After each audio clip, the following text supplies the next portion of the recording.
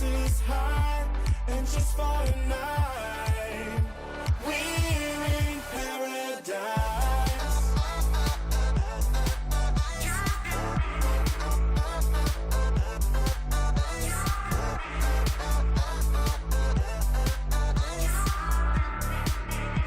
We're in paradise.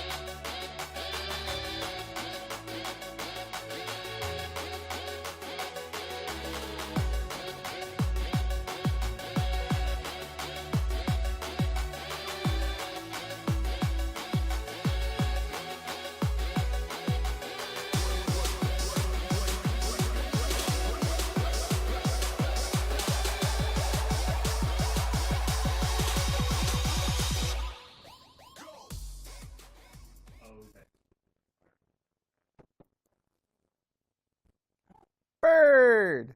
It's a bird. Caw-caw. Why is it so dark? Somebody should turn the sun on for this bird. But what's up, everyone? It's the pre-show. The music's really loud in my ears. I don't know if that's the case for you, Flambo. It's going. It's bumping. Pretty bumping track, but like I got my volume on like 2, so I'm chilling. I have I guess sensitive hearings. What's up, everyone? It is the pre-show. It's our final day of 1v1s here at the Summer Championship. Today is going to be all about North America, so we'll talk about North America in just a little bit. But of course, before we get into that, obviously, we got some stuff that we got to talk about before that, like the format and prizing. Because Yes. I'm looking at the thing this time. Okay. That tells us the order. Oh, all right. I'm learning. Format and prizing, because we've never run a tournament before. Ever. And so we got to take a look at it and see how this darn thing works, right? We got winner's side of bracket and then the elimination side of bracket. You like that, Toast? See, I said the thing. Evolving, right? And you guys can go ahead and take a peek at the graphic right there. It's going to be best of 5, 1v1. And of course, you can see the list of the different regions on the right side. We are ending it off with North America. And it's going to be a good time, honestly. I'm pretty excited. I've been waiting for this all weekend. Should be good. Yeah, of course. The simplified version of what you're saying is double elimination bracket. But obviously, they're all playing and competing for that prize pool. The winner goes home with $4,700 to their name. Obviously, that all trickles down. Then you can see 17 people are going to be going home with $100 after their performances today. And I think we've already kind of figured out who some of those people are, because we're already into the top 32 of things here in the North American bracket. Yeah, no, I feel like it's going to be a fun day. It's going to be a fun day. I mean, a lot of the players that we are going to be seeing today, at this point, I remember there was a time in Brawlhalla history where I was thinking about, okay, well, there was a whole old guard and a new guard, and I was really trying to push that narrative. But now it's just kind of like, it's like a weird sandwich. Yeah, it's like the guard, where you got a mix of the old, a mix of the new.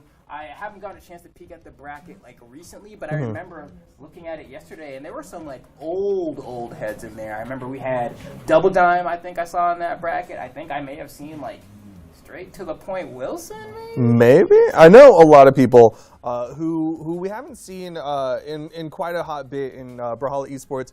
We're competing today, but yeah, Little Capt was another one of those names.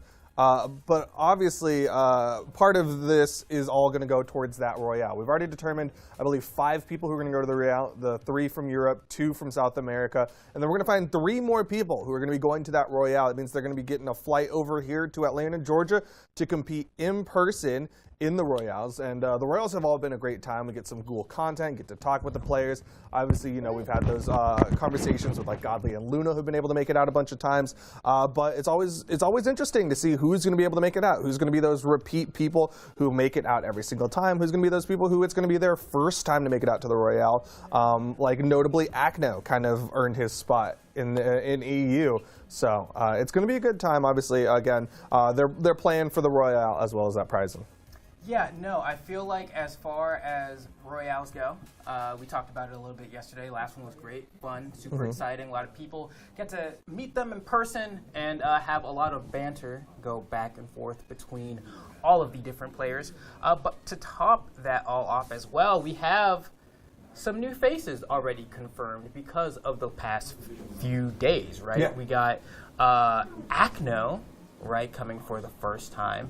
And then I believe we got Kaina and Wes are the South Americans, but I think technically they've each gone separately. One time, right? Kaina went for winter, Wes came for spring, but now they're coming together for summer. There you go. So it's going to be good. It's going to be a great time. Want to see who from North America is going to make it. There are players that like you expect to be here that have not made it to a Royale yet, and so maybe today's that day. Or alternatively, they can suffer and cry. It's okay. Tranquilo. Well, of course, it's time to start talking about some of these players, some who have made it to Royales and some who haven't. Let's talk about someone who has made it to a Royale. Let's talk about Radish, who had an amazing performance at the Winter Championship and then into the Winter Royale. One reason why a lot of people are talking about him in particular is he's been the one that people are looking at for Red Raptor, the newest legend to be released, now legal for the Summer Championship. He is the most likely person to pick it up because, of course, Radish, amazing orb. You're seeing it in the Petra play, amazing gauntlets, but Red Raptor doesn't have gauntlets, but you know who does? Tezca, who Radish has been playing. So then you have that kind of carryover of the boots, and it kind of blends in together to kind of fill out his triangle of legends. Yeah, Radish definitely on my player to look out for today. I remember when Radish really got cemented into my brain, it was way back, some people may remember it, it was the Omen Oasis Championships where that Petra was really just doing damage on all the competition, that Ryu really made splash there, and ever since then, I mean, Radish has been a top contender in the game. I'd love to see if Radish could make it out to one of these Royales, but has quite a bit of competition to get through. I mean, you can see he has a couple of gold medals there, but I think that's the tough thing about Radish is that always does a pretty good job to place, but when it comes to hitting that podium, they're a bit thin in comparison to some of the other contestants we have here today. Yeah, but I mean, that's also kind of cool to see that when he does hit the top three, he finishes in first or second, generally in first place. So if he's on, he's going to be having a really good day today, and there's a real possibility of that. Obviously, again, my big question is kind of the legend picks. Is Red Raptor going to be the through and through, or is he going to end up hitting a wall where he's like, oh, time to go back to the old staples? Is it time to go back to the Tezca or the Petra and see how that kind of shakes out? We've already seen a lot of people in the other regions kind of shift the meta. South America brought out a lot more Axe than I'm used to seeing. Already seeing a lot more Dusks get played as well. One thing that's worked really well for Radish, in my opinion, is that like not that many people are playing Orb, and he's kind of been that one who's really like stuck with that weapon. No, I'm with you on that. I feel like Orb, I mean, I was having a conversation with Taza earlier about like, it's just not played a lot, right? I mean, you were mentioning you did see the Dust before.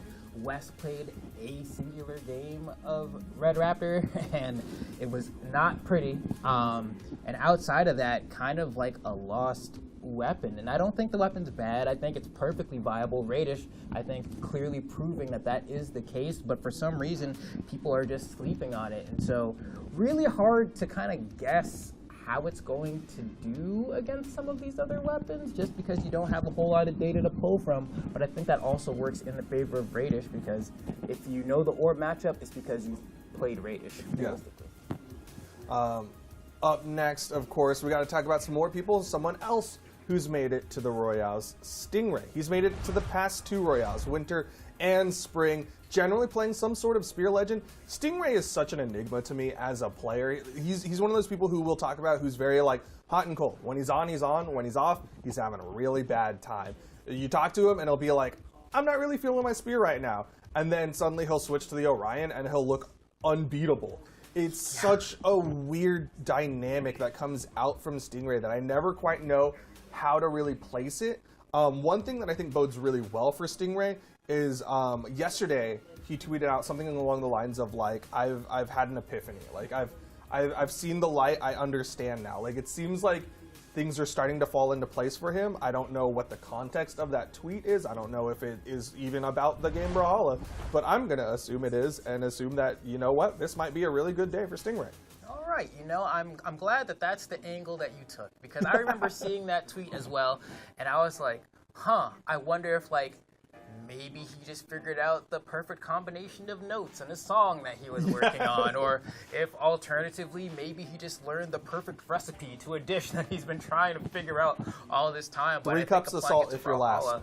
Makes more sense, right? Like, and especially Stingray, he really proves that perception is a relative thing, right? Because when Stingray thinks he's playing bad, I look and I'm like, looks pretty good to me, right? But he does have the capability of playing a plethora of different legends. I think I wouldn't be too surprised, just because we saw so much Axe from South America, that maybe we end up seeing that Zol come out again from Stingray that we saw, I believe, at the previous Royale a few times as well. Just get that high strength stat. You really just start swinging on your opponents. And I know he's someone that likes to break down the game to like the very, very basic aspects of it and execute there. And I think that could be a good pick for him. Yeah, it is going to be interesting what his picks are. I think the Orion's in a really good spot right now. I know a lot of people, we talked about it yesterday, a lot of people have a lot of strong feelings about Lance right now. And then we saw S-Scrape over in EU do some crazy work with the spear, which I'm sure Stingray is like, oh, I can do that. I can do a double downlight. I can do a downlight into a GC NSIG if the opponent's dodge is down. So I'm sure he's taken a lot out of yesterday and bringing it into today. But at the same time, like I was kind of saying earlier, it's like, is he feeling Orion today? Or is he maybe like, I feel like guitars. I feel like blasters right now. Like, you just never really know with Stingray. Yeah, which, it'll be fun. It'll be fun. That Stingray is always an incredible player to watch. But speaking of incredible players, we got none other than Sandstorm. I mean, Mr. needs no introduction, right? Like, that's the GOAT. Everyone knows that's the GOAT. Has had a pretty interesting run, all things considered. I think in like a recent community tournament, won out over Luna, if my brain's remembering that. I feel like I'm remembering that correctly, so I'm just going to say that I'm right.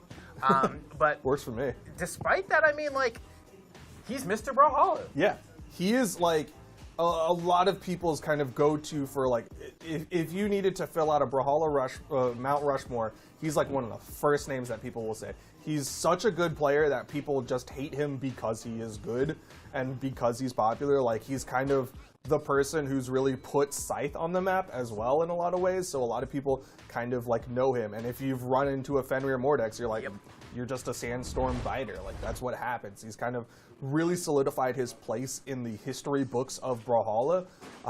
As of late, hasn't been having the best performances. Generally, when he does, it's been in the offline space where he's like at a LAN and he's, you know, competing against some household names. But when it comes to these online events, he seems to have kind of struggled a little bit as of late. Yeah, it's interesting because Sandstorm has, like, I think everyone wants that timeline of like, oh, someone's like away from the game and then they come back and they just start mocking people, right? Like, oh man, yeah, I always knew Sandstorm had it. He's the best. He's the ghost.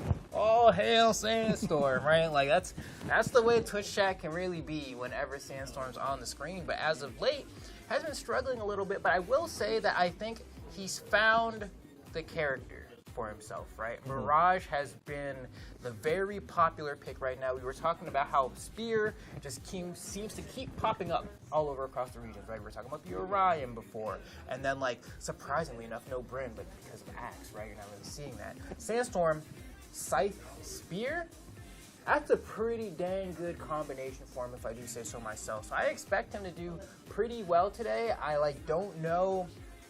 It's weird to have Sandstorm as a wild card at a bracket because there was a time where it's like guaranteed top 3, if not top 2. Yeah. But I still think top 8 is in his future. For sure. He definitely used to run the game.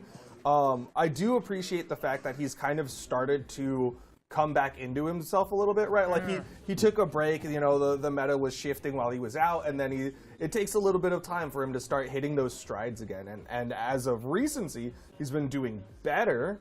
But the question is he at that caliber right now where he can get into the top 3 of things? Also worth mentioning, he's got the Tesca. He was playing Boots at Valencia, if I'm not mistaken, and that was a big thing that happened. I think he played Tesca against Pavelski, if I'm not mistaken. But yeah, he's definitely been picking up some other stuff as well. Which I'm happy to hear because I remember BCX last year when, like, the playable version of Boots was like finally a thing or whatever. I ran into Sandstorm and I was like, yo bro, so what do you think about Boots? And he was like, this weapon's not okay, bro. And so I'm glad that, like, it's a weapon that he's decided to stick with and keep messing around with, because if there's anyone who can really, like, crack the ceiling of the capabilities of that weapon, I think it's Sandstorm. And so give him a couple of tournaments, he's gonna be cooking good. Oh yeah. Up next, though, let's talk about the current world champion. We've talked about a multi-world champion like Sandstorm. We've got to talk about the current world champion, Impala. Kind of the favorite of the North American region. Currently has so many 1v1 victories as of this year. Kind of came out of nowhere in particular. Like, that was like the big surprise thing about Impala. Ended up winning the World Championship, and then as we got into more events, we were like, is he going to be able to maintain this position? Didn't see him do that well at the Winter Championship, so we're like, maybe he kind of fell off. Maybe he's not an online monster. Then we got to see him at San Diego, where he ended up going home with the gold medal, and we're like, okay, I think we have to give a lot of credit to Impala as a strong 1v1er, and I think that holds true. He's been one of the few North Americans to really still show his own in that offline space when competing on the world stage against other regions. It was Luna who got second place at Dallas, but then it was Impala who ended up wait, was it Impala versus Godly at Valencia? Am I misremembering? I think so. Okay, yeah, I'm pretty sure. Impala versus Godly at Valencia, which again is like, Impala's an amazing player. He's able to continue to hit those highs in offline events. Yeah, Impala, I mean, he's interesting for certain. One of those players that I had never gotten a chance to like really talk to like that at BCX last year, right before he won the entire freaking thing. We sat down and talked for at least like a good half hour to 45 minutes, and then he just went on and like, maybe I'll just take credit for it. Maybe it's me. I don't know. Y'all gotta just talk to Flambeau before your sets. That's the but secret. he's got it. He's got that magic. I love watching him play because the way that he plays the game is very like, it's not rocket science, you know? Like, I think there's sometimes you watch players do these wild things. Let's say a player like Pavelski, right? And, like, you watch it and you're like, man, I don't know if I can, like, do what he's doing. Like, that's just a different kind of style. But with the way that Impala plays the game, it's smart, it's calculated, and it's just risk-reward decision-making over and over again. And he's always trying to pick the option that's going to give him the most bang for his buck while also not putting himself at too much risk. And that's why Kaya has been such a great pick for him, because she leaves you the ability to do that in a lot of scenarios where, all right, I'm going to go for this SIG, and if it hits, it hits. If it doesn't, it doesn't. I'm still fine. And I think the toughest part for him has been trying to, like, fit into these giant clown shoes. Let's not say clown shoes because they're not clown, just giant shoes. Just giant shoes, because I think he has high expectations for himself. Once you become the world champion, it's like, we were talking about this yesterday as well, how often can I do it again? And on top of that, you feel like because you were number one at some point, that like the imposter syndrome starts to settle in. Can I do it again? Am I actually good? Did I get lucky? Was it a fluke? But I think he's done good on hitting his own milestones that he's been setting for himself. He's like, I want to get top 3 this tournament. And then he gets top 3. And so now it's just like slowly incrementing higher up that staircase to see if he can hit that gold spot again. And I'm curious to see if today's the day. Yeah, I got one more thing that I want to say about Impala before we go on to the next person. Is just like, we talked about it at Valencia as well. It's just the level of pressure that he has had to undergo after becoming that world champion. Everybody who beats him is popping off and feeling some sort of way because they just defeated the world champion. And that's something that he's had to contend with. I think after Valencia, he started to realize, you know what, I'm still a strong player, even if I'm not going home with a gold medal, which is something that I think was really eating at him. So I'm very excited to see him progress for the second half of the year that we're kind of going into.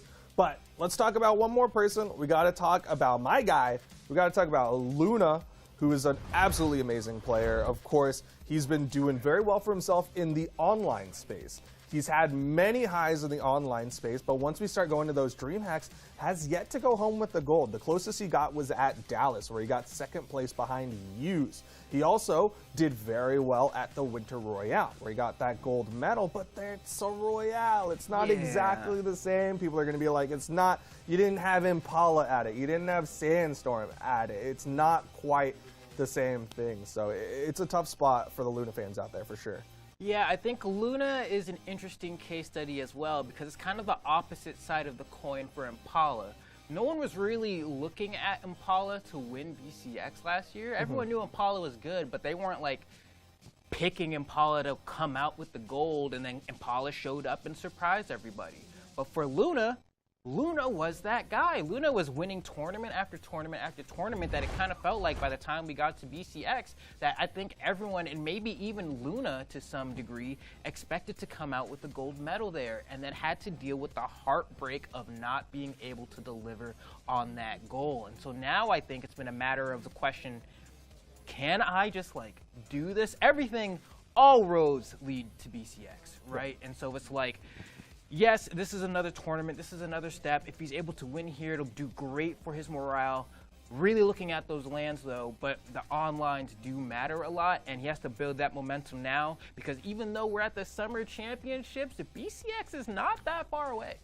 I think one thing that's really important for Luna, kind of piggybacking off what you're talking about, is I think he needs to go to these Royales. Like, there's a lot of people where going to the Royales is like, oh, that's a nice kind of bonus. I made it to the top 3. I get to go to the Royale. I get to have fun. I get to eat fogo de chao with my friends. I get to hang out. But I think more than a lot of other people, Luna needs to go to these Royales because that is his place to take what he's learning online and put it into practice offline. Yes. Because that's one of the biggest things he struggles with. I've seen him do well in community tournaments, do well in the seasonal championship, and then we go to the offline event and he's like, yeah, I've beat Impala in community tournaments. I know exactly what to do.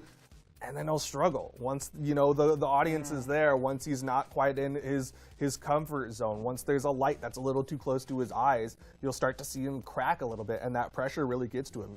He's one of the people more than anyone that we've seen on the stage really react to his losses, and you can see it really take its toll on him. But that's why I think more than a lot of people, like here at the Summer Champ, and then once we go to the Autumn Champ, he needs to make those top 3s. Yeah, I agree. I feel like Luna is a player who needs to go to the Royales, as you said, if not for the fact that I think having the in-person experience is super important, but also just because if Godly goes to a Royale and Luna's not there, it's going to be, you'll be talking mad smack. Yeah. That's all I got to say. For sure. Okay. Well, it's time we start getting into the predictions today. Of course, we had a great time yesterday with our predictions. I think both of us got 2 of our people into the top 3 for EU. So not too bad, but I think we have pretty different predictions today, if I'm not mistaken. I think so, yeah. Well, I get to go first this time, and we'll see if they end up putting the correct predictions on my side. In third place, I'm putting Stingray. I think Stingray has been doing incredible for himself. Again, he's been one of those consistent forces in North America who's made it out to every single Royale so far, and I think it would be a bit of a bummer if he didn't make it out to the Royale this time as well. I think one of the biggest issues for him is he's about to run into Luna literally in the top 32, so he has to be ready to do the lower bracket run or beat Luna and force Luna to make that lower bracket run. In second place, I'm putting Impala. Impala has been doing very well for himself. He needs to come out to a Royale, mostly because I just want to see him at a Royale. He has not been able to do it yet. And of course, after that performance at Valencia, it's hard not to want to put him into a top 3. But y'all know me. I got to put number 1 spot, Luna. He's going to win everything. I keep believing he's going to win everything. And if I ever don't believe he's not going to win everything, it's because I'm dead. So that's my guy. It's the whole copy pasta, but I took the last line. Luna, he's the number 1. Okay, well, looking at your predictions, I think that there's a good spread. That's a solid top 3, right? Like, I don't think anyone looks at that and they go like, ugh, I don't want to work with that top 3. I don't know. Sandwick was a real big Stingray hater on Twitter, so. I think that is the point of contention for a lot of people, but I think any given day, Stingray could be in that spot. And so, similarly, for my predictions, I did not put Stingray in my 3rd spot. Instead, I put Radish. And the reason I put Radish there is because, well, one, Red Raptor's here.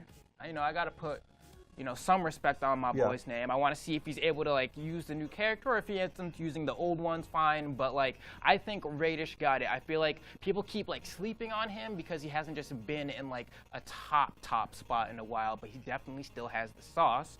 But then, coming in at the 2nd place spot, and I feel kind of dirty saying this, but I'll put Sandstorm. In 2nd place? Sandstorm is 2nd place. What is this? My boy Sandy is... I didn't realize we were all that close with him. Yeah, We turned him to Sandy. I dap up Steven all the time. I'm like, what up, boy? That's How's my it going, dog. Sandy? That's my dog. We bark at each other just like that, man. Yeah. But no, it's like, it's interesting because I feel weird about this because it's part of me that's like, I love putting Sandstorm first, right? I love putting Sandstorm first, but I couldn't get myself to do it. I actually don't even know if he'll make it this far. But I just seen him play recently, and I'm like, nah, I think the boy still got it. I think an old dog can still learn some new tricks, so I want to see him succeed. But at number 1, I couldn't get myself to put Sandstorm there. I had to put Luna. I'm right there with you, Duke. I mean, like, That is the guy, right? That is the guy. Everyone's looking at him. He does have a whole lot of pressure on him, but I think he could really do some damage to the bracket. I will put an honorary mention for Impala because I think I could put Impala in any one of these spots, but I just didn't want to put the pressure on my boy. But I still think he's going to do great today. Fair. I mean, NA it's such a wild region because any of these guys, you could see them being top 3. There's someone in chat right now nodding their head about basically every single name on that list. Absolutely insane region, and looking very forward to seeing what happens in it. But we got one more thing that we got to do before we close out this pre-show. We still got something, but this one's not quite as esports focused. We got a special video that I think we're going to get to show in just a little bit. Are we ready? Let's roll the video.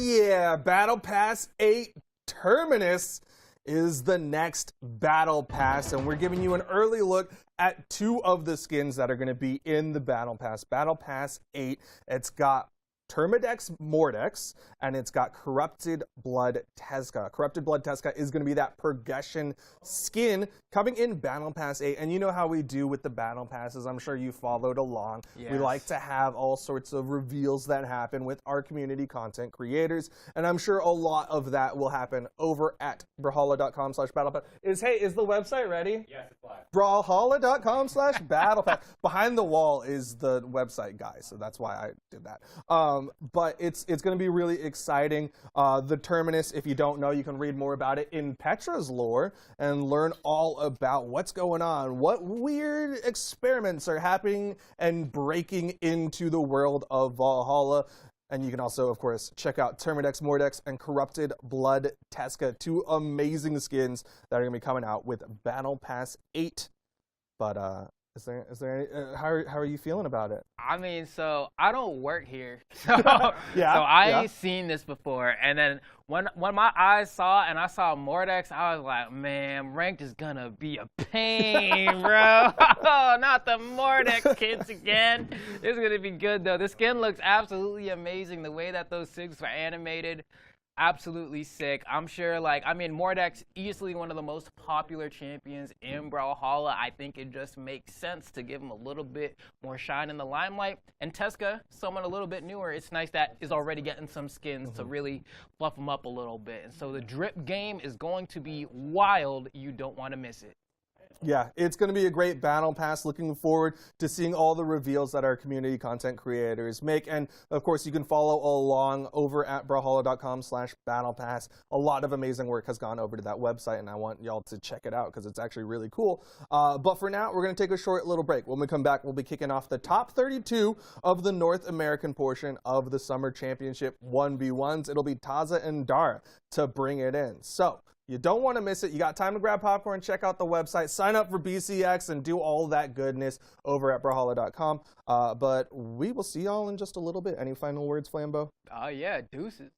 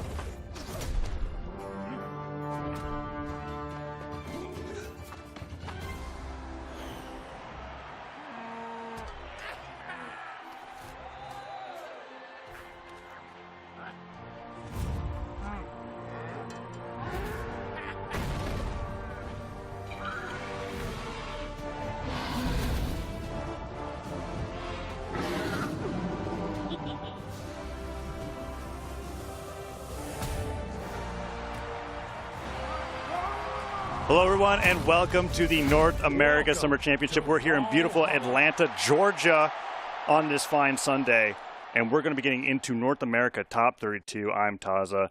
Dara is going to be joining me, opening up into this block where we're going to be figuring out everybody that's going to be in the top winner side of top 8. And I'm really excited for some of the results that already have happened before the brackets even begun. Yeah, specifically, I feel like the biggest one thus far to note has been Toast for Prez. Toast for Prez. Toast is for going to be. Prez. Toast is already. Toast in the production room already reeling over the fact that I'm going to have to say his name so many times when casting this match because that's going to be a game that's going to be on set. But there's some other things that have been happening as well. This has been really, really fun to see. When we get the schedule of matches coming up, that'll be fun to look at. On other sides, we've got names like Impala, Guichibo also up here as well. Sandstorm is going to be Toast for Prez's opponent.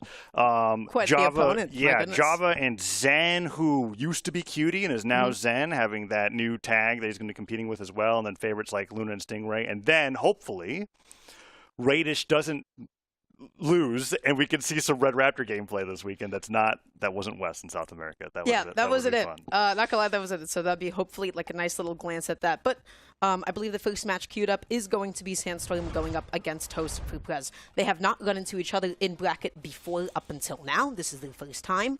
Yeah. So yeah, this is like a bit of a wild card, right? Now let's talk about Toast for Prez because we've talked about Sandstorm plenty. He's PR3. He's won a lot of championships. Really cool, the GOAT, etc., etc. Listen, Toast for Prez.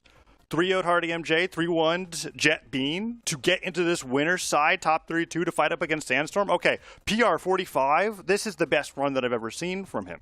And I mean, I'm used to just talking about his name when I see him on Twitter, but to see him here on the main stream for this best of 5, I think it is. He may have been on mainstream like a while ago, but it's the first time I've ever casted him. He's been doing it all on Caspian, which is really cool. I think you and I talked about it, and then the game with Fiend just went too quickly. Caspian's kind of appeared in the meta from Luna's influence as this character that you pick if you try to force people to like Small Brawl Haven, and then you get them into orange and you spam side sig, and people who are really good at guitars and gauntlets are having a lot of success with it. Yeah, you just get KOs like immediately. You just get to evaporate stocks at any given moment. But well, talk about Sandstorm. What is there to say? It's Sandstorm. This is like quite the opponent to actually go up against in your first match in like top 32. You've had a couple of upsets to be able to get up until this point. And now you have somebody who is going to test you. One of the best to have done it. One of the best to be currently doing it. Recently placed number 7 at DreamHack Valencia as well. Sandstorm is, I feel like lately like a little bit like inconsistent, but still at the end of the day. He has been consistently dodging the Royale this year. That's what he's been doing. He got 5th at Winters, and he got 4th at Spring. And I know for a fact that he is trying to get into that top 3 spot here in Summer so that he can finally get into that the Summer Royale. And the first game that he's got doing that is going to be up against Toast for Prez. So he's bringing out the Mirage. It's a pick that he retired at Valencia, but he's bringing back now. He played only Mordex before, and this was like... Oh, wow. Toast for Prez opening up pretty strongly. This is something that Sandstorm believed in a lot. He really loves Mirage's signature kits for being stacked. The downsig in both weapons in particular is something that he loves being able to catch landings with, and we'll see if we'll get into this game. Also, I feel like by virtue of not being just Sword Orb anymore, by going to like Sword Spearlight, you do have like a little bit more consistency in your like KO potential so that you don't have to KO with those two aforementioned weapons. Oh, yeah. Being able to have the spear in exchange for the gauntlets is really fantastic. We see him switch over to it right now as Toast throws the gauntlets forward there, gets the end light. Sandstorm fighting back. Oh, that dodge being gone is huge. Side light, double D light, side air, Toast. Yeah. I think he tried to land with end light and then just gravity cancel end light. And Sandstorm, we've watched enough Sandstorm to know that he's going to take a dodge punish all the way. Yeah, at that point, you just have to be able to take it all the way. You get a KO off of that, and right now, Toast. God, it feels so funny to say Toast out loud because it feels really like I'm calling for production each time. He just he's getting ready to reply to our ears where people can't hear it, but it's it's fine. Here it goes, evens it up, 2-2 actually. Yeah, right now going to be sticking to the gauntlets here, seeing what the next move is going to be. Sandstorm picks up the spears, just occupying the airspace, backing off a little bit here. And now Toast is just going to be looking for this next jump in. Dashing in here, nobody has any strong neutral wins yet, but they are... That's the funniest thing I've ever That was like seen. 5 consecutive trades. Yeah, they both had the same idea with the weapon toss in And now, slide charges that neutral signature, punished by Nair. They're both actually using, when there's enough distance between them, they're throwing their weapon at each other and it's exchanging, and it's causing the situations actually where Toast, taking the advantage here with 2 end lights and the down light, has got the game in an even state against Sandstorm. The GC side light, that was it. That was sort of the perfect punish to Toast's landing, but then wasn't actually able to get the follow-up past that point. Now Sandstorm, this is exactly where he excels. It is in those edge guards, right, with Scythe, but not actually going to be able to set that up. Toast getting a couple of unarmed hits and then immediately tossing away the gauntlets as well. But you know what? Still getting into Sandstorm's line of defense. Yeah, this is a one-hit stock scenario, not last stock just yet. Oh, Sides comes through. Sandstorm barely ducks underneath it. And then the double downlight sider, that was just insult to injury there, I think. He didn't need to, need to go the distance. You but just needed the immediate finish, just in case. I think he was just reminding him that's what happens when your dodge is gone. Toast trying to get his knockout in return. Side light's a little bit hard to get a recovery afterwards. Let's see if Sandstorm can get extra credit from it. Toast, though, looking for this recovery, not going to be able to find it. How do you actually get this KO? Sandstorm that time dodges down. Ooh. So, yeah, just that's already so many side lights that have not actually resulted in anything. I love that moment where they were both just waiting for a weapon spawn, and when Sandstorm realized Toast wasn't going to challenge him for it, he just dash jumped in, dash landed, side light, end light. Continues to attack him, side light, D-light, side air. Second Sarah almost catches Toast, actually. Yeah. Haymaker gets punished, and now I can see some desperation coming out from Toast's Caspian here. 2 pogos. Oh, is that going to be the edge guard here? Gravity cancel end light. Not quite. Has the dodge. That time around saved it, used it as a way of getting back on, but then you just toss out the weapons, and that's going to be Sandstorm taking game 1 with a fairly confident 2-0 lead. I feel like the game opened off like pretty evenly, especially like in the beginning of like stock 1 and stock 2.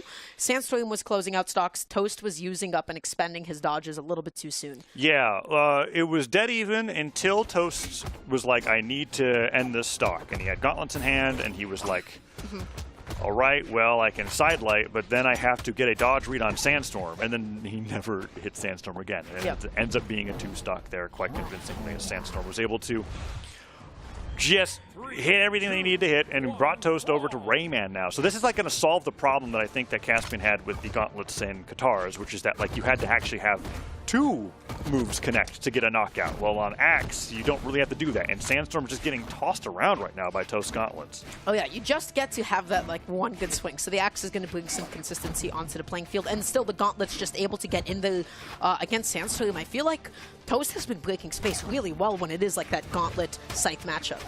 Right, and when Sandstorm switches over to the Spear, that's when we see Toast's dodge get punished the most, which is interesting because I feel like I'd be saying the opposite for the Scythe, but that's just how this matchup's playing out so far.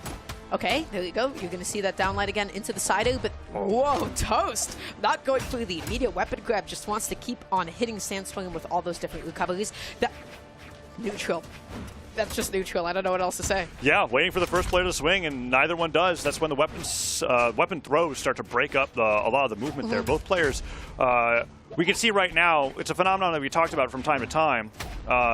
You can land with your dash now, as of like a patch or 2 ago. And we call it dash landing.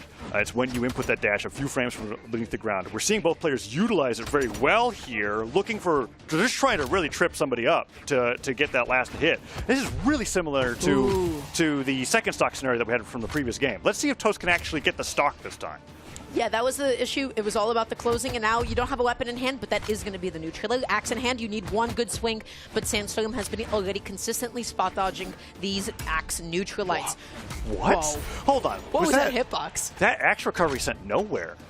I don't understand what. How did that not knock out? Whatever, he still Even gets like it. a bounce on the platform? Yeah, Axe recovery is like, I don't know. There might be like some weird weak hitbox there that I don't understand. Ouch! Oh, Sandstorm actually gets the second sider that time. I like the fact that Toast like went as high as possible just so that he could refresh the dodge in time. Yeah, I mean the damage was already done there though, right? Because he got the dodge read, gets the double D-light side air, and then Sandstorm's been doing this like delayed second Sair afterwards, reading that his opponent's going to like wake up jump towards the stage to recover, and Sandstorm's just getting so much damage off of it. And now Toast is 1 D-light side air away. Doesn't get that there, but it was a good effort. Yeah, now Toast has been like consistently diagonal dodging in to Sandstorm every single time that he's been getting hit by that D-light.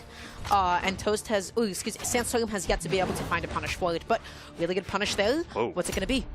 Well, Pogo so far, but weapon throw doesn't connect, and now Sandstorm finds himself unarmed. That was an amazing punish. Wow. Sandstorm's reactions are incredible.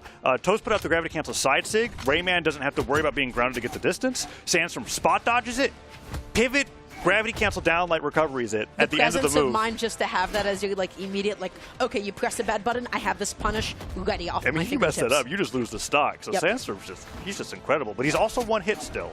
I think Toast should switch over to the Axe. That's how he got the knockout last time. I feel like that's why he switched over to the Rayman. And as he's on these gauntlets, Endlight's not a knockout move anymore. He's still struggling to take this stock from Sandstorm. Sandstorm is waking up and warming up a little bit with the Scythe, right? In the beginning, game one, not a lot of those hits connected, but now we're seeing Sandstorm do Scythe things. Yeah. Toast not able to get the KO with the recovery, either Axe on hand, and able to get a nice little punish. Is that it? Yes, it will be Toast taking it to last stock apiece. And honestly, with the way that Toast has been getting in with gauntlets, I can easily see this comeback being made. Yeah, he has to switch over to the gauntlets first, though, and Sandstorm's not really letting that happen. Nair side air, sidelight Nair, goes for a jump read there, and Sandstorm manages to get out, but that's still good damage coming out from Toast. Gravity cancel down sig means no dodge. Dared off the side of the stage. Is this going to be edge guard, Dara? Let's see. Like the weapon toss just to force Sandstorm to back off a little bit, has to spot dodge on a reaction, and waiting as long as possible to pick that up. Sandstorm not able to punish the weapon grab, but Toast has been stuck in disadvantage for so long, just barely avoiding that. Yeah, Toast. Oh, downlight gets hit. I was hoping he was going to be able to get over the side of the stage there. He had Axe in hand. Another sidelight Nair could have meant that a recovery would be able to take Sandstorm down. But Sandstorm's so good at spacing out Scythe, downlight, and then using the active input to get the strong kick of that. If you don't, you end up just bringing them back over to stage with like a really fixed knockback spin move that leads to more combo attacks. But Sandstorm really great against those edge guards, and he brings it up 2-0 against Toast for Press. The two differences that I'm seeing sort of play out between the two, one of them is in disadvantage, and that's not even specifically because Toast is doing something wrong. So Sandstorm is just that good at juggling and keeping you stuck there for so long. And then the second thing is coming back to actually closing. Sandstorm is getting KOs sooner than Toast is. Toast is oftentimes struggling to find them. Yeah. And in fact, some of those like really unconventional attempts, like that GC side sig, ended up getting punished by the GCD light recovery. Yeah, you put it nicely, which is that Toast is actually scrapping with Sandstorm rather evenly, and then when it comes to closing up the stock, Sandstorm's closing out 2 stocks before Toast gets one. And that's going to have to be what changes here in game number 3 if Toast wants to stop this 3-0 from happening, because Sandstorm is looking pretty good. Yeah, well, you know what? Simply not getting hit to Toast, playing fairly evasively. Impossible against Sandstorm. You got to get those trades. I mean, yeah, ideally not getting hit is pretty nice, but Gauntlet's opening up pretty strong right now. Toast, just like game 2, actually has the lead in damage. Lead in damage, but Toast just like so good and comfortable in position, right? Able to get another neutral light here and actually punish the weapon grab. Sandstorm went for it immediately. Toast ended up guessing right on Sandstorm's timing and got the stock for it. Oh, and look at this weapon starve, extending it into Sandstorm's spawn back to the stage, getting rid of his iframes in the middle of it, and Sandstorm had to go a whole 15 seconds without a weapon. Why was the decision to go for the, was that the D-Sig? I think it was, I think he went, I didn't really catch what signature whiffed because I was looking at the damage that was being dealt, but whatever the case was, not that great. Sandstorm using that down sig. We talked about that right beforehand, how he likes to punish with that stacked, and while we haven't seen that much in the set, it was nice to see him get that knockout there. Okay, right now though, Toast just being sort of started with these weapons. Now it's Sandstorm's turn to just have that kind of advantage, looking to pick up another weapon, and does get those gauntlets. What's going to be the dodge. Wow. He X-pivoted the down air to avoid the down stick because Sandstorm was ready with the wake up, and he avoids what would have been a ton of damage. So good. Now Toast trying to get something started with Nair. Gravity cancel sidelight's not hitting. Both players just kind of playing. Wow, he's dodging a lot of those openers from Sandstorm, but I still feel like Sandstorm's got the the third glove and the weapon throw. Toast keeps the lead. This is a very winnable game for Toast for Press. I think the biggest thing that is sort of coming out is when Toast is on gauntlets and when Sandstorm is on site, Sandstorm is getting only one hit and then never able to actually follow it up. And Toast lands and oftentimes is whiff punishing Sandstorm, especially with a lot of sidelights. That is where a lot of that damage is coming out on, especially now that you are on Axe. I feel like that is kind of the better weapon to go up against Spear with. Oh no, Toast might 2-stock Sandstorm here in game 3. Let's see what Sandstorm could do. Getting sidelight Nair pivot side air is like a ton of damage. That stuff recovery effects. Has to dodge. Can't even make it back to the stage. It was close, but Sandstorm's seen that scenario enough to know that he didn't need to go out there, risk giving him a chase dodge by getting hit by an active nair or something, and it evens up the game 1-1. Yep, he just needed to back off. He knew not to commit in that situation. And now it is up to Toast. Can you close the thing that was sort of, biting him in the butt game 1 and game 2? This is the game to actually get it done. D-lighting in the wrong direction, though, and Sandstorm is getting a lot of hits in and doesn't find the recovery. He went for the immediate silent recovery. The N-Sig actually catches Sandstorm floating right above his head, and he takes a game, brings it to game 4. And the adaptation that we're seeing on this Rayman pick is like, I like how clear it is. It was like, okay, game what? He switched back to Caspian. Is it because we're on Brawlhaven? I didn't see that. I should be looking at the replays right now, but this is such was essential. this is a very baffling counter pick to me. Like he got his win on Rayman, and he was like, okay, I'm going to show you what I can do on this character. Okay, let's find out. We're on Demon Island here, so I completely ignored all those replays because I'm reacting to this pick that we see on the screen right now. This is the Diamond Head, epic crossover for Caspian. You got a thought? I love how aggressive Toast is, just completely unarmed, never really prioritizing the immediate weapon grab. Just keeps going in on Sandstorm and actually just consistently leads his jumps. Yeah, that's actually a good thing to notice. And it's something that I would expect to say of Sandstorm, but not against somebody fighting Sandstorm. And look at that. Already hitting several sidelights, gets the recovery, dash jumps, pivot dash lands back to center stage. Looking to catch a landing here. And Sandstorm is actually taking a lot more damage from being so airborne. Okay, all right. Do it a third time. And it connected. It did the job, didn't it? But what a follow-up from the GCD Light. Toast just threatening with the ground pound. Did not find it. Wanted to bait Sandstorm going up and above the stage. Didn't find the neutral. Sidesick's so good. It's so good. Gets him out of the other side of the stage. Goes for a dive kick. D-like ground pound. Toast for Prez. Takes the first stock once again. Toast is kind of playing like a top player, isn't he? Well, I mean, he is PR 45, so he's top 50. But I would say that he's playing above his expectations right now, and it's been very fun to watch. And so that side stick that we just saw there, even though it's a reversal when you hit it with the gauntlets, Caspian's force and the knockout power of his signatures, good sider from Sandstorm, is just so high that this is why you pick the character. A lot of players would say that Caspian gets like gauntlets and Katars kind of do the same thing. Why would you put them on the same characters? Like, well, it's because you have such crazy knockout power if you're okay with both of the weapons. Yeah, and especially against Scythe, I feel like this is kind of the weapon that you can diagonally jump in against Sandstorm. And the question is, will he be able to find some of those anti-aims?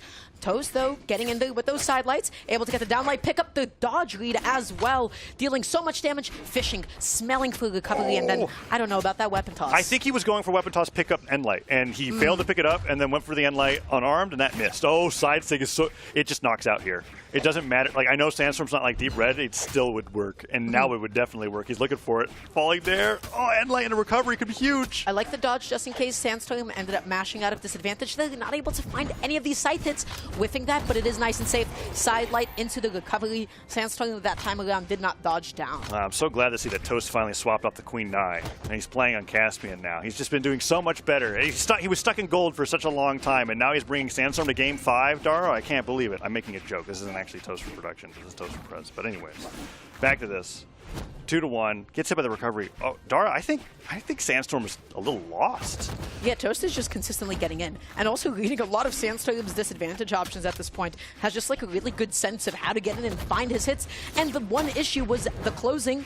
That has been solved. And there's a lot of confidence in going back to the Caspian after it lost so badly game 1, and you get that win on Rayman to be like, you know what, I figured it out, I can do it. Dodges over the gravity cancel down light. The down stick does catch Toast trying to jump around that hurt box.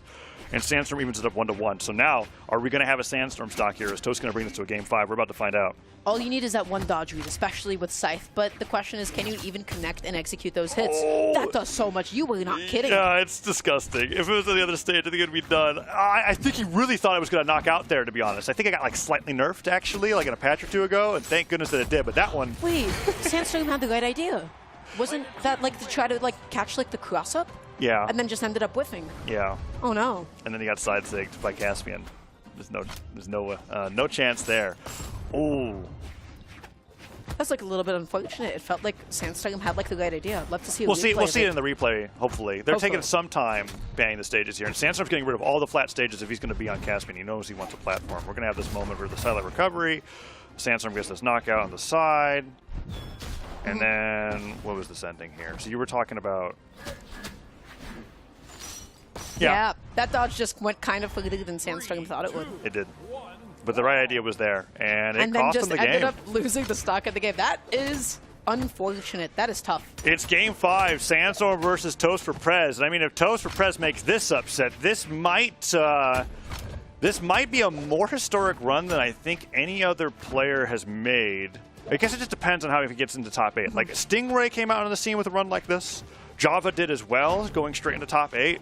But Toast for Prez has already taken out enough names where it was kind of like, all right, your power rank is going to double. If you take down Sandstorm here and winners, it's round 1 of top 32. Oh my goodness. Unprecedented, unexpected. Nobody would have been able to see this coming besides people that have already looked at Toast's bracket run Pingu today. saw it coming. That's why he put it on stream. He knew. He knew. What a great set to start off the day. But not a great way to start the stock for Toast here in Game 5. So right now Toast left weaponless, able to finally pick up those gauntlets, but then jumps right in there, and this is what we saw Game 1 and Game 2. Sandstorm has an amazing lead.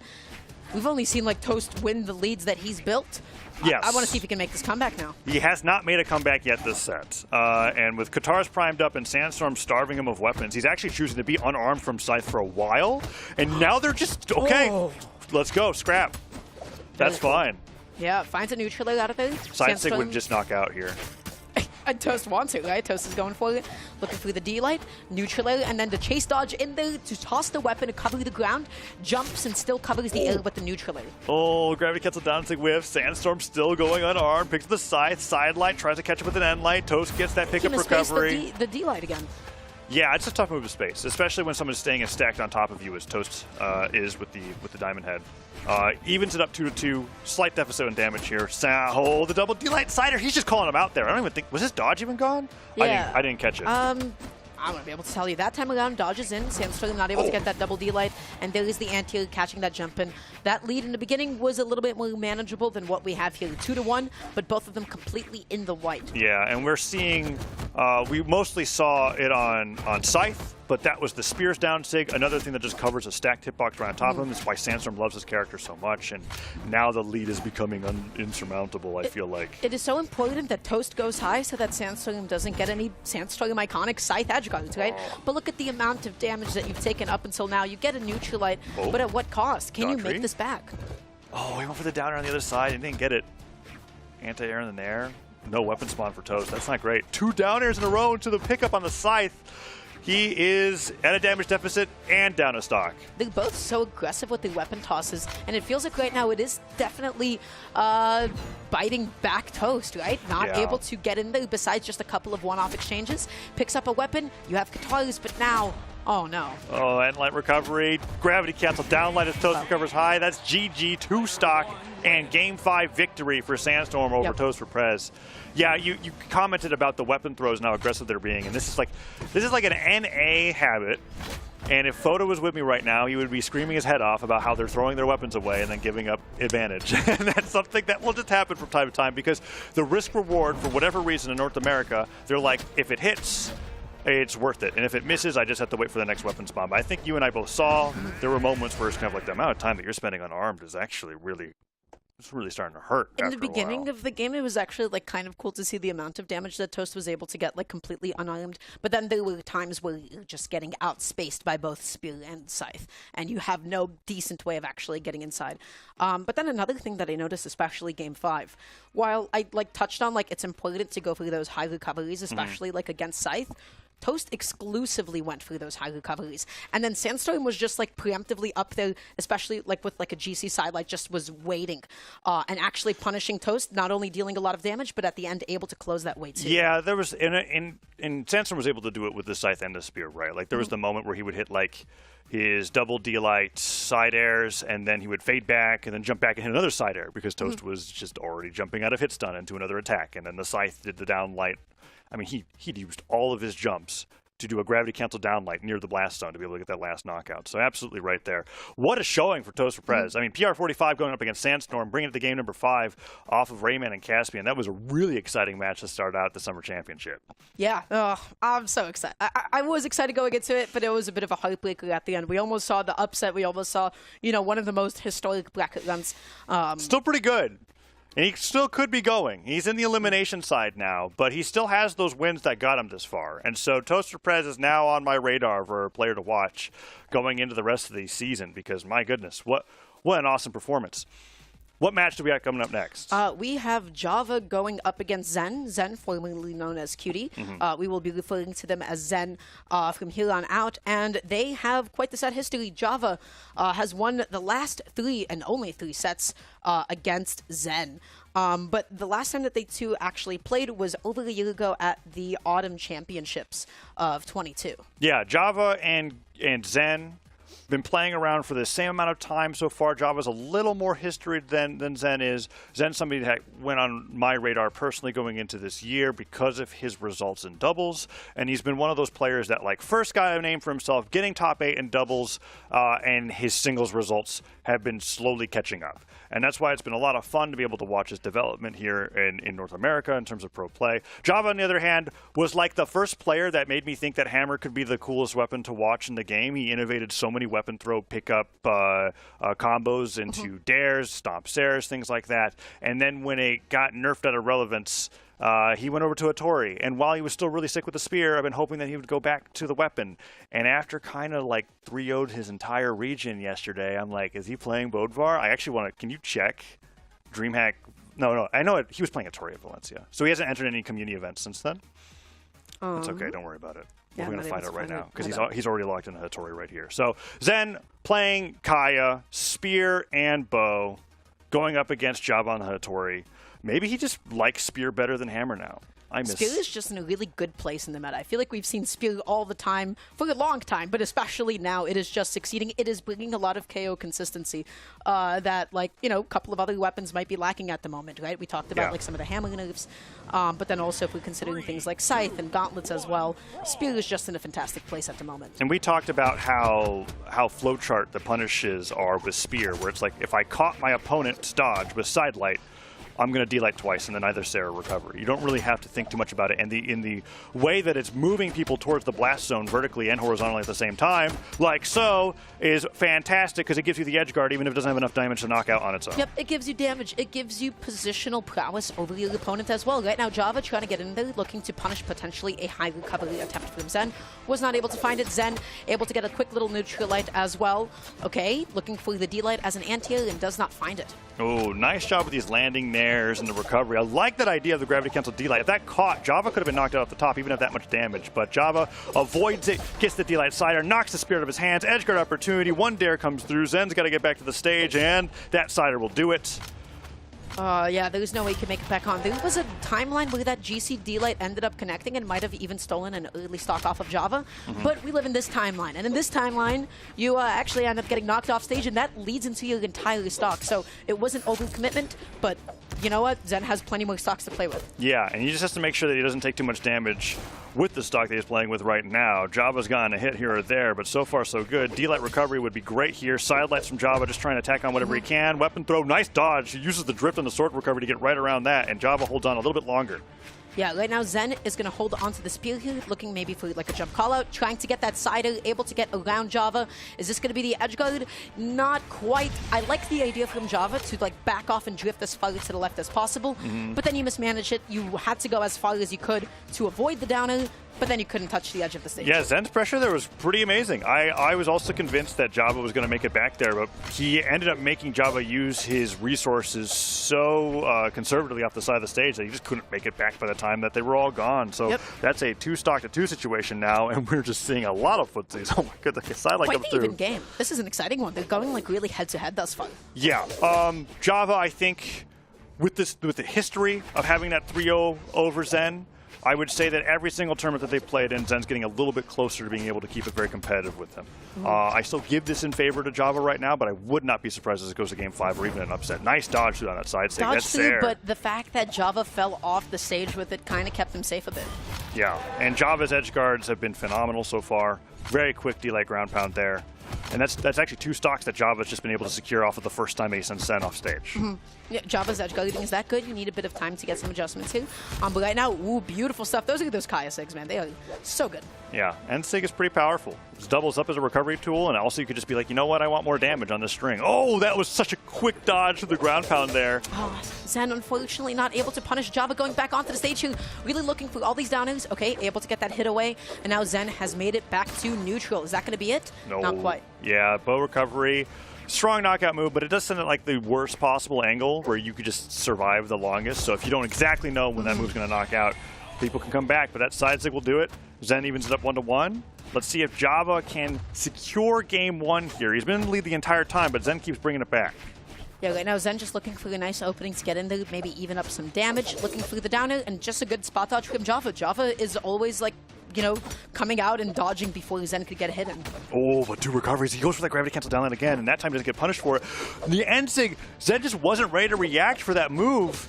Now stacked on top of each other, Java repositions, D-Light side air, edge guard opportunity, spot dodges the weapon throw, and Zen has left himself defenseless. That weapon throw was a little bit telegraphed. Java was just like sitting there in a perfect position, but is that it? Yeah, that's it. Double side light. I love the weight on that too. If we get to that replay before they ban through stages because they're just firing off. He did a side light and then he dash danced in place a little bit. And then he dashed forward side light again when the dodge was gone. And at that point, gravity cancel D-Light side air is all he needed to be able to seal the deal there. Sometimes just dash in place. It's nice. It's a nice way of waiting, and you're tricking the opponent into thinking that you're doing something. Yeah, and also just on a last stock scenario, sometimes you just think that you have to act right away because a lot of Spear players will just go for an immediate downlight after their first side light. Here we go, Small Fortress of Lions for game number 2, Zen versus Java, still in the same characters, and I honestly expect it to be that way throughout the rest of the game. Yeah, let's see how it goes. Right now, Zen going in there, not able to find that D-Light pickup, and Java just finding a couple of hits for his trouble. Side Light as just a bit of a way to force Zen into the corner, and Zen is only getting one-off hits. Java's able to convert them into other hits, but Zen has yet to actually catch on to Java's dodges. Yeah, the one thing that Zen's caught is Java's landings. That's the second time that I've seen him get that double spear recovery. As Java's airborne, and that downlight side air is putting off the side of the stage. Now Java's been reversing a lot of these edge guards here. Down air clashes the recovery, but so far he's kept it even. And this could actually just be the stock. Oh, he waits it out, calls it out, and Java manages to escape and get some damage in return. Yeah, makes it back onto the stage, able to get even more with that weapon toss, commits a little bit too much. Zen, again, not able to follow up off that down air, wanted the recovery, but he was positioned a little bit too high. Looking for it again and again. Java with the GC side light. I love that. It's just a nice way, like you have this huge horizontal hitbox that you cover. And he had the idea to string it into recovery, which almost worked. That would have been the knockout. Spear and light, putting off the right side of the stage. Dare stare, he might have too much damage on him for that to combo anymore. This is... There we go, finally, Zen takes the lead. Yeah, the recovery able to take it off the top, but this is a very volatile lead. I feel like Java is still the one coming out on top of a lot of interactions, especially when it comes to how many hits Zen is getting. So let's see how they play from that. Yeah, the one change that I see Zen getting, which is pretty nice, and I wonder how Java's going to deal with it, is that Zen's starting to take damage. Okay. Okay. Cool. How do you feel about that? Missed this jump button a few times, I think that's what happened. It's like looking at his keyboard being like, huh? What was I saying? Oh, yeah, when Java's airborne, he's having trouble landing now because Zen's starting to see that he's landing with fast fall. He's not really dodging through anything. And so Zen's getting his 3-4 hits there, here and there, and that's where he's starting to get that lead. So especially with a weapon like Bow, you have to get those, like, you can't get away with just like one-off hits. Yeah. Bow neutral air, fantastic for that. Spear recovery, also fantastic for that. Let's see if we get 2 nairs in a row. Nope, Java manages to get through this time using the platform as an assist. Okay, both of them just prioritizing the movement for a little bit. Nobody committing to anything quite yet. Whoa. Okay. Whoa, lots of quick dodges there. Java, what is he looking for? He's trying to get him off stage with a side light? I don't know. GC's highlight is just good at covering that horizontal space, but it doesn't really hit those grounded opponents until it actually does when you fall off. I mean, if you sidelight them 15 times, that's 4 in a row. Eventually you'll do enough damage, right? Like that's how it feels like Java's trying to do right now. Okay, right now... This has been a very patient second stock from the both of them. Ooh. Nobody's like overly committing to anything until Zen goes for that chase dodge D-Light and trick Java into thinking that Dodge you can gone? punish it in time. What? The dodge was gone and Zen wasn't ready for him to go above. Got the stuff recovery there, put to the down tick, Java recovers high. Side light and a down light, not going to combo there. Java fell off. Had that been on stage, that might have actually been it. Yeah, the dodge down would not have... side stick gets through. I can't believe Java takes that stock. That really crazy second stock in terms of what Java was looking for, but I think he slowed down the pace of the game, only going for those short sidelights for a while, really threw Zen off of his momentum, and now he's running away with the lead. Oh, no. Okay. Oh, we got next game. He just barely missed the wall, I think. Yeah, that was an edge guard. I wanted to say that Java's edge guards have been really fantastic the whole set, but that one was really just on Zen. I wonder where all the jumps went before he fell down to the bottom of the stage there. Right now, I just feel like that should have been like Zen's stock. We Zen should have slow-mode taken that replay. stock on the when they were both like 2 stocks apiece, and Zen was like consistently edge guarding Java. Yeah. But then Java ended up going high and made it back on for like a little bit Happened too. here? Jump, dodge. Oh, he thought he could drift and touch the side of the wall, and then he didn't. Too bad. Here That's we tough. go. Match point now, I think. Right, 2-0 in favor of Java. And this is going in the direction of where I thought that the set would go. It's just a shame that game 2 had to end that way with how close it was until it wasn't. But right now Zen, you know what? Still like not backing down, opening off pretty strongly, holding onto the spear here, and just trying to get above Java and force out a dodge just by threatening with the idea, the notion of downing. Yeah, Java playing around that pretty nicely. Falls with Nair. He's willing to just take some time to move around on the stage and then start vertically comboing him there. Let's see if Zen can get this extra damage in this juggle state. No, spot dodges through the Nair. That's a hard timing to get, but Java manages to make it out. That was a good idea to go for the neutral leg, but you would just have to delay it a little tiny bit so that you can punish the dodge after. Yeah, it's a tough call because sometimes you do the Nair to punish a spot dodge, but that's if they immediately buffer spot dodge. Zen's actually timing these things at weird intervals to where it's difficult to get these follow-ups, and now has a pretty sizable lead here. The Mammoth just barely doesn't connect. Let's see if he can get this knockout. Nice. Ooh. That's an interesting choice. Gravity cancels the down sig, stays stacked, gets the knockout off the right side. Okay, Zen takes the lead. Java at that point was like, there's no way that you could KO me, a grounded opponent, like when you're above me. And then guess what? That was just such a dissonant option that was not within Java's mental stack to even think about. Yeah, usually you'll see Kayas do that when they've got somebody cornered at the side of the stage, but Zen really mixing that up there. Now we're seeing all of the damage come in from the bow neutral airs on those landings. He's looking for another one there. Falls off the right side with the down air. Side air. No, nothing follows up afterwards. And they do that thing with the exchange weapon throws, but because Java was on a new spawn, he's able to get the sword while Zen finds himself unarmed. Zen makes it back on, but not for long. Java just swatting him away again with that side air and just able to catch all these jumps. Zen has not been able to make it back to center stage for so long, but you know what? It does not matter. You're still 3 stocks to 2. I thought it was 2 stocks to 2 for a second. Oh, yeah. The D-Light recovery there saving Java quite a bit. It did the way that they were playing and the pacing of that match made it feel like Java actually had a lead, but in fact he's still clawing back from this deficit. And Zen did a good job tacking on damage with his first stock. Okay, but right now Java just keeping Zen away from any weapons as long as he possibly could. Bow on hand, chase dodges up, trying to perpetuate the struggle, does not actually find the next hit here. Java just going to be jumping in with that neutral, such a good all-coverage option, and now Zen is fishing a little bit. Yeah, I'd like to see Java get more off of these Nairs. He's had like 3 or 4 moments so far this game where he finds Nair, waits to see what Zen does afterwards, and Zen just doesn't actually give him something to react to. And then Zen just ends up winning on the neutral exchange right afterwards. Gets the D-Light sider off the left side of the stage. Really comfortable lead here in Game 3. I can't really put my finger on it, but despite the fact that Zen has a lead, it's like Java is still playing like with a foot ahead. Yeah, I mean, that's just how Java moves, right? He's terrifying. Look at him. He's like, I'm behind. I'm going to fight Spear unarmed. Takes a bajillion damage. Oh, I probably shouldn't have done that. Still fine. He's got sword now. Just Let's see shakes what it he off does. completely, brushes it off. Solid on hand, looking through this next opening. Able to get the D-Light into the side, knocking Clash. Zen off stage. What do you do? Oh, you go all the way off the side of the stage and get D-Light ground pounded, Okay. I guess. If I'm Java, I'm so thankful I did not have more damage on deck. Okay, stacked, side sig, why not? Juggling weapons, D-Light recovery would do it. No, I mean, okay, recovery may have done it, but it's That was Kaya. the wrong D-Light that we were looking at. Yeah. Java right now, just playing really passively here. Nobody committed to anything quite heavily yet until Java does. You just had to say that nobody was committing, and then he goes, all right, side sig, why not? There you I go. made it happen. I knew what It's I was doing. it's the most committal signature that Tori could go for, I think. Well, besides the spear down sig, but we're not that crazy yet. Uh-oh, Zen slides off stage. Java looking for some extra damage there on that edge guard. Okay, backing off a little bit here. Comes in with the side light, but unfortunately does not overshoot it. Zen going to be cleaning up that game with a recovery. Wow. Don't know What's what to on think your about that one. Yeah. I'm looking at that, and I'm like, Java...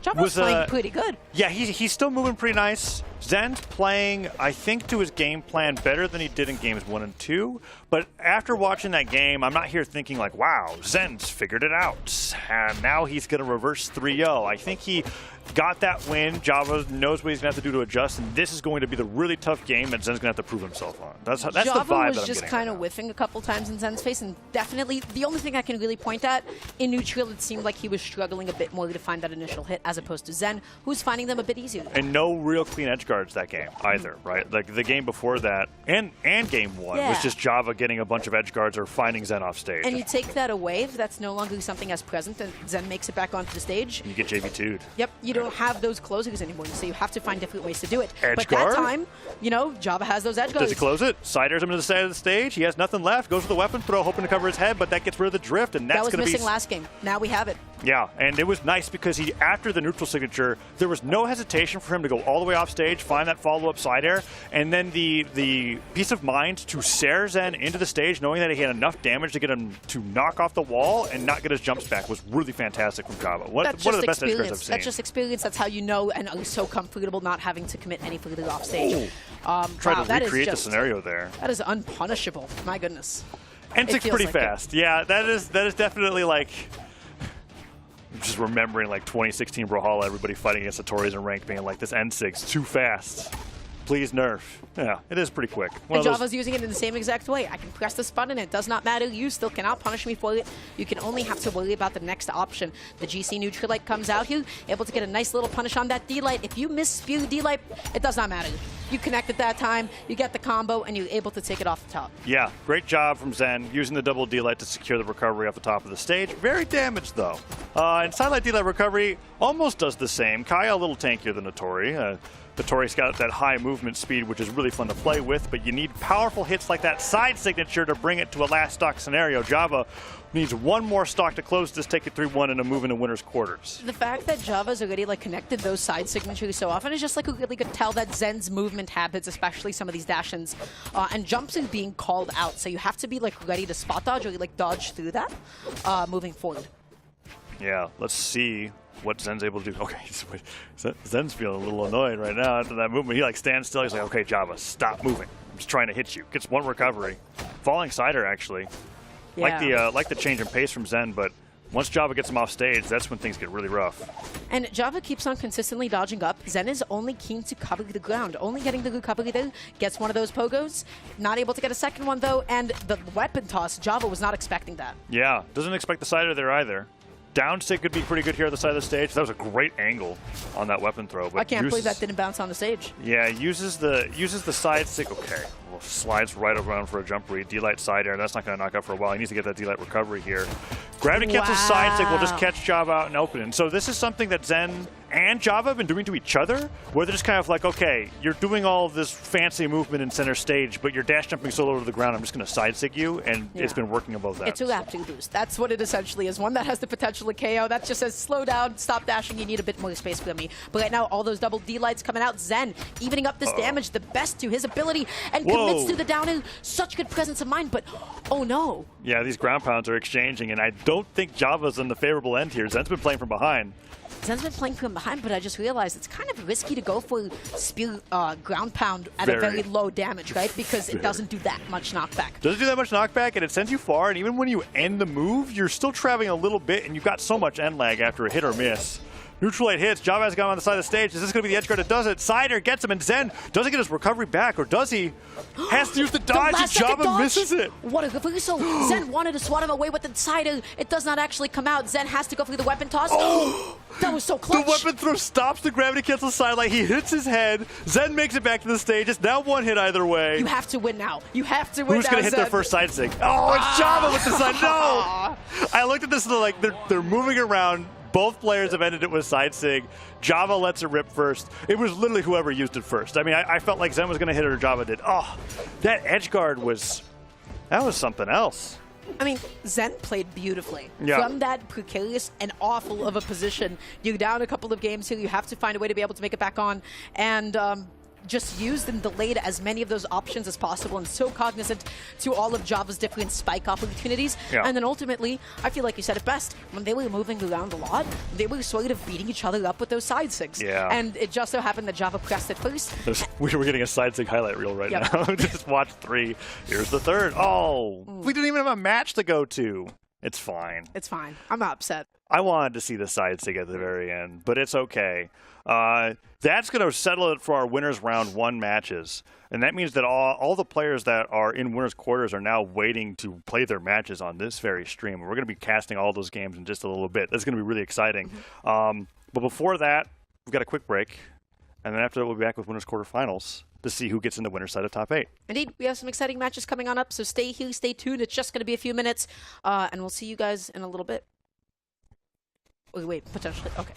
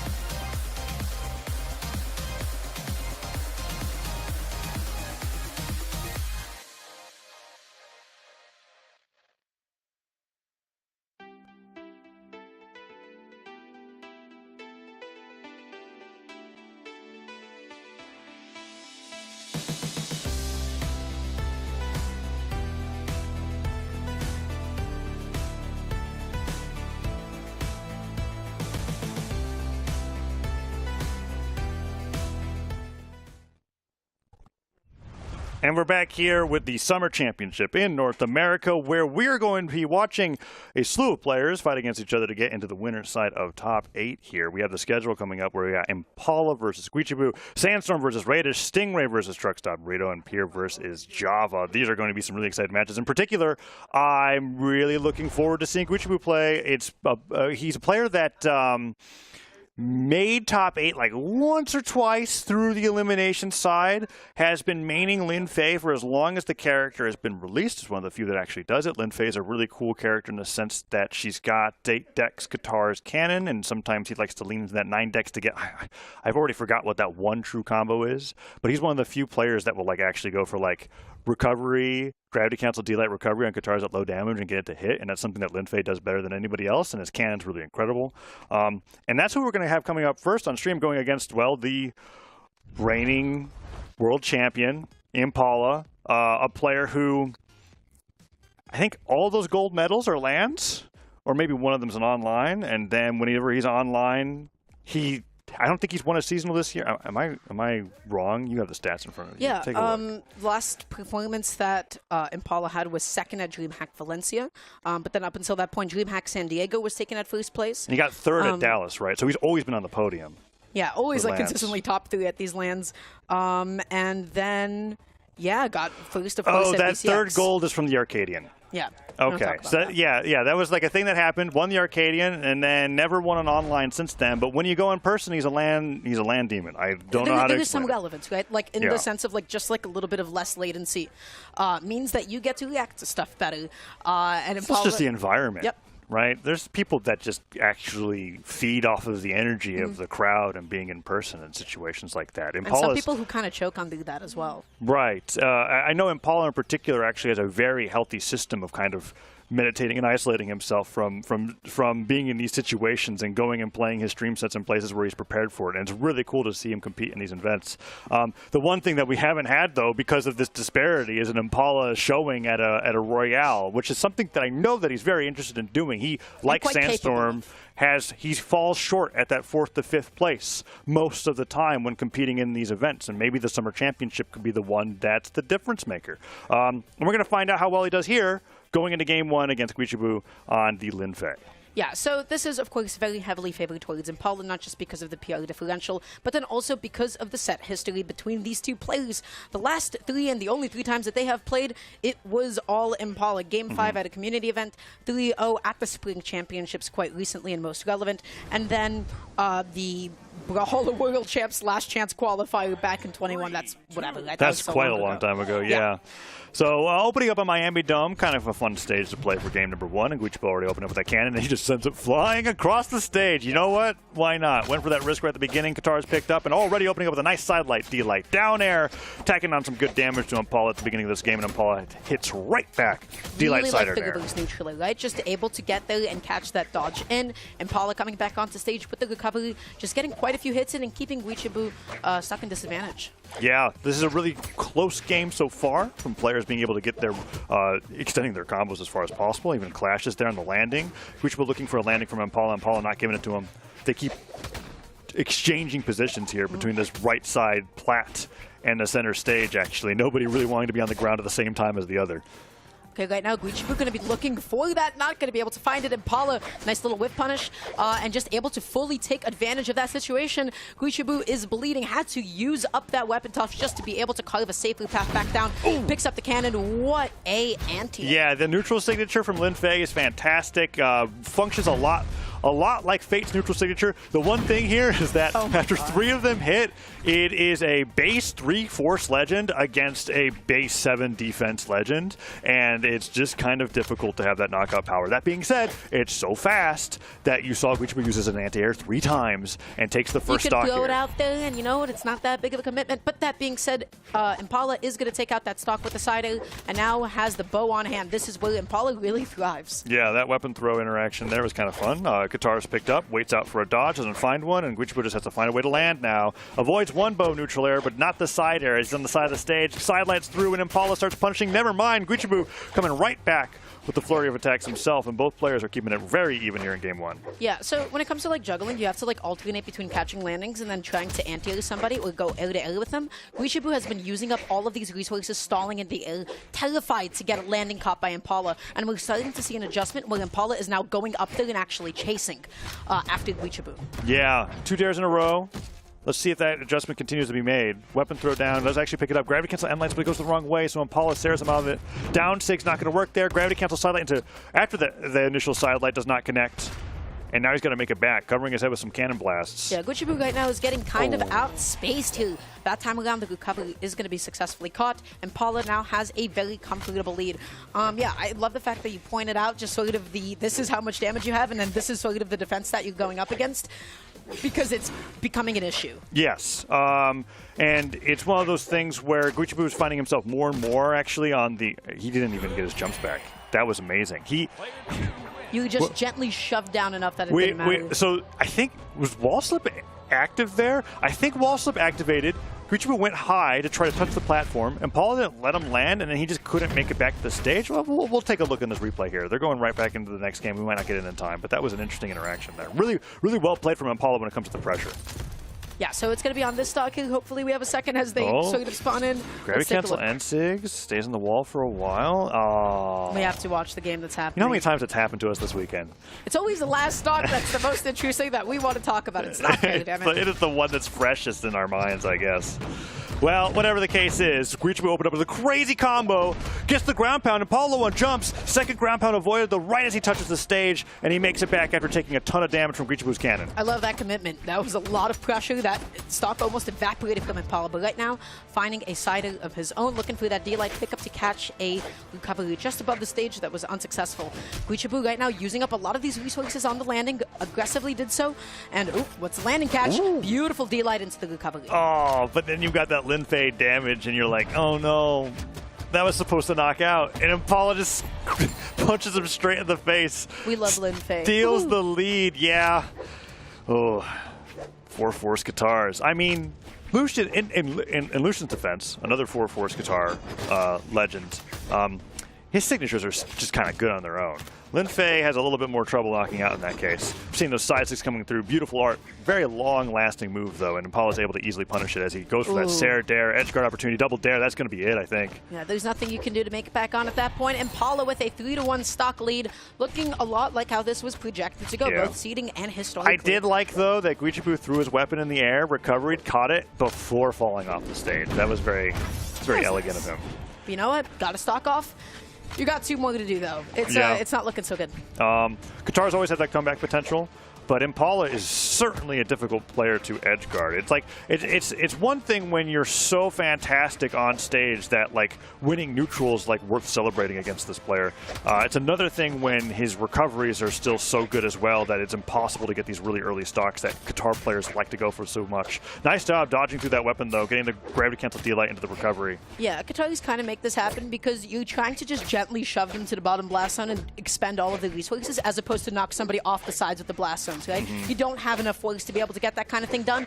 Guichibu right now looking for that GCD light pickup, wasn't able to find it, dealing a lot of damage here. But honestly, if you're going hit for hit with Impala, Impala's going to win every time. Yeah, and the side sig there is not quite Caspian levels of broken, right? Like he puts it out, tries to catch him in center stage. Impala is usually on the opposite side of wherever he chooses. And that down sig after the side light catches Guichibu going for the wake up down air. And that's another 2 stock coming up from Impala here in game number 2.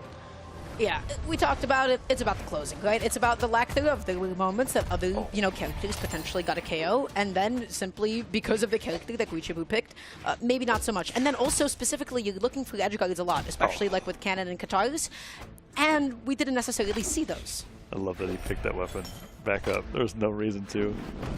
So funny. Nice side sig knockout there.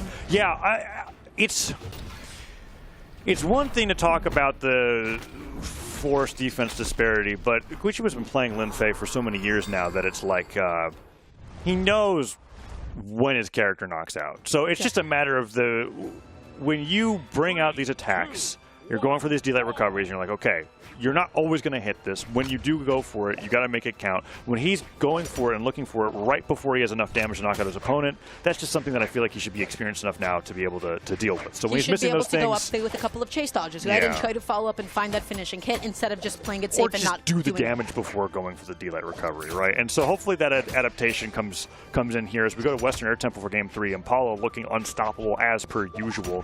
Let's see what Guichibu can do. Unhittable, just spacing out Guichibu until Guichibu finds that downer and then ends up D-lighting in the wrong direction. You needed to pivot. Right now, looking for another way to get in here. And again, you're going hit for hit, not necessarily in your favor at this point. You have a lot of damage to make up. Yeah. Ooh, gravity cancel side light comes through, gets the end light.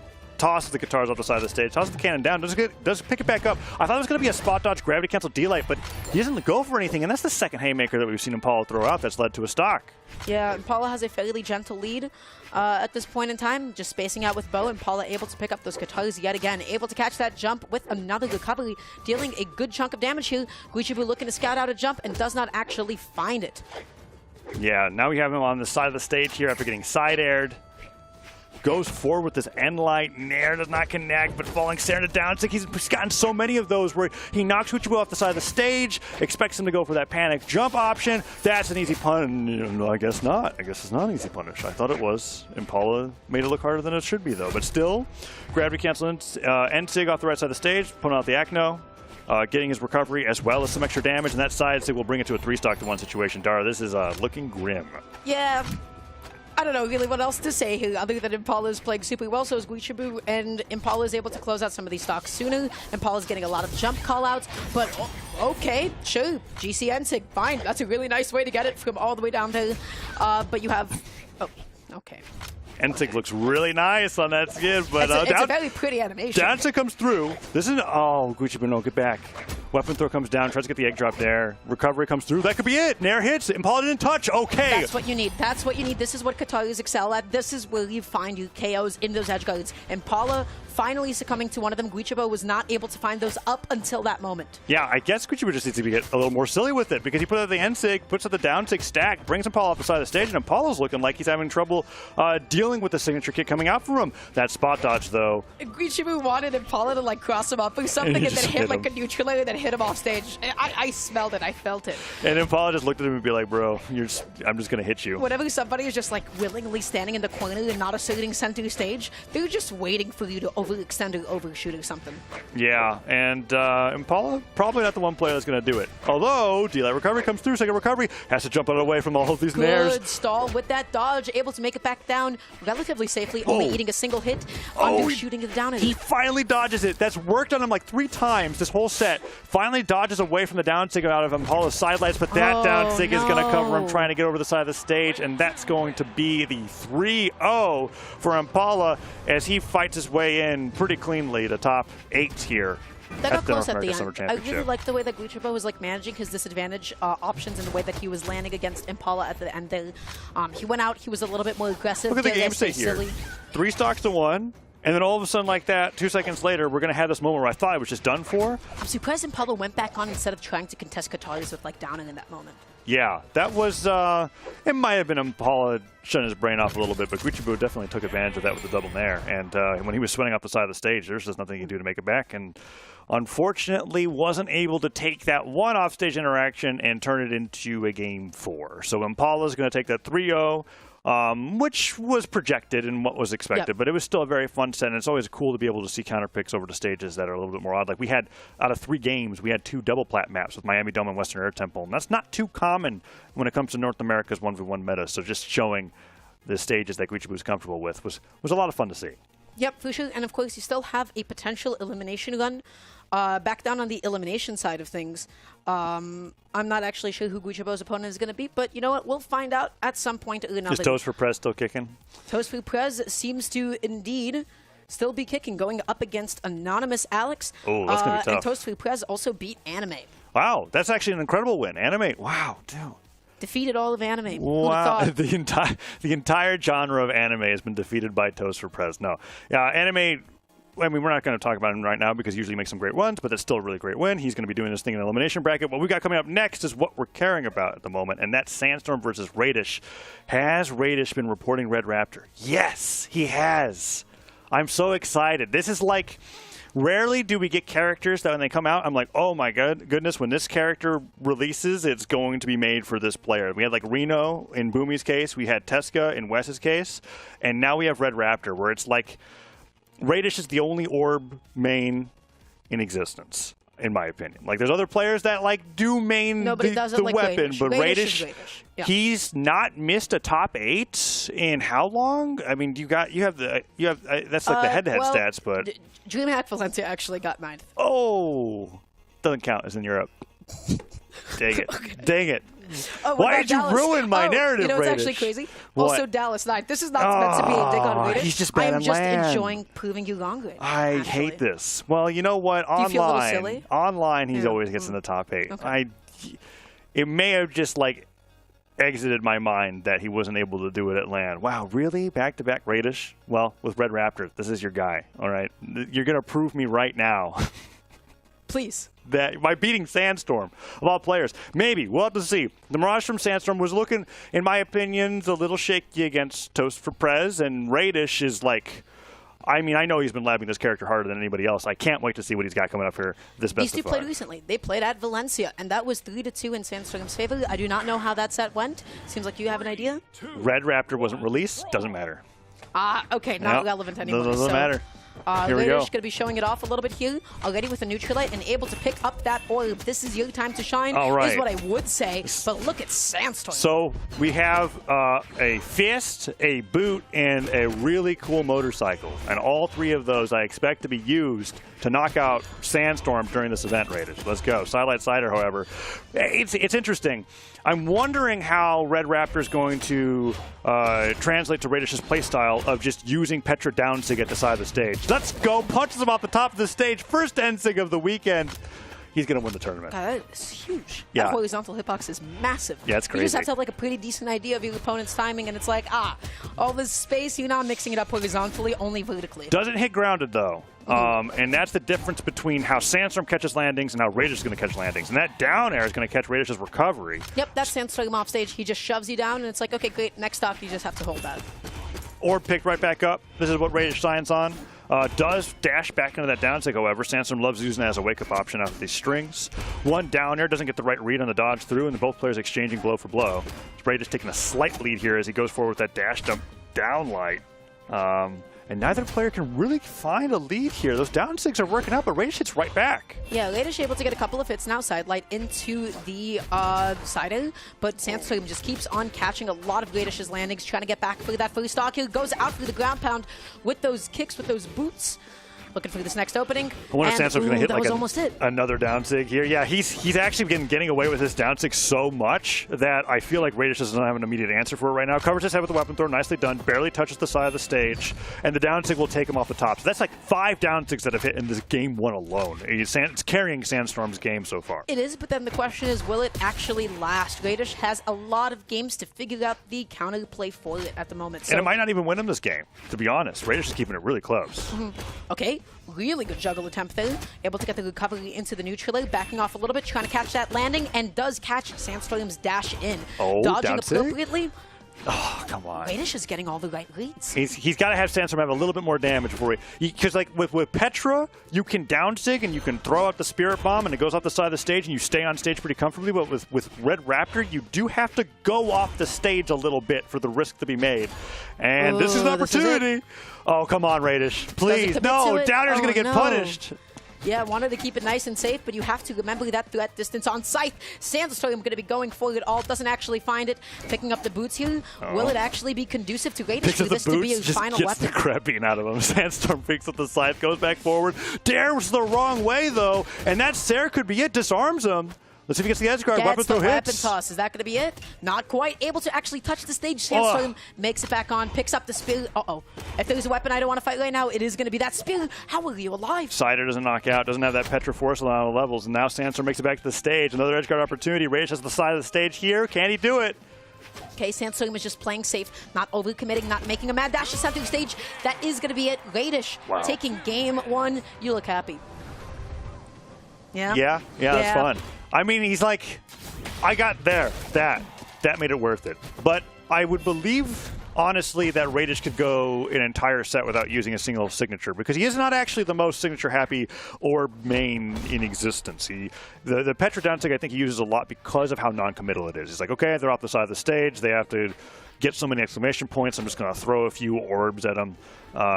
And I'll stay grounded here. But everything that Red Raptor has to do, you have to position in a way where if it misses, you're going to eat something, right? Like you have to go off the stage to be able to throw the boot off the stage. Look how chill this music is. Isn't this nice? I mean, it's not really descriptive of how the pace of this game's going. Yeah, I I don't was know where gonna that say, we goes. had, like, a but fairly you like intense talked game about one. it and immediately disappeared. Oh, there you go. there, It's back. nice. Isn't Let's just this have nice? this running for the rest of this next game. Yeah, we don't need in-game music. This is it. This is We've what it's got at. Radish versus Sandstorm here. Like, what would be like Get a a cup of radio? tea. What would be a Get a- radio name for Brawlhalla? Like, if this was just like a radio show where like people are just listening to the casting and not watching the game at Oh all. God, I don't want to become a podcast bro, man. It's not a podcast thing. It's like it's radio. There's a difference. That's what it's become. We live in the modern era. You have to catch up.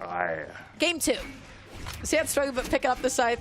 Radish has boots on deck. Let's get it started. I feel like at the end of game 1, Sandstorm stopped connecting D-Sig and then actually stopped connecting a lot of moves. Right. And Radish was the one winning a lot of neutral interactions. We talked about how like the down sig was carrying Sandstorm's game, and then when it stopped happening, Radish won the game, and that was what you were like kind of worried about, and Radish made that adaptation pretty quickly. But this time around, no down sig to be seen, and Sandstorm has a huge damage lead. Radish bringing it back though with the boots, down air into end light, tries to go for the neutral signature, and Sandstorm gets right out of there, picks up the spear, and starts getting that side light. No D-light afterwards though to secure the knockout. Yeah, not quite. Sandstorm playing back a little bit. You know, sometimes you just kick the wrong way, right? Sure, yeah, you whiff that D-light and you go totally unpunished for it. Sandstorm committing out there, going to be looking for that hit, but doesn't find it. Radish, unfortunately, held towards the stage through that ground pound. That would have been it had he just held to the left more. Yeah, slippery recovery though, makes it back. Gravity cancels through the downlight from Sandstorm, and then he brings out the bike. Side stick does not connect, but it goes right over Sandstorm's head, or picked up, goes for that down. Wow, that sider was so close to knocking Sandstorm out, but he dodges right through it, and then gets the reversal. Nicely done for that first stock. Let's see if Radish can clean it up. Can't believe that didn't actually KO. Radish right now, if Sandstorm just plays evasive. Ooh, gets the dodge and reared the down sig. That is so sick. Nicely done there. I didn't realize it's like registering in my brain right now that on boots, Red Raptor can do the same thing that Mirage can do with downsig. It's just a completely stacked out. You conditioned somebody to dodge I looked at in. you and he zeroed a knock. We looked at each other to have a not have turned to the right. What? And then Radish's stock completely disappeared. Sandstorm probably did the scythe thing, and everybody's freaking out. We'll see the replay. It's fine. Oh, that was such a sick play. I can't believe you missed it. Right now, Sandstorm try to get, trying to even further this lead up 2 stocks to 1 at the moment. And yeah, just knocking Radish off stage. Oh, it's going to happen again. Radish has to use that dodge to be able to get back on the stage, dash jump down air. Okay, he's going to be low on jumps in just a minute. Radish has to make it back, find something. Oh, but then picked up the weapon. Okay, I didn't think that Radish did for a second, but you know what? Those are the boots here. Looking for a jump call up potentially and just dodge just in case that Sandstorm decided to press. Yeah, falling Sair, end light to stuff him going back on stage. That ground pound, while menacing, doesn't actually travel that fast to the air, and Sandstorm seems to be reacting to it quite nicely. Or picks up the boots. Nice job with the neutral sig. Sends him flying off to the left, and now we've got ourselves an even game in numbers, but I don't know about damage. Well, we'll just have to take a look. Right now, Sandstorm backing off a little bit here. Whoa, okay. Side lights there. Side lights there. I mean, sometimes it works. Scythe doesn't really have anything like that like truly works, but I mean, Sandstorm is just a greed-based play. He got the jump lead, yeah? I don't know if the dodge was gone. We'll have to see here in a second. Love that down sig knockout. Okay, we get the replay here. What happened? End light. Goes for the nair. When does Radish dodge? Okay, we started this really early. Side light, dodge down, end light, side air, gravity cancel, down light into the chase dodge recovery. Wow. Oh, such an aggressive chase dodge. That's what you get for dodging, Radish. Why, you think you're safe? You want to go out there? You think Sandstorm's not going to commit to it? Nope. He goes out there. He wants that stock. That was really cool. And it was the chase dodge, because you really only get one of those chase dodges in an extended string like that off stage. So saving that chase dodge opportunity for the one moment where he needed it to like actually move Radish towards the blast zone to get the knockout is why Sandstorm's the best in the business when it comes to playing Scythe. And now the down sigs are starting to hit again. Sandstorm just starting a lot of these juggle situations. Radish is getting hit a lot more than he did game 1. And Sandstorm is popping out all those D6, just controlling all that space, catching all these different landings. But then you lose that weapon, you lose that scythe. And then you still win a neutral and then get a double D-light Sarah, I guess. Yeah, lost the weapon, dash landed like crazy, and then sidelight him in the face. I felt like Radish had a dodge. I don't know where it went. But it does not matter. You being stuffed out. Oh my god, Sandstorm! That KO'd! Okay, it's a stage. I don't know why so many players are just not dodging. So Sandstorm has been going for this double Sair read after his D-light cider, where he like fades back and then jumps in. Okay, down light comes through. Radish is getting destroyed. What is going on? Look how aggressive Sandstorm is being off stage. It's because he has been allowed to do so. Radish has not yet been able to make it back cleanly and consistently, recoverably punishing the down air attempt. But at what cost? Look how down you are. 3 stocks to 1. This ain't looking so good. Yeah. I guess the Red Raptor got his win, and now we're just done. Oh, he's getting 3 stock, Tara. No, get back to the stage. Yeah, hit him with recovery again. Sair, not even strong enough. You have no dodge though. What is Red Raptor's force again? Is it 5? I'm like looking over it. no one's confirming for me. It's okay. They don't know. Yeah, thumbs up. 5. Okay, thanks, Duke. Feels less, in fact, but you know what? But it does feel less. It is like a thing. Well, let's see how this matchup plays before I start complaining about Orb. Hold on 1 second. Sidelight Cider. There we go. Okay. That's the same sidelight side. That's gonna be 2 games like that. Yeah, and he's not using the strong hit of the sidelight. Gets that little kick upwards, and I just got confirmation that 6. Wow, really? 507 damage to 196, and yeah. So like a thing. This is why when it comes to Orb characters that are played, I feel like we see Petra and Fate more than any of the others because their base force is just so high. But with 6 force, I don't really know. Radish is just not getting the knockouts when he needs to, right? Sidelight Cider did come through there, but I mean, Sandstorm is also like deleting stock so much faster because of some of these edge guards. He did 507 damage. It's just Red Raptor's gone. We're back to Petra. You're so heartbroken. We're up to 8 force now. I am a little heartbroken. I'm surprised that you can commentate through the tears. Wow. Good job. I do. It's part of the job, right? Like if it wasn't, it wasn't You've been here, doing this for right? so long. Right? Yeah, exactly. We're on Apocalypse now. Radish is on his comfort pick. We might go to a game 5 because of this. He did get a game with the Red Raptor, but Sandstorm was just kind of schooling it so hard in the last 2 games that I don't blame him switching back over to this. A lot of the same neutral, I think, will be being played with the Orb with the addition of the down sig whenever Sandstorm's off the side of the stage. And now let's just hopefully see if he can navigate these down signatures that Sandstorm's been succeeding with so hard in the set. It is quite nice to see Sandstorm play like this because this was not the same Sandstorm that we saw going up against Toast. That we're seeing just these scythe combos connect. We're seeing these super aggressive edge guards. This is pretty hype. Yeah, he's playing quite well, and maybe it's just like a comfortability thing where like he's just played Radish so much compared to Toast for Prez. It's like I've talked with players before where they're like, yeah, the scariest part of the bracket is before I get into top 16 where I like know where everybody's playing because so many players in Brawlhalla have gotten so much better that you can just risk getting knocked out early. But I digress. Back to this match. Even game so far. Sandstorm a little bit behind. Sidelight Cider would knock out, I believe. Radish is looking for that landing, though, and Sandstorm's trying to stop him from getting it. Radish being nice and patient, getting back onto the stage here, and just outspacing that, and it does so successfully, right? Holding on there, just barely avoiding the weapon toss, doesn't actually get interrupted, and Sandstorm can't believe he picked it up, but it does not matter. That's the stock. Radish has a lead. This switch is, you know, I don't even know if the switch was like too relevant right now because it was just. I mean, it's pretty relevant because Radish's boots did not look. They didn't do a lot. Very good at the moment. Radish is an orb specialist, and then the gauntlets Radish has been like using for so long. But at the end of the day, it's all about the orb. Yeah. And he's played Petra for so long. So it just makes sense that when you're going up against somebody with the caliber of Sandstorm, that you'd want to play what you're best at. Red Raptor has not been tournament legal long enough where I feel like anyone could have a level of mastery necessary to win with it necessarily. So anyways, back to this. Nice down there. There's the down stick. Dodges through it the last second. Sandstorm's so bold. He's the only one that really goes for things like that. I would have completely avoided that. Completely avoided it, surely, but right now Sandstorm... I mean, I'm saying going around it and thus making the recovery a lot more difficult for myself. Yeah, and a little bit slower, and you'd still be stuck in that. But Sandstorm made it back faster. Sandstorm was able to make it back onto the stage here, and is now looking for something. I love how you just took that sentence as an opportunity to be like, I would have done it better. It's like, no, that was actually trying to say that I would have done it worse by going around it. Thanks, Dara. No, my bad. I'm saying Sandstorm's recoveries are really good. He takes huge risks, makes the timings correctly, but he's still behind, despite all of that, against Radish here in game number 4, as Radish has switched back over to his main and is doing a much better job. Oh, Sandstorm getting super aggressive out there, doesn't actually find what he was looking for. Radish looking for the jump call out, and again, that D-Sig, that thing has been putting in so much work this set. Yeah, I don't know why, after all this time, players are still kind of like, Sandstorm, dodge in, but they do it, and he's like, all right, fine, I guess I'll hit you with down signature, and it just has such a great angle of knockback, and now he's got Radish off the side of the stage with the scythe, and this is where Sandstorm thrives. Okay. That was getting a little bit scary.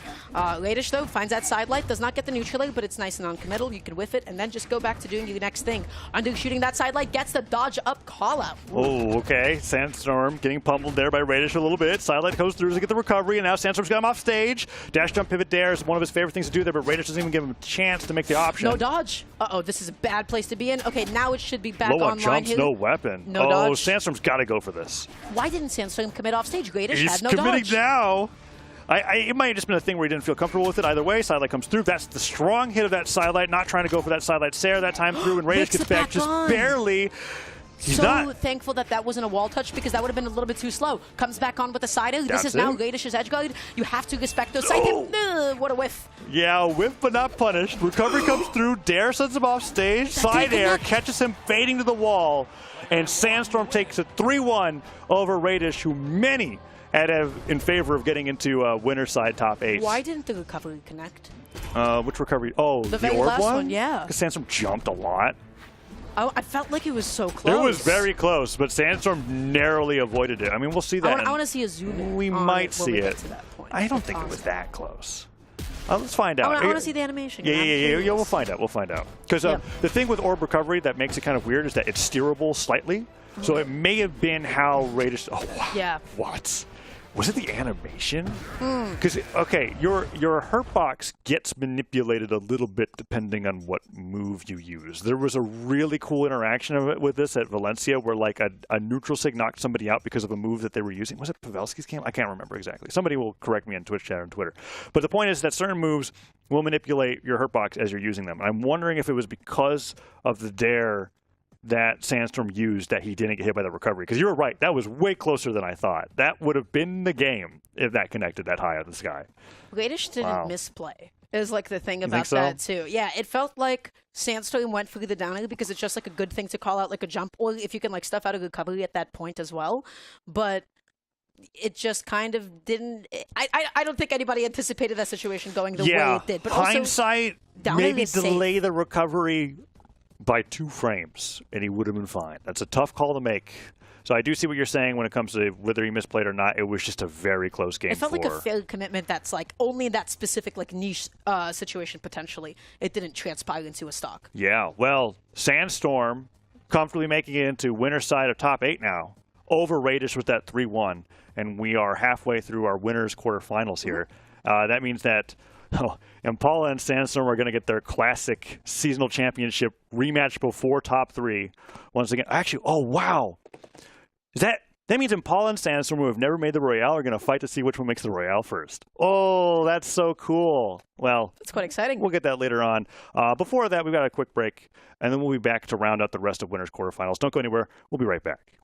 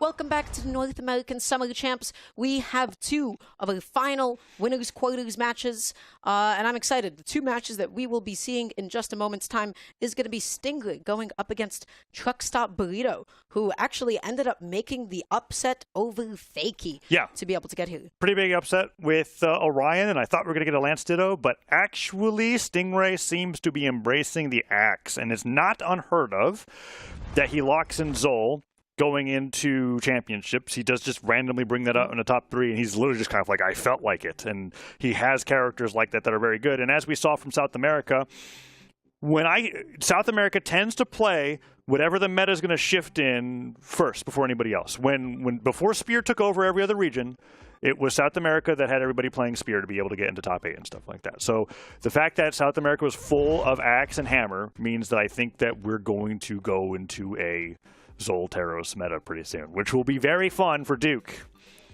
Sparky and I will be crying in the corner, though. That's what's going to be happening. That's quite the meta. Yeah.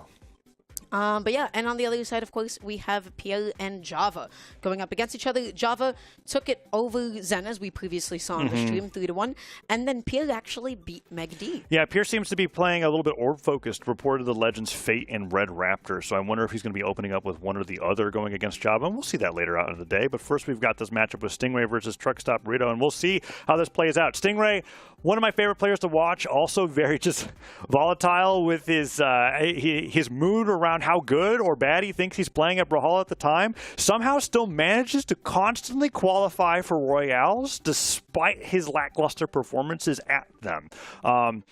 Is it a mentality thing? I really don't know what it is. Yeah. You just kind of follow his Twitter and you go like, he's feeling okay this time, and maybe next time he won't be. But I feel like with a 3 over Luna, who everybody has in their top 3, I think. I'm looking. I know. Yeah, everyone's nodding. Everyone had new Luna to be in top 3 for this. If you're 3-0ing Luna with Zol, goodness, you've got to be playing really good today. I mean, my God. Yeah, and Truck Stop Burrito is going to be opting to go for, of course, the Lion, the Black Knight crossover. So yeah, going into this is quite the matchup. We have Cannon and Axe going up against Spear and Lance. Yes, and because it's a Stingray set, we're going to be having plenty of platform stages. Back when Crystal Temple was a stage that you could still lock in, which was another dual plat, Stingray only played on Crystal Temple, basically. His favorite stages to play on are here, and I think he's one of the players that likes dash landing the most as a player as well. So let's see if he's able to utilize it here against Truck Stop in game number 1. As we've got Stingray playing against basically he made playing the Black Knight a popular thing with his original top 8 run, and now he's playing against it here in game number 1. That's pretty cool to see. You know, the movement, the dash landing, it actually lets you just be that much more explosive with Cannon. It lets you just completely increase your boost distance. You have to step back even more than you normally would. We're seeing Truck Stop go through the down air off stage reposition, the reverse neutral air, and into the recovery as well, looking for that side air finisher just in case Stingray fell into it. Yeah. Ooh. Silent air recovery is going to take him off there, and then Stingray was had this much damage on Truck Stop from the very beginning and then just put out a bunch of down sigs and ground pounds. Truck Stop fell for none of them, and then he just stole the lead away, and now Stingray's having difficulty. Okay, there. Dashes forward, gets the Sair. Goes without, I guess it doesn't go without saying, I'll just bring it up. Zol, highest force legend in the game with that base 9 force. It's like a truck. Even against Truck Stop Burrito, right? It has the word in his name. So here we go, 2 stocks to 2. Let's see what he can do.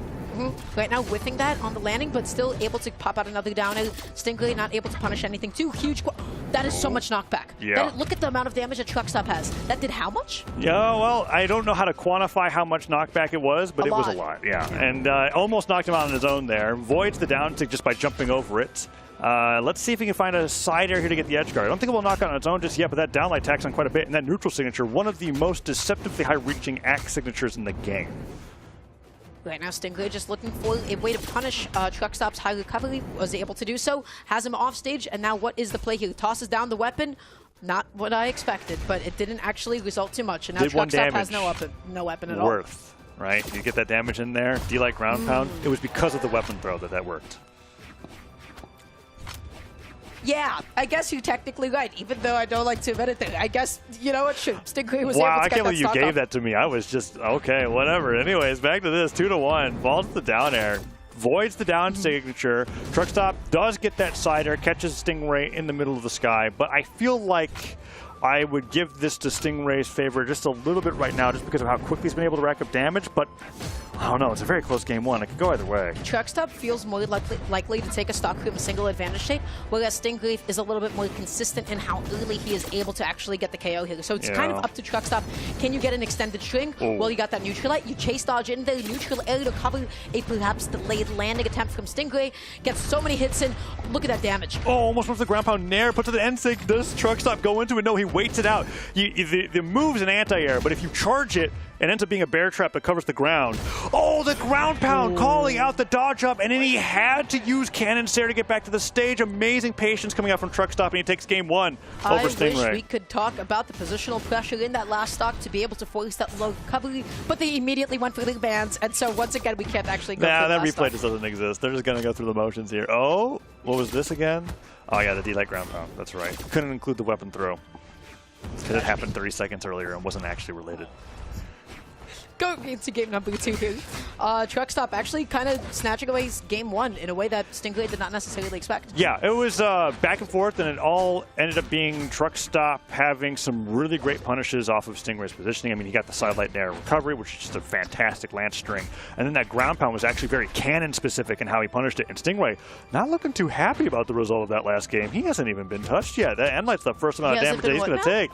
Yeah, well, took a little bit of damage there, but then was able to take the stock off the side. I was finishing my sentence. And you know what? Basically unscathed going into this next stock. Yes, right, basically. Hit a side light, doesn't get the nair afterwards. Nice neutral light. Wow, Stingray, what is happening? Sidelight, nair, ground pound.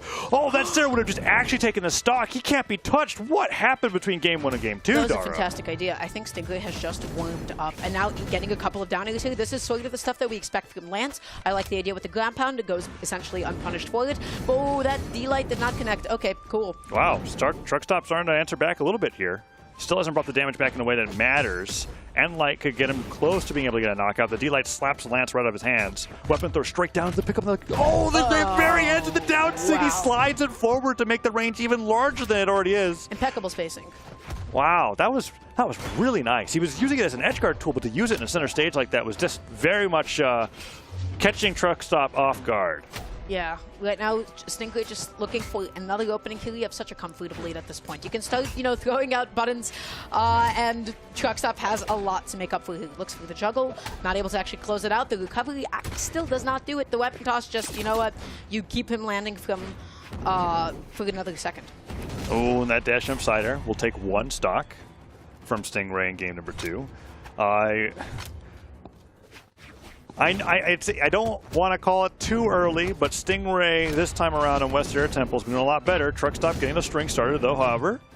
Okay, actually going to be missing that attempt to catch Truckstop on the way back down here. Looking for a nice little opening, perhaps. Just dodges in there. That was so aggressive. Stingray going to find that spike. Is it going to be air? I wonder what. Was it because he was too close to the side of the stage? I feel like D-Light Air just would have knocked out. Well, either way, Cider will get it done.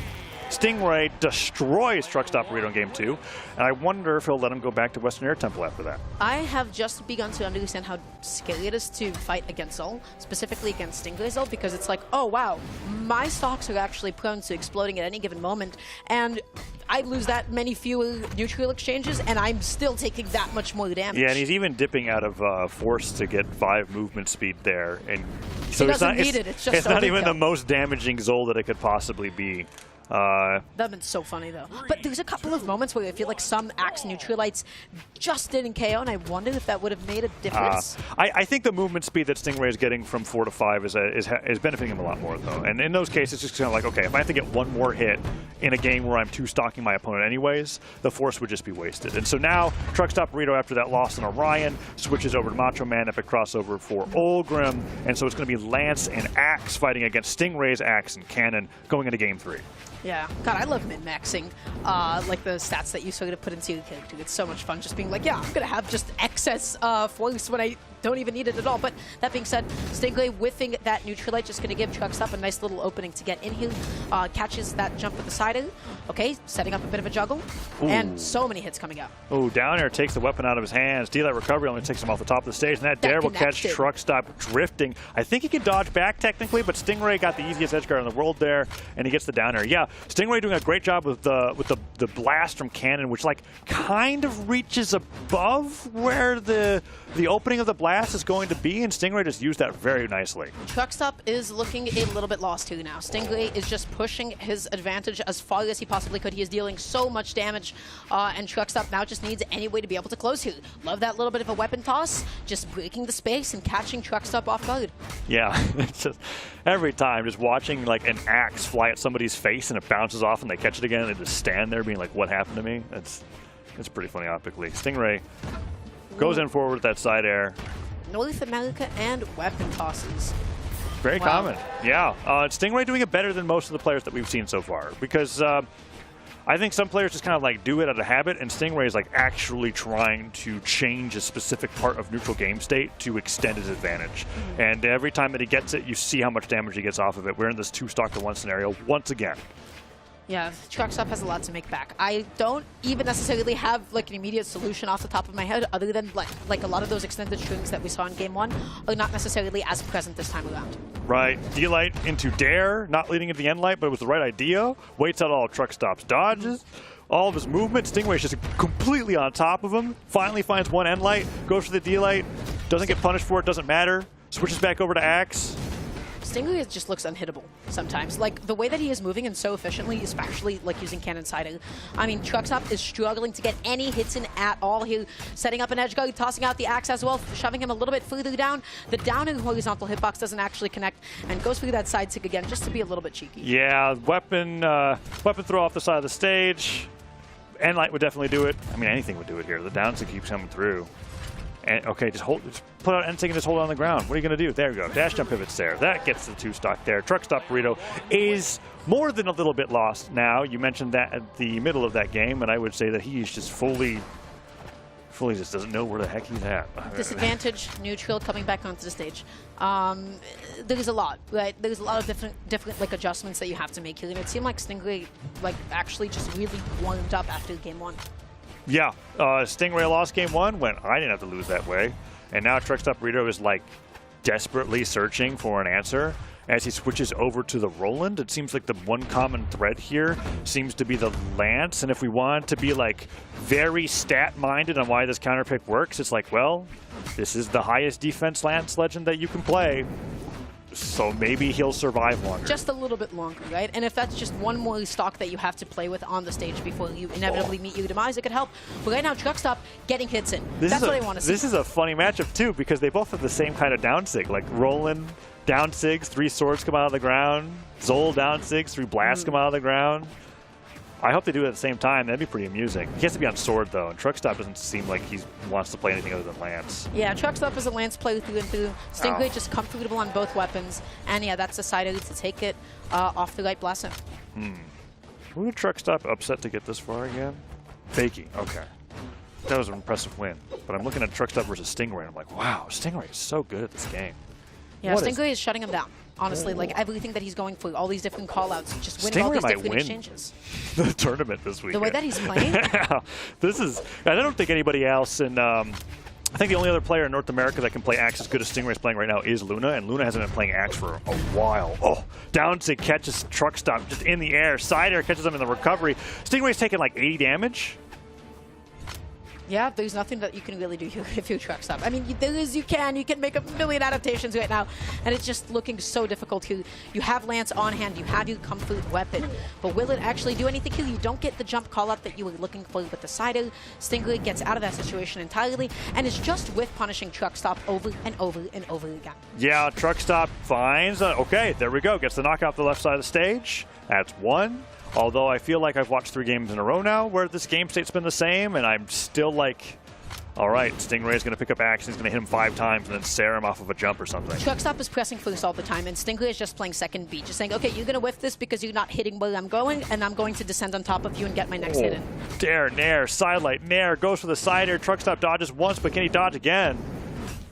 lot of trucks up commitments are just like really unsafe, and Stingley is just such in a good position just to be able to call him out on it every time. Oh, Endlight doesn't hit. Cider will take him down. Stingray makes it a quick 3-1. And that's like, it's rare that I see a 3-1 where there's a game win on the board, and I still think that was a stomp. Like, I was like, okay, game 1 happened, and Stingray like blinked and was kind of like, oh. Like, he literally may have been playing with his eyes closed. Like, that was so dominant compared to games 1 and then 2, 3, and 4. Stingray is looking fantastic. And, yeah. And it put Truckstop into a situation where, like, when you send a player who's got like a character main into a situation where they're scrambling to find an answer by just switching characters in between every loss, that means that you've just completely cracked the code in that matchup, I feel like. Yep. I feel like especially like on that last game, the thing that was just coming out to me the most was just the amount of whiffs that Truckstop actually had over the course of that entire set, right? Yeah. It felt like Truckstop was the one that was like constantly swinging first, and then Stingray was never really in a position to get hit. And I feel like this is just the universal fighting game thing of like, hey, if you're swinging a lot and you're getting no hits off of it and it's not that safe and you're getting whiff punished on it, there's usually like 2 things that you have to evaluate. 1, press less so that the opponent is not so sure on your timing, and 2, start like going for where they're going, not exactly where they actually were. You can play reactively to like where they will be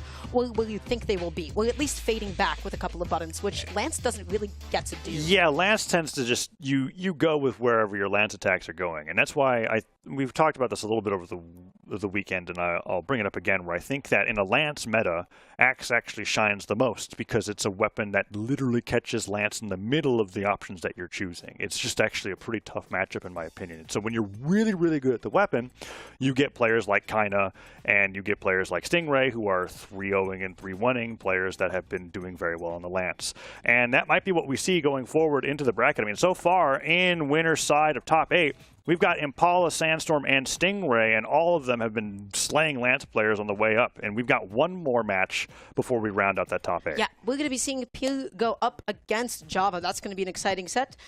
These two have a 1-6 historical set record against each I other. think that's actually Radish that you got there. Oh, Radish, my bad. I didn't actually. Because I was going to be like, wow, my Java, bad. 1-6 over here. Little misinformation. I've been known to do that on occasion. It's Excuse me. way closer between these two. It's 9-9, exactly. Yeah, they go totally even. They've been playing a lot, too. So Java, I wonder how many of those wins were against Java when he was on the Bodvar. Pierre seems to have really fallen in line with being an orb main, actually. I think the characters that he's reported so far have been Fate and Red Raptor, so we'll see if he leads with that going up against him. No, I'm seeing the Lucian right now, which is what he's made his name on in the past. And then Java has been a Tory ever since he's given up the Bodvar. I still like nostalgically wish that he'd go back, but this is definitely the best character he's got to play right now, and we're going to go into game 1 in just a second. Yeah, last time that we got to see Java Satori, which was back in Winners Round 1 of Top 32, the thing that really, really shined to me was just some of those edge guards, the way that Java went out there. That is definitely going to be something that Pir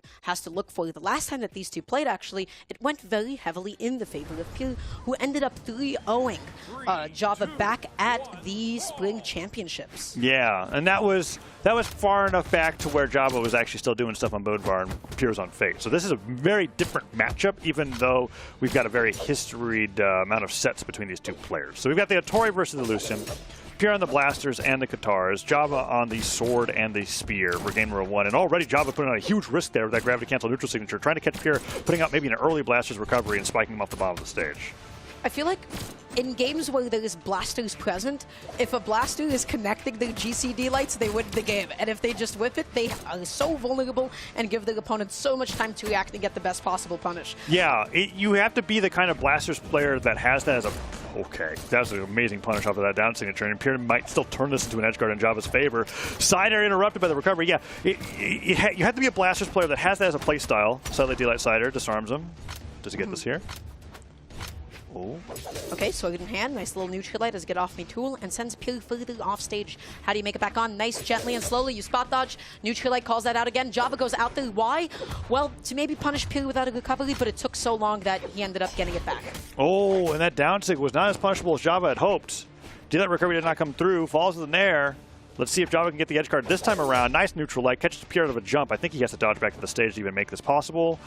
And Java misses the punish, actually. The recovery hits him to the side of the stage, so it's not enough force to knock it out. This has been like the sloppiest Java edge guard that I think we've seen all day. You need a game to tighten it up. You just need that game to warm up and hopefully just get it out of your system. There we but go. really good GCD light into recovery punish on that whiffed recovery. Yeah, it's funny how actionable you are after an unarmed downlight if it hits compared to if it doesn't. And you saw how quickly he was able to let that recovery go through there. Now Java's starting to get a lot of extra credit here against Pierre. That down air was the right idea, but just pressed it too soon, was not able to cover that spot dodge. And Spot just dodge? What? optimal. I can't Whoa. believe you stare at a Lucian Look at down that. sig, spot dodge it, and then take a stock off of it. Oh, Pierre makes it back though. I was That hoping. was such a good catch. You toss up the weapon, you're like, oh man, I got nothing left. Whoops, I still have my recovery. And you get that bounce on the stage, and you make it back. And that sider will get that edge guard there. Pierre's been putting out a lot of weight on these down signatures and the guitars, and Java's been playing around them impeccably. One of the things with Lucian is that he's just become so popular because of Luna that I feel like a lot of players are just ready for the entire signature kit of the character. It's just so common to see downsig being used at the edge there. Okay, right now though, Pierre goes out there for the downer. He did not find it and ended up putting himself in quite the nasty position here as Java is controlling the Huh. Okay. I mean, it was the first time we've seen him try that. That's a lot. I like those side sigs a lot more than the edge guard ones. And Java is very good at calling out players' landings in center stage. So he does close out the stock. But yeah, I was also kind of like eyebrow raising at that side sig there. You look disappointed. In fact, not just raising an eyebrow. Oh, But, you noticed. Java able to get the recovery there, makes it back onto the stage here. And yeah, I gotta say, just really shining in the way that he has been getting these edge guards, going for it, right? That time around, catching that high recovery. What's gonna be the play here? Yeah, D-Light ends sig, great punish, especially after you saw that gravity cancel coming through. No dodge for Pierre again. Cider gets him on the recovery, and Java doesn't even risk going for the edge guard there because he wants to keep the stock lead. And he's still tacking on some more damage here. Ser, going to take longer than any other character to knock out with because of that 4 force. Such a good Cider, just swatting away Pierre, who thought that maybe Java was just going to go through the wall touch, had enough drift to do so, make it back on, get a hit, but is this going to be it? The recovery doesn't come out. Java wants to steal that stock away, but Pierre is like, okay, relax, get back down, one stock apiece, you're not doing that to me. Yeah, exchanging exhausted recoveries there towards the top, and Pierre ends up winning out, but Java... I mean, downlight Cider on either weapon would do it. Just a fleeting stare. Oh, he's got to be so careful. Oh, Get back. guitars. That Okay. dodge was so clutch. If he missed that dodge there, Pierre wins the game. Yeah, such as Katari's. Okay, dodges right back onto the stage here. Makes it back on. But yeah, you have no weapon and you're going up against Speed. It is a little bit difficult to infiltrate that space. You have to bait a committal option like a D-Light or a recovery. Or a and neutral use that. sig. Yeah, that sure is a commitment. Yeah, ground pound comes through. He accidentally lands on the side of the platform. Wait, Java's looking shaky here. Can he get it? Dare delayed recovery. Does manage to close up that game, but the way that was going was me being like, in my head, Java was kind of like, I should have won this 30 seconds ago. What's happening? And Pierre was just slowly taking that lead away from him. Good on him for being able to close that out. Wow, high damaging game. Yeah, I really want to see that stock 2 again. I hope we get to that in time. Just like seeing them both go all the way out there. It reminded me, have you ever seen like those like face slap competitions where it's like these two men, like burly men, going at each other until like one of them gives up? That's what think it I felt have. like when they took the stock off the top. Oh, Like, are you they talking kept- about where there's like recovery versus recovery? They're just so exhausted towards the end. Yeah, They're just seeing who has the most endurance to keep that going. yeah. Seeing moments like that between unarmed guitars is definitely very rare, but we've got those clips for later. Look at them going off stage right there. The Nair and recovery was actually great. Pierre's really relentless with the pressure here, and Java seems to be perfectly fine playing along with them. This is one of the scariest win conditions of Qatari's, and Pierre is trying his best to actually execute on those. Java still makes it back, though, just so good at timing those dodges and being cognizant of Pierre's offstage options and how to especially avoid down it. Yeah, Pierre ended up coming out on top when it comes to damage in that situation, but Java stuffs the recovery. Oh, that's No. it! What an awesomely placed side air, and honestly a little lucky, I will say. I know that Java was just trying to get whatever damage that he could, and to get Pierre out of like literally the frame of startup that he put in that recovery input was pretty devastating for his lead. A little bit unfortunate, but okay, gets that downlight into the recovery, goes Whoa. all the way up there. Pierre just simply missed on the 50-50. Went to the right, and Java just so happened to go to the left. Yeah, that Nair would have maybe had enough force to knock out there. It would have been close. Nair into down air, starts tacking on some extra credit. No dodge here. Can Pierre get the edge guard? Goes in for that dash jump side pivot Sair, and Java's actually getting way more damage than I think he has any business doing right now. Pierre's having a lot of difficulty with his stock, and Java's taking a ton of risks. That's just like the nature of Qatari sometimes, right? If you're not getting those edge guards, if you're not finding like your D-Light recoveries well, then, you know, you are just going to end up letting your opponent get a lot of extra credit. And then also the nature of Qatars is sometimes you get a stock at 0. Java manages to make it back, though. Sidelight and air comes through. Let's see what Pierre's able to do off this punish. Beautiful. You get put in the blender, buddy. You're getting turned into a puree. You ate so much damage just now. Oh, my goodness. Yeah, Pierre brings it right back off of one dare dodge read, and now Java has to see if he can get the lead in his favor once again. You have no weapon here. I don't totally know why Pierre committed to like the weapon toss out there from before and is definitely struggling because of it. Java is spacing him out. That is what you needed though, right? You're just able to knock him out just for a second, and you're like, okay, I can pick up my weapon now. Ooh, nice gravity cancel D-Light. Gets the recovery right afterwards. Let's see if we can get anything else off of that. Nice patience. Waiting to see if Java's going to fastball and the NSIG hits. Goes for the gravity cancel sidelight, and Java almost gets the reversal on the Sair. Now it's either player's game here. D-Light recovery comes through. One more of those will take him off the top. The same case goes for Pierre as well. No, Pierre. Oh, does touch the stage. Dodges the gravity cancel NSIG. Recovery doesn't knock out because it was beneath the stage. Otherwise, it would have done it. Such good patience to hold on to that till the last possible second. That unarmed recovery surprisingly did not take that stock. Oh. They both just had nothing. They were just both sweating, pressing the heavy button. That's so funny. Blaster's Nair almost knocking out its own weapon throw recovery. That's what's going to be? Wow, that was a crazy stock, too. So let's see if we have a repetition of stock 1. Is Pierre going to be able to close out the stock, or is Java just going to obliterate this fresh one that Pierre has? Nope, not quite. That's going to be the GCD light into the recovery, keeping it as even as possible. Yeah, very risky, though. I talked about how that down light has so much end lag if it doesn't hit, and Pierre used his dodge to make it work, so he really called Java out there. If that didn't work, he would have been an orange by now, and maybe this would have just been the game for Java. Well, luckily that is not the case for Pierre, right? Makes back on. Okay, tries to go through the D-light pickup into the down air. Was not so successful. Undo shoots at that time, and Java just swatting him away over and over with those sidelights. Yeah, rolling across the stage with sidelight, maybe put in a gravity cancel sidelight here or there. We've seen Java go into this mode every once in a while where he's kind of like, okay, going to slow down the pace of the game, going to get my one hits at a time, but he gets dared. Good reversal with the side air. D-Light side air catches Pierre on the recovery. Did he touch the stage? He uses one recovery as the dodge. He's sweating. Does make it back. I think Pierre did use up that dodge, so has to be really patient who gets it back, and Java doesn't actually commit to anything. The weapon toss neutral light gets Pierre off stage. Such a good reversal. Can you actually convert this into a stock? Not quite. That's a down air, a weapon toss, and goes through the GC D-Light to potentially get a ground pound, but it did not connect. You talked about it, you whiffed it, and guess what? Java made it back on. I can't believe that ground pound was so close. Java had to let the recovery go so early to be able to make it past it. Otherwise, they could have been the stock. And now the spot dodges are coming through. And Pierre's finding himself in a situation again where he went for a weapon throw risk, and he had to wait that long for a weapon spawn to come through. Java could just get the edge guard here off of a Sair. Bad position to be in right now. Pierre using up that dodge. Java using that as an opportunity to jump and commit to a side. Is the neutral light doing it? Not yet. Yeah, Lucian defense, a little deceptive there. Recovery gets it. Finally gets the edge guard there, and Java celebrates with an attack after a very close game, too. Where both players are, I think their recovery game is just good enough against each other that it's just close. But specifically, I feel like against Pierre, Java just keeps on getting away with like side airing Pierre to be able to get back onto the stage and then able to turn that into the gun stock. And I guess my question is, what is actually the counter play in that position, other than you bait it by getting in that space and then you jump above it, or you use up your spot dodge in the air to you know, try and punish it? Yeah, it could just be patience on waiting for Java to go for these wake-up Sairs, because I know what you're talking about. You're talking about when Java gets hit by a Qatar dare, he immediately jump Sairs him into the wall, and then suddenly turns his edge guard against him. Pierre just needs to get in that space to bait it, and then just jump away before trying to commit to something else, because this might, you know, it's working for Java, but anything can become a habit, anything can become exploitable to use against your opponent. Yeah, Java's even gravity cancel neutral sigged a few times, and that's using his, okay. Just keep doing it. Yeah, neutralize the 7th time, Java. Why not? Just keep poking him off the stage. It's the most tilting move to get hit by in the game, in my opinion. It's just like the animation is so long, and you're just like stuck in it. And you're like, man, this sucks. Yeah, oh, what that's just it. Double dare. Java goes down at the bottom of the stage, and Pierre has a huge lead in Game 3. This is a first. This is new. This is exciting, in fact. Pierre able to get that kind of an edge guard. This is exactly what he's kind of looking for all set. And with blasters, no less. He's been trying the entire time with the Qatars. That was almost a call out on the dodge out, but you just needed to dash into your side light to be able to get that, but still, just a good idea. Yeah, there's that side air reversal twice in a row into the wall. Pierre just getting, although this seems to be like a Java playstyle thing, it's still working quite a bit. Oh, that just would have worked. If he went again. Huge down, that's it. Oh, not quite. You have to get out of there in time.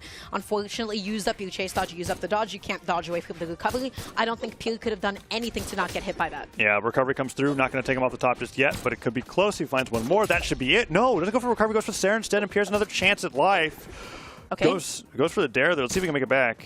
Pierre being nice and patient, getting back onto the stage here, spaces out a downer. Now with the Katars yet again. Now let's take a look at what happens. Java went to the left, just able to go up and over Pierre. Oh. And the weapon throw afterwards. Java's just gone. Yeah, this is... Did Java get stuffed out in the startup of Cider? Yeah, and I think Pierre's making the adjustments that we were hoping that he would make. Not from exactly games the way 1 and that I 2. anticipated, but rather just by getting as close to Java as possible and catching that animation before it comes out. Yeah, and Katars are good at that, especially when you're starting to use those nairs and you're just doing them preemptively, right? Like if Java's being preemptive with his wake-up stairs, just recognize that you have him in a string where he's got to jump first before your attack can come through, and now he's... Oh, such a good dodge, but oh no, Java goes out there for the spike, and look at what happens. You're now stuck in this position. The weapon toss to force you further back down. So much pressure off stage. Ugh. Java going underneath the stage there, tasting him off hard. Okay, down air connects, gets the nair, tries to bounce him into the wall to maybe get like the nair catches the dodge. Actually, Java's just full unarmed. Well, I mean, this isn't unusual for him. It's a little unusual to be that long, but he definitely has had... I love offstage battles in this game, man. They're so cool. Yeah, they're pretty fantastic, and it was hard to follow there because, oh man, Java was using his nair really well to catch those diagonal dodges, but both players make it back, and now he's just dribbling them with blaster dares. Oh yeah, that's so much damage, and just, that's the first time we've seen that all set. The down sig, yeah, which is a pretty good move because it like hits in this weird downwards angle, but it just always sends to the top right or top left, and you can use it off stage, on stage, catch a landing with it whatsoever. But I think those two moves, those two dares right there was kind of like the highlight of the entire game. Pierre switched over to the blasters. Even though the damage dealt between them was relatively even, I think the blasters are where he got most of his leads. This is sort of what I feel like happens with Katars. If you're getting your edge guards, you're kind of winning those games. If you're not getting those edge guards, well, maybe not so much. Pierre just keeps on dealing a lot of damage to Java out there, and if I'm Java, I'm a little bit more nervous than I was at the start of the set. He could just be like, I hate Miami Dome, and now I'm fine. That might be a reason. I don't know. There's like a, oh no, Sarah chase dodge directly up, almost caught Java. That recovery just worked out barely. How do you actually finish there without eating a sword recovery and letting them chase dodge back on? What is Pierre's even option there besides just letting both of them get back onto the stage? Could have been delaying the chase dodge slightly so that he would end up following the recovery instead of riding alongside of it. But that's a really tough call to make in the moment. And Pierre was just trying to play as fast as possible. Enta comes through there, takes the damage lead. Sidesick comes through there, pushes it even further. Can he get the knockout here? No, recovery does not connect, but that Ensig will, and Java's already low on jumps. Yeah, has no jumps, but then Pierre just kind of overcommits a little bit, didn't fully recognize that situation, and then Java was able to get down and around.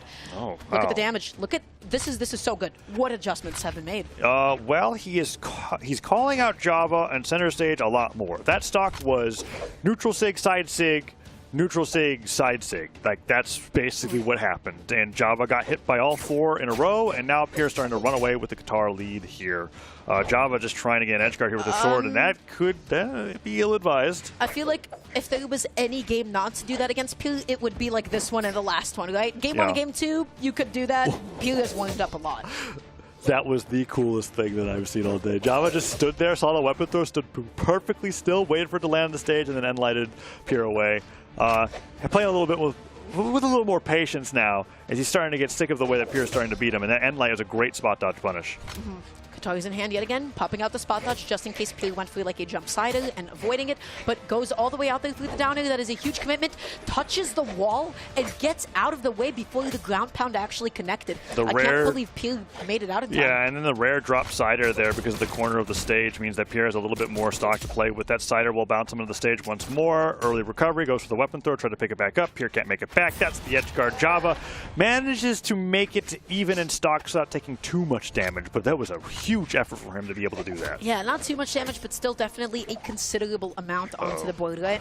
Pierre is going out there, waiting for Java to do something. Almost punished that ground pound attempt, but Java still made it back safely. Yeah, Java is not failing to surprise me with how many ground pounds he's willing to throw off at disadvantage. It's kind of crazy. He's just kind of like, I'm losing. He is getting away with it. He is. He hasn't gotten hit for any of them yet. Every time I hold my breath. He can't keep getting away with this. Well, I mean, if you can't, then Pierre's just going to end up getting with a 3-0, right? Like, this is rough. But Pierre right now looking to just catch Java on the landing with the sider. Did not do so, but tossing out the weapon, covering high and able to go back down low with the downer. Nasty position to be in. Goes through the sider to cover the wall and gets put off stage onto the other side as well. Such a good dodge punish on that recovery. That was just smart. You're anticipating like a jump sider. You're able to cover that, and you're able to reaction punish it. That was amazing. Oh, and he gets the recovery, gravity cancel, D-Light, Nair gets the downer as well. Whoa, Pierre running away with the game. Java manages to break the pressure for a second with a D-Light sider, and then Pierre just goes right back to destroying him with that down sig. Weapon throw forces the dodge. D-Light ground pound will be the secure there for a 2-stock in game 4, and Pierre brings it back to a game 5 in a fashion where I'm like, whoa. Java, what happened to you? He's just getting destroyed. He's so sick. Pierre is so sick. This entire last game has just been like so many different really exciting edge guard sequences, and that last stock was a Qatar highlight video and a half. I need to see what, because it all started with the I told you about the true combo of recovery in air and a gravity cancel D-Light. It starts with that, and then Pierre just ended up turning it into a ton of damage that led into a 2-stock. Wow. So this was not how I expected the set to go at all. Game 1 and Game 2, Pierre was not finding these stocks nearly as easily. Well, now here we are. Game number 5, potential for the reverse 3-0 and make it into winner's side of top 8. Oh, that's right. This is for winner's side of top 8. A lot on the line. A lot is on the line here, and it's between Java and Pierre, who, with their set record being 9-9, right? This is kind of going according to plan. Well, yeah, it's going according to plan, and the win here is a pretty big deal because it gives one player the winning record over the other, right? That's what really matters here, the winning record, and feeling good about yourself, right? But right now, Pierre able to touch the wall in time, okay? Just sort of a repeat of the same situation as before. Java is no longer as keen to go out there for those kinds of ground pounds, and Pierre makes it back safely. Yeah, let's see what adaptations Java makes here in this game 5, because I think he was taking a lot of risks. They weren't really paying off, and then Pierre's punish game was phenomenal in comparison to Java's, and that's what's been carrying him between games 3 and 4. Now Java's starting to really let loose. Gets a recovery, but then Pierre reversals him, goes for the weapon throw down, dive kicks out of the way of a potential punish, and Pierre switches right over to the blasters to starve Java of a weapon. I love how many of the same situations just keep on repeating themselves. Between and it seems like, and like in that sort of recovery battle all the way up top, Pierre is the one that's slightly coming out, but you know what, touch the stage is what I would say. That does not matter. Java going out there, finding that downer, finally. This is an amazing lead. Yeah, Java finally finding a stride. That was a really nice pivot dare at the end there to be able to knock Pierre off the right side of the stage, caught him into the side of the wall like we've been seeing. He loves going for these siders into the wall, and they've been working out so well. Pierre had the right idea light with the GC light, but then just slightly ended up misspacing it. Didn't get too punished for the lack of the dodge, but right now Pierre has just been without a weapon for so long. How do you make it back on? Well, there you go. Yeah, Java is looking like an unstoppable wall right now. This is tough. We tried to go for a weapon change there, and Pierre ends up picking the guitars right from underneath his nose. Sword picked up there at a delay, so no harm, no foul. Still can't get the stock. Ooh, Java ends up actually siding in the wrong direction, anticipating Pierre to go for a cross-up here. That's the, that would have been huge, but did not actually find it. Oh, no. He dodges through with the dodge, and the ground pound doesn't work out. Pierre was looking for that knockout, and now, missing that opportunity, Java could bring this 3 stocks to 1 at this rate. Sider comes through, edge guard, he has to use this dodge at some point. The ground pound Java dodges didn't commit to a through. button immediately, just went through the ground pound. I'm very surprised. Pierre is able to live another day, maybe not anymore. Gets a wall touch again, but that side of the hitbox so disjointed, keeping him alive, but maybe who knows how long. Yeah, I mean, that's the first time I think we've seen Java's preference to saring people into the stage not paying off. He couldn't get D-Light ground pound from that angle, so he had to go for whatever he could get. Yeah, he was below Java instead of being above to be able to connect that, right? So a little bit unfortunate, and now, I mean, if I'm Java, I'm like, you can take my stock whenever you want. Maybe I'll get one on you, but the point is, this lead is massive. Yeah, Pierre dashing forward, looking for that unarmed recovery. Java just starving of a weapon to be like, I could play this game all day. I don't care. Throws the weapon forward. There's the new one. Okay, still not enough. KOing. Yeah, you really feel the 4-4 solution when you're unarmed. And light does not hit, and that sider will finally take down Java's first stock. Pierre is like severely damaged. That's though. brutal. That is not how you want to Does open unarmed off this side game. light kill? Okay, it does. Knock out. Don't say it. It's fine. There he goes. Last stock for Pierre.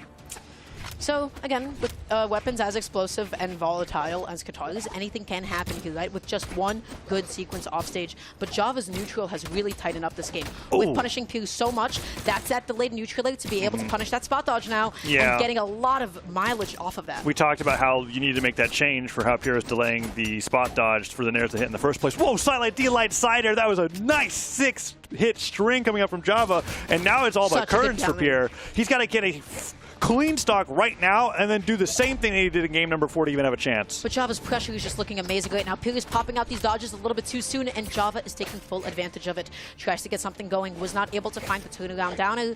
Not able to get this neutral light either here, and whiffing that neutral light as well. Pierre is struggling to find this clean opening against Java. Nothing is really... Is he looking for a side stick on the landing here? I don't know what Java's looking for. Pierre, I mean, I guess he could take his time, right? Weapon throws coming forward here. Okay. That's it. Okay, that's going to be Java. Wow.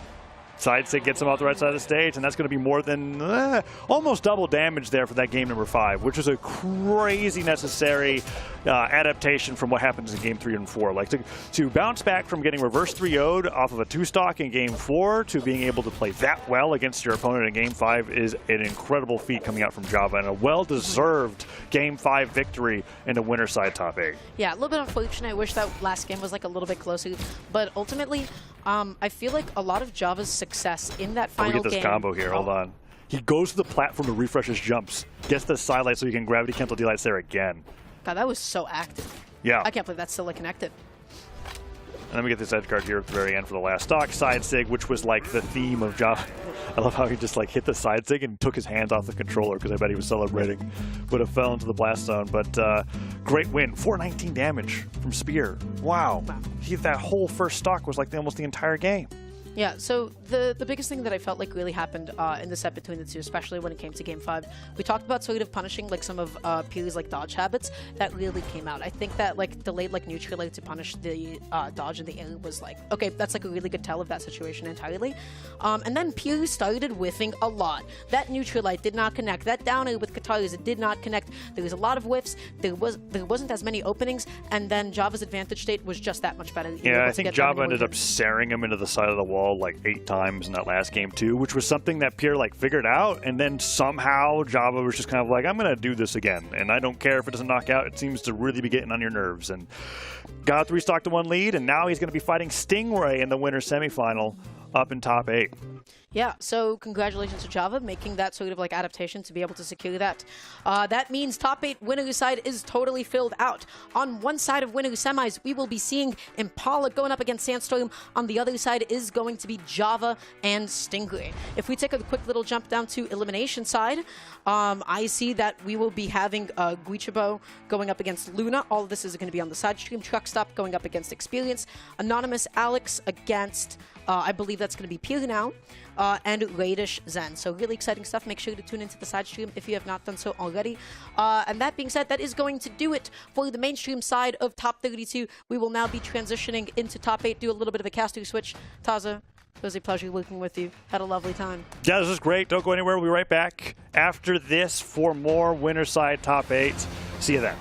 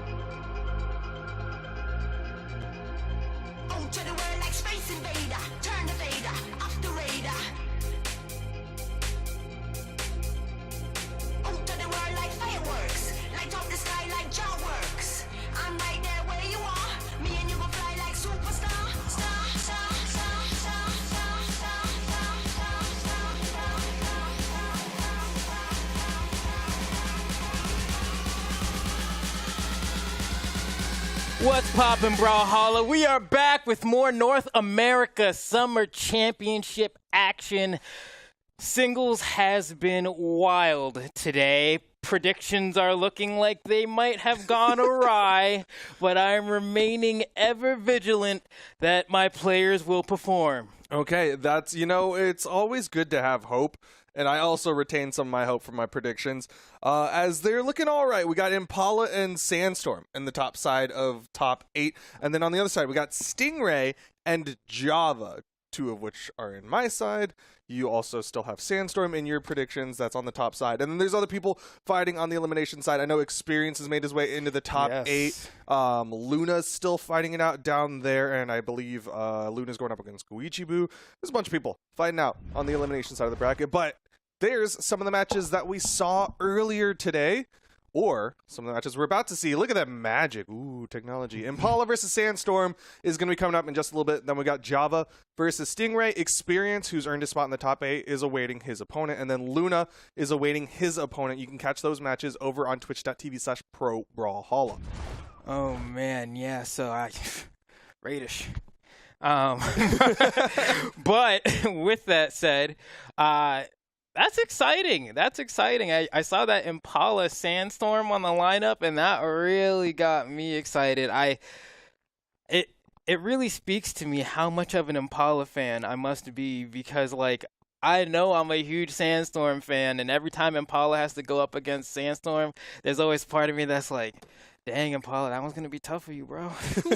But I believe still, so that one could really go either way. That'll be a banger for sure. Oh, yeah. I mean, this is like an iconic match for this year in particular, right? Because we've got the multi-time world champion versus the current world champion, and we've seen them fight occasionally. Probably the most notable instance was, I believe, at DreamHack San Diego, where it was kind of like that ceremonial passing of the torch where Impala managed to get the victory over Sandstorm.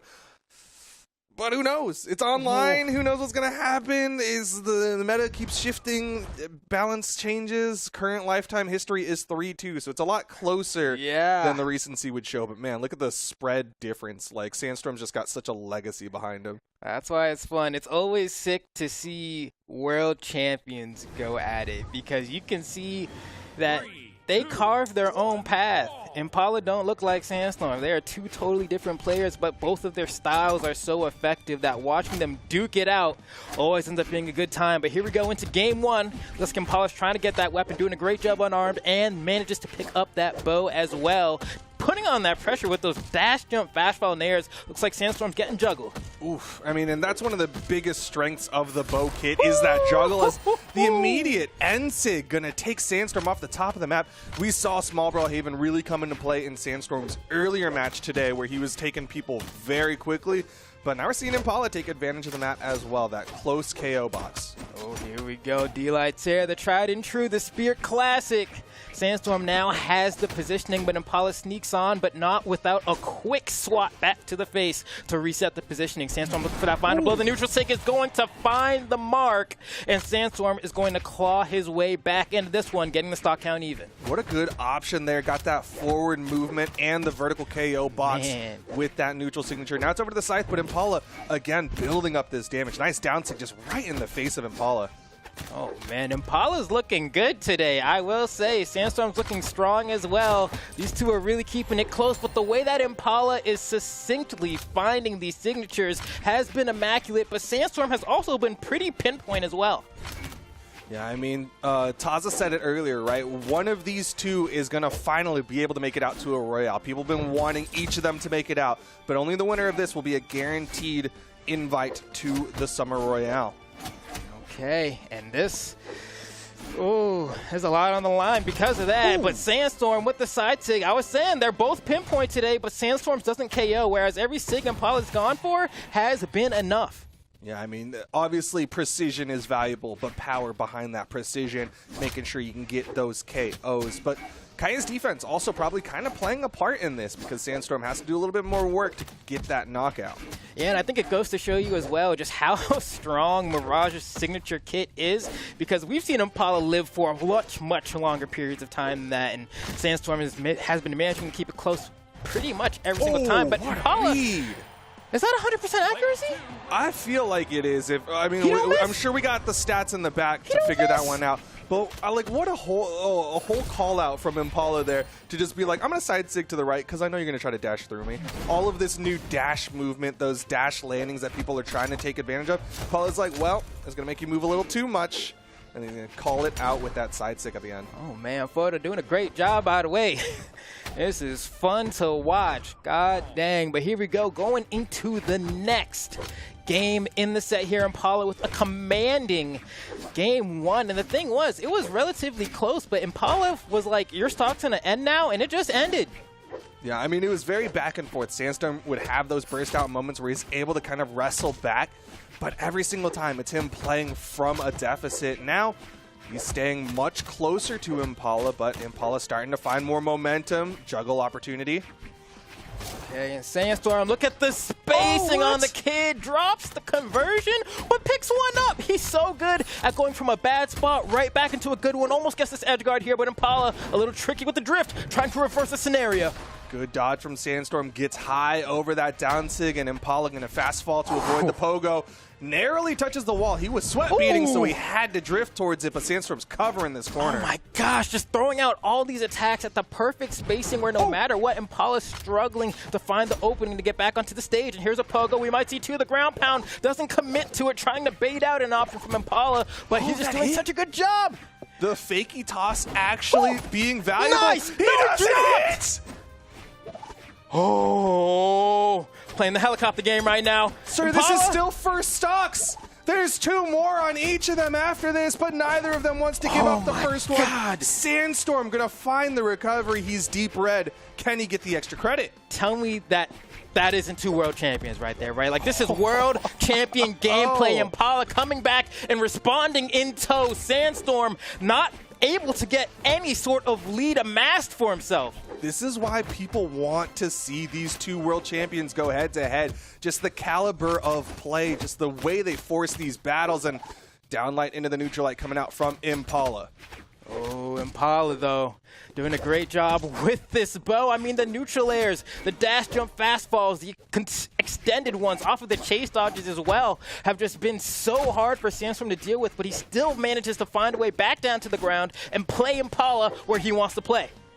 You see him hit that neutral light, doesn't get the read. Impala with the dodge up and away twice now. Sandstorm just trying to hard call out with that raw downlight in the middle of the stage. Ooh, nice catch with the side light. Still got movement. Okay, is it going to be a downlight? No, Impala does an unarmed Sarah back to the stage. What cajones on that one? Impala really wanting to commit a little early. He knows if those zigs hit, he might have that chance, but Sandstorm gonna get that KO, could put himself on the board here. Okay, if Sandstorm's able to get anything from this, it'll be the first time in this set that someone will actually have a chance to build a bit of a lead, but Impala trying to stop it from getting too large. The gap has been close this entire time, and so far, he's doing a great job. Can he get the final blow, though? No, Sandstorm gets the recovery, but gets swatted again, but he's still inching every little bit, but Impala finally shuts it all down. Dude, the way that they're surviving on this map, making small Brawlhaven look like big Brawlhaven, like they're going from far KO box to the opposite ends of the earth. Oh man, Sandstorm trying to answer right back here. Impala needs to bridge the gap, and the ground pound's a great way to do it. The down air is not enough. He runs to the other side. He dodges in, no coverage. No chase after the nair, but now Sandstorm is unarmed. He gets back down to the stage, has a scythe in hand. It's the comfort weapon. The other one? Oh my gosh, Kaya defense. It's not. Oh, no way, you're still alive? Bruh! What? Dude, the map just gets bigger for both of them. Sidelight not going to be enough here. Sandstorm with all the advantage, and that will do it. Sandstorm going to tie up the set 1-1. That is the way it be. I mean, for a second there, I was like, dang, like I need to play Kaya. What is she surviving until? But Sandstorm still able to just find those areas to get that extra little hit in to secure the knockout. But man, this has been an electrifying set so far. I gotta take a breath. Yeah, we're only 2 games into our first block. We're already like, oh my god. Uh-oh.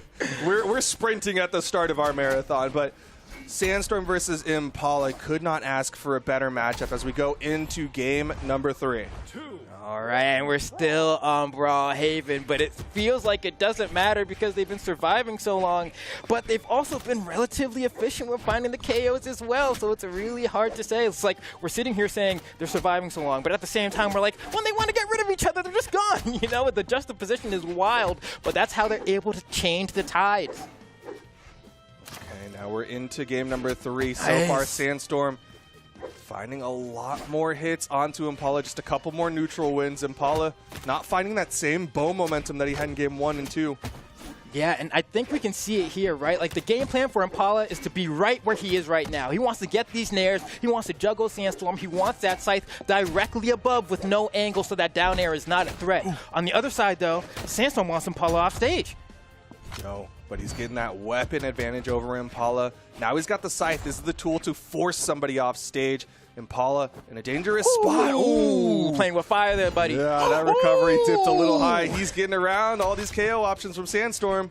It's getting red hot, but Impala is staying ever vigilant here, has heat resistance, trying to find a way to get through on Sandstorm with no weapon, but Sandstorm can't find the final blow. Look at where he's standing, right in the no man's land, but Sandstorm presses the button that covers that exact position. You can only dodge around for so long. Now Sandstorm in a good position to get some extra credit here on this second stock of Impala. Impala using that weapon dodge, trying to open up Sandstorm, but Sandstorm is finding more wins. Oh, here we go. Impala tries to drift through, but Sandstorm presses the neutral attack just fast enough to catch Impala on the switch. Okay, he's going back over to the bow. Oh, Baits no, out punish. the SIG, but he misses the punish. The end SIG will finally KO, but this is the biggest lead either of them have had in this set. Yeah, this is definitely the case here. I mean, Sandstorm looking to make that lead even bigger here. If you can get this edge guard, it will be the first time that Impala will really have to think about how to surmount the comeback and not just keeping things close. Okay, Sandstorm now on the edge. Impala Nice. lets him back up a little bit. That nair helps him get back down onto the stage, and now he's got the scythe. Good Sair from Impala. Do you go for the ground pound here? Oh, he was thinking about it, but Sandstorm goes on stage a little bit earlier than Impala was expecting. But with that said, Sandstorm just lets it rip. The Beyblade has flown ship.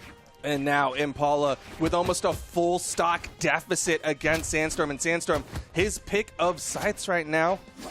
Starting to read these dodges coming out from Impala. You're seeing Sandstorm start to go high. Okay, now here's the question, because Impala's the new world champion. Sandstorm's done it a cute couple times before. And so it's like, do you have the stamina now to keep playing at this pace? This is someone who's really going to challenge your ability to play the game, but they've done it before. I mean, it's a really close set history, but Sandstorm trying to widen the gap. I mean, a win here would tie up the set he count. missed. He misses the dare. A rare miss. He still gets the wall touch, though. Impala thought he was going to go to the outside. That's a burn recovery. He's still got the wall touch. He'll survive, but this stock is bleeding out. He's throwing everything at him, bro. The whole arsenal, the entire utility belt. he What dodged is through that dodge? He is godlike. The No pogo. Sair? Unarmed. Oh, No delay. punish! Sir, that was a burn dodge from Sandstorm. But at this point, I mean, this is his final stock. Sandstorm's big chillin'. This game is pretty much won. I mean, with this much damage, even if Impala gets the stock here, he has to be a literal legend. And Sandstorm goes ahead and tucks that one. Says, woo, man, you were really working that last stock, but you needed to play like that the stock before. Oh, man. Sandstorm up 2-1. He's one game away from his invite to the Summer Royale and a guaranteed top 3 finish here at the Summer Championship. And the tough part about this, too, is that Impala had this moment where Sandstorm was kind of camping the side of the stage a little bit. And Impala didn't really want to go off stage. He doesn't like being there. He wants to juggle Sandstorm in the middle. And when Sandstorm finally came back on stage, Impala immediately went for the D-Light because he had been so starved of being in the proper position for so long. And immediately Sandstorm stuffed it out. And he never got a chance to set up that game plan again. We'll see if he can get his game plan this time as we go back to Small Brawlhaven for one more game. Impala versus Sandstorm. Impala, once again, trying to get those juggles. He wants to get Sandstorm vertical. Okay, and I'm wondering if maybe the plan is use that spear a little bit more. I think Impala was heavily on the bow, and switching over to the spear is the exact kind of momentum that he needs, because part of Brawlhalla is keeping your opponent on their toes. You want to be swapping your weapons so they can't get too used to your playstyle. Big agree. He played a lot of bow in that last game. And on the other side, right, we saw the damage numbers. Sandstorm put out like almost 500 on his scythe versus like 89 on his spear. So they both were leaning into the non-spear weapon. And it makes sense to me because there's a certain amount where it's like you don't want to give them too much time to adapt to your game plan. So always keeping things fresh is a great way to go. And we see Impala give a very commanding response to the way that last game ended. He found the adjustments. He was like, all right, I'm going to play a little bit of spear, and was able to get a stock. And now he's going to whip the bow out again and see if it works. But now he needs to get that extra credit, and Sandstorm's not giving him any chance to. Good dodge from Impala, avoids that GC downlight. The wake up from Impala keeps the pressure on. Oh, but he misses the dare, and Sandstorm's going to catch him with the down sig. Yeah, and that one's a little bit tough because Impala did make the right decision. It was a swing moment right there, and you can't lose out on precision when you have so much damage. You can't miss. I mean, at the very least, you got to make Sandstorm think about throwing out those down sigs and not just throw them out as safely. Good pogo from Impala, but he backs away. It's like you said, he doesn't want to play those edge guards. This is so tough. Impala's doing such a great job of trying to get in on Sandstorm, but Sandstorm keeps keeping him in the corner. Impala doesn't want to play from here, but there's so much pressure exuded by Sandstorm that it feels like you never get a chance to get to center stage. Nice D-Light actually puts him over the sig. Spacing. Oh, he didn't dodge. Wait, there's the dodge that time. Impala wasn't ready for it. Oh, he's getting good hits. Can he get the KO? Oh my god, the level of mix here is insane, and he gets through that exact same mix-up again. Sandstorm tried that in the previous game, and Impala had the dodge perfect. Oh, Sandstorm sitting on the corner. Impala just a little you're too burning low. out, brother. Running out exclamation points, but he gets up with the recovery. Oh, and I know Impala wanted that to KO. You were saving that one in the pocket, so that one has to hurt a bit, but somehow Mirage is surviving. Oh! Downlight nair, though. Impala catches him just narrowly with the tip of that arrow, and now Impala going to stick with the bow. Can he get the extra credit? Can he get this to game 5? He's got to do it cleanly. And that's the thing, right? Like, Impala may be getting a little bit too comfortable waking up on Sandstorm. Sandstorm, like, bro, I saw that like 2 seconds ago. You got me with it. I was surprised. Let's not do that right now. He's like, stay asleep for a little bit. Yeah. Oh. Impala, don't give up that center stage, bro. And that's the position. You need to juggle him. He's avoiding the down sigs, though, from Sandstorm. Sandstorm's not getting away with those. Oh. 2 neutral lights. Nice. Avoids the weapon toss.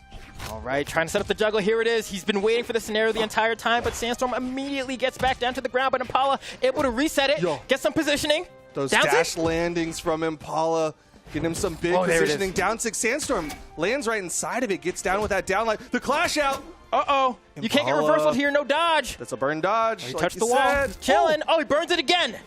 Taking his time. He's scared. And Sandstorm with the read. Gets him right by the neck and yeets him into the KO box. That's going to be Sandstorm going up 3-1 over Impala in what looked like it was sure to go to game 5. It was so close to being a game 5, but like we said at the start, every time one of them starts to get an inch, the other one takes it back. They bring it back and make sure that the set stays close, and that time Sandstorm managed to close it out just above Impala.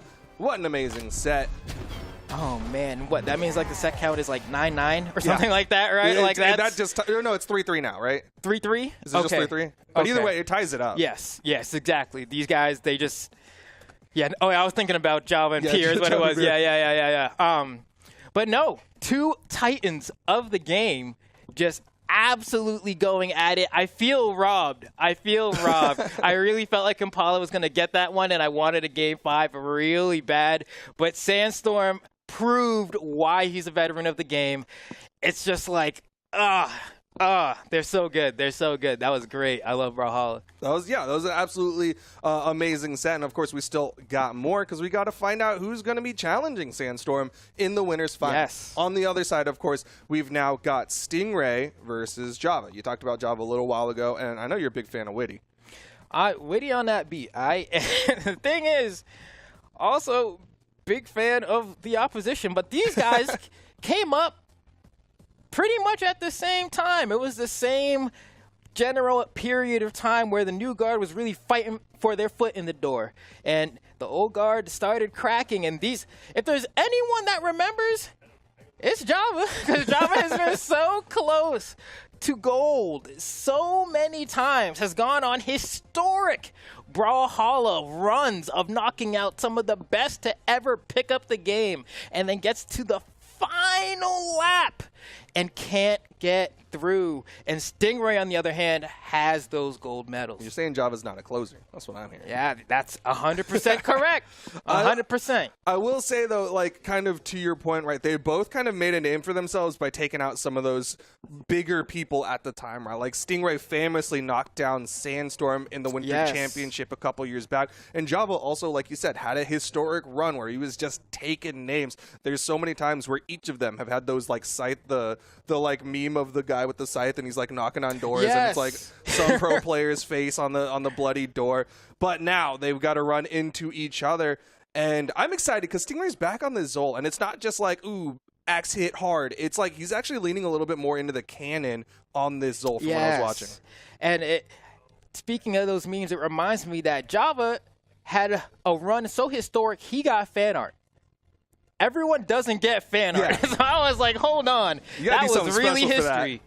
But with that said, yeah, we were talking about how Stingray has been leaning into the cannon, and I do like that he's doing that more. I remember at the last Royale, he did play this Zol, but was more heavily on the axe, and it did fine. But I think, you know, one, we've been seeing a lot, especially in South America, the rise of axe kind of in the meta, and it's nice to see a bit of that here in North America. But I think the cannon has also been in a solid spot, and people just kind of put it down for no real reason. Yeah, it's always interesting when weapons just kind of like fall out of the attention span of our players. Like, certain ones will almost never fall out of the attention span. Like, sword will almost always be on people's minds, but like things like cannon or orb will just kind of like fall out, and people be like, why aren't people playing this? And it's interesting because cannon, similar to greatsword in a lot of ways in terms of like, oh, is that going to be done? Yeah, that's just it. Java getting a quick one. And that's why this stage is kind of cool, you know, for spear players. They're like, platforms, this is my jam. Okay, Java definitely going to be playing that spear for right now. At the very least, Stingray finally going to pick up a weapon. He's got the cannon now. We'll see if he can start to get some momentum here because he's playing from a full stock deficit. Throws out the ground pound, but Java's just chilling. He's just watching.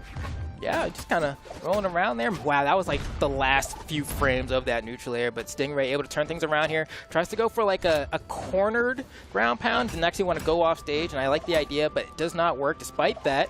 Still hanging on here, trying to find these hits, but Java's looking pretty clean in the lead. Down like ground pound, right in the face of Java. Stingray going to charge up that down stick, and Java just dashing right through it. No, man, this is always so interesting because it's like when you're trying to make like a great run, right? It's always funny when at the end of those runs for some of the newer people, it's their friend. You know, it's like they always decide to peak on the same days. When one of them has an epiphany, they got to share it, and then the other one now has all of that epiphany enjoyment. Ooh, that's a punish. Inside air. Yeah, Stingray about to get went lapped. a little low there. Stingray, that weapon toss, denying him the opportunity for the down air. Ooh, close. Stingray can't find the final blow here. And maybe this is where you start taking a page out of South America's book. Yeah, you just start going for neutral lights and D lights, right? Because clearly fishing for Sayer, and that's where a lot of Axe players actually complain, right? Like, especially since the drift got changed a few patches ago now. It's like, oh, I have to like try really hard to line this up. It's like, all right, you KO me in like orange. My life's so hard as an Axe player, and it's so true. You can see it in the fact that Stingray is still a full stock behind here. He's been playing with the Axe a little bit more, starting to get some big chunks put out onto Java. Yeah, I mean, that was like 4 or so hits, and Stingray's already pretty much got half the stock. At this point, get 1 or 2 more, win neutral maybe 2 more times, and then you can start fishing again. Okay, nice. The sidelight nair weapon toss into pickup neutral light coming out from Java. Ground pound not going to connect. Java manages to iframe through it. Uh-oh, Stingray's in trouble. He's going real high. He hasn't touched a wall in a hot minute. Still manages to get back, though. Yeah, and I think the tough part about Stingray trying to play this matchup into Java is that Java, wow, no hit. Okay, there we go. Finally gets the stock. Stingray could win this one. But I was just saying that, like, Java reacts really well to Axe. A lot of other players kind of play around it, but he'll mash sword sidelight the moment he sees you're starting up Sayer. I think as a whole, Java's got some insane reaction speed. Like, Stingray is definitely trying to catch Java with some of those like meta plays where he'll throw out a ground pound in unorthodox spots, and Java's just ready for it. He's got that high movement speed that lets him drift out of a lot of the options that Stingray wants. Okay, that was a dodge right before that as well. Disarmed. Stingray in a great spot here. Pretty much brought this all the way back. The ground pound is almost enough. The recovery almost gives it away. The neutralite's not going to be enough. What does Java do to survive here? Stuck on the corner, soft platform, might be a little bit of a bait, but he gets past it, gets back down, has a sword in hand, side air. Who's going to get that stuck? Oh, can't get around Java. Woo is right. That was very... exhale with me, Duke. Exhale with me. Definitely a big sigh as everyone held their breaths to see who was going to get that final blow. Stingray bet big on that axe recovery, and Java just had the movement outside of it. He was able to jump high enough and then come back in for that side air. Man, what a game, man. All the sets today are really bringing me to life. What can I say? There's just so much phenomenal gameplay. Sets. Yeah. Whether it's spaghetti to the most or just people being very meticulous, they keep it entertaining. Well, now we're into game 2, still staying on Western Air Temple. Java already getting some good damage put out. Ooh. Okay, Stingray trying to find these openings, but Java doing a great job. Eats the weapon away, though, but gets another one right on call, and that's exactly what he needs. Look at this movement, the dash candle. So this game has just gone to another level, bro. It's like the... All the way down? And he's gone. And he's gone. He played a game of chicken and lost there. He tried to see if Java would commit to the ground pound, and he full committed. Oh, don't let him do it to you. Yeah, don't let it be you, bro. Don't let it be you. Oh, and the catches the spot up with the weapon throw and goes unarmed immediately. Almost had the edge guard. And that's the thing, like Java's always been great at edge guarding. It just looked different because he ain't holding the hammer, but it's the same Java. Stingray now needs to start bringing out some big plays again to bring himself back into this. He's got the cannon, gonna hold it, but Java just waits it out. And I like that he was able to see there was a little gap in the spacing of the chain link and the trap that he was able to say, I can recovery here and not get picked up by it. That was just perfect spacing from Java. He's that meticulous. Here we go, second stock. Stingray actually did a really good job taking that stock down from Java. Didn't take too terribly much damage, especially now that he's basically brought it back. Where was that going? Nice. The way that Java, Stingray almost catching Java there, but Java just holding forward and running. Letting it go. He makes the quickest decisions, but Stingray can't seem to quite find the opening he's looking for. Java swinging back, cutting his way back into this game. Oh, Stingray's running out of movement. Yep, does not have enough there. Java gonna take that stock away. Yeah, a moment where you're wishing that cannon could get a little bit higher with its recovery, but unfortunately that is not the case, but it trades it with explosive KO power. So it hits hard, but it does not move that well, especially like vertical pressure against cannon can be so good. Ooh, nice catch. Read the dodge down. Yup, not enough though. Oh, the stage is too big. Dude, Zol's not strong enough. I've been saying. Yeah, you could. He used to hit the gym again. Oh man. What's he bench? 10? I'm saying, like, Zol, you really let yourself go, huh? Like, what's going on? D-Light? Dad bod Nice. Zol. All right, nice side air coming out from Zol. From Stingray, manages to even up the stock count, and Java gonna wait for that weapon spawn. Definitely wants the sword. You saw him immediately throw away the spear. Oh, okay, that's gonna be a 2-hit. Tries to get the read on the dodge up, does not find it though. Oh, man, Java's doing, he doesn't want to jump really. There's lots of side lights. We're trying to stuff these moves. Gravity cancel end light. Stingray, he's trading out with Java, but Java's managing to get better control as he gets that end sig. Still wants a sword, another end sig, as he thought the soft platform was safe, but that sword end sig hits high enough. Wow, yeah, no, that was like the tippity top of that hitbox, because I was like, there's no way. Wow, yeah, I've been there. I've been there. Sometimes you think you get over, you know, sometimes you think you're in the blind spot. You're not in the blind spot. She can see you, bro. Eyes on the back of her head. Wow. That was good, though. But now Stingray kind of super on the back foot here. The past set we had felt like he should have gone to game 5. This one, though, going a little bit more easily favored in favor of Java. I mean, he's not... Stingray can't find the dub.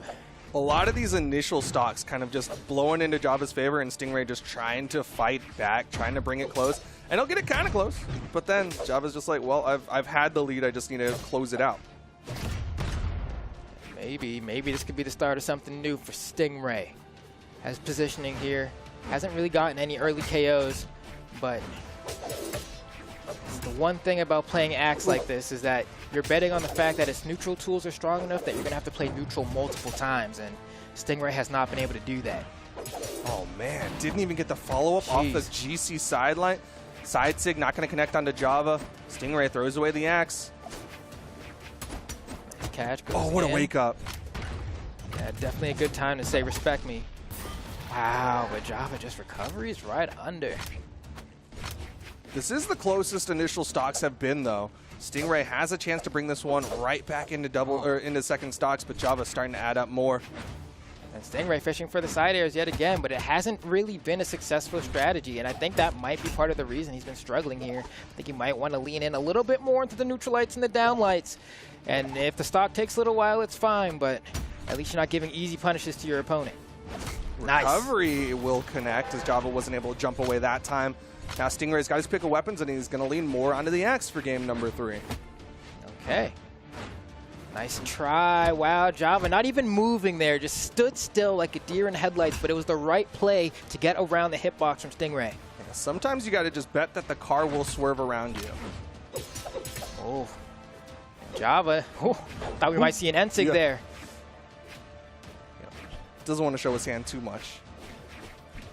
Come on now, the tables turn just a little bit. Stingray trying to claw his way back. Oh, doesn't actually land on the platform there. A little precarious. If Java got him right before he touched the ground, might have been able to put Stingray in a really bad spot off stage. But either way, Stingray trying to play. Oh, huge break for Stingray.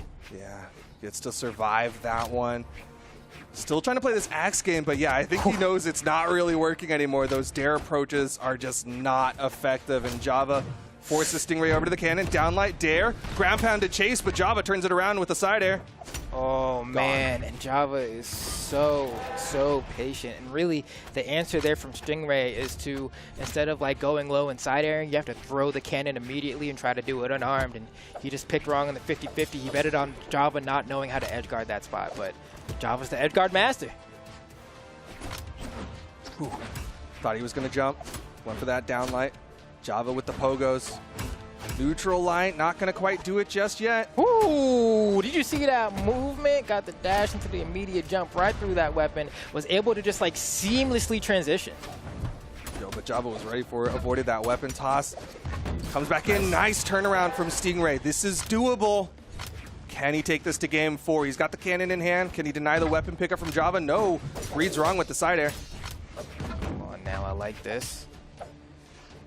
You got it, bro. Let's see if you can get yourself on the board here. Java just needs one more game.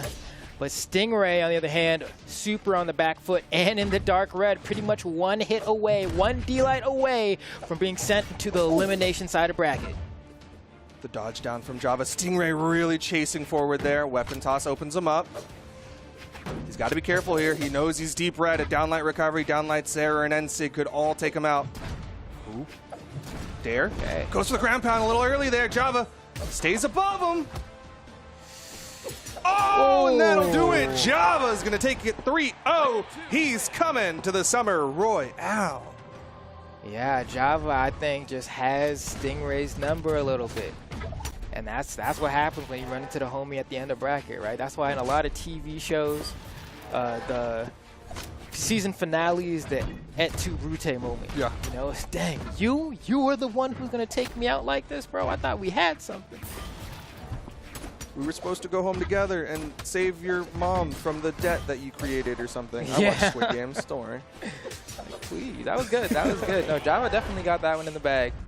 That was good. You can take a look at this damage graph here. I mean, Java just had it. Java just had it. Yeah, I can't really put much more than that. Like, Stingray was definitely trying, was looking pretty good. I think was desperately struggling in terms of converting into KOs. And as far as, like, damage per engagement, you can kind of see it. Like, Stingray couldn't get a whole lot of hits in a row. Maybe side light nair, or a lot of it was just like raw neutral light and then not being able to follow the movement afterwards. So that's tough. That's tough. Java, though, one of the best to ever do it, so I'm with it. You've been saying that, man. I do agree, though. Stingray was struggling.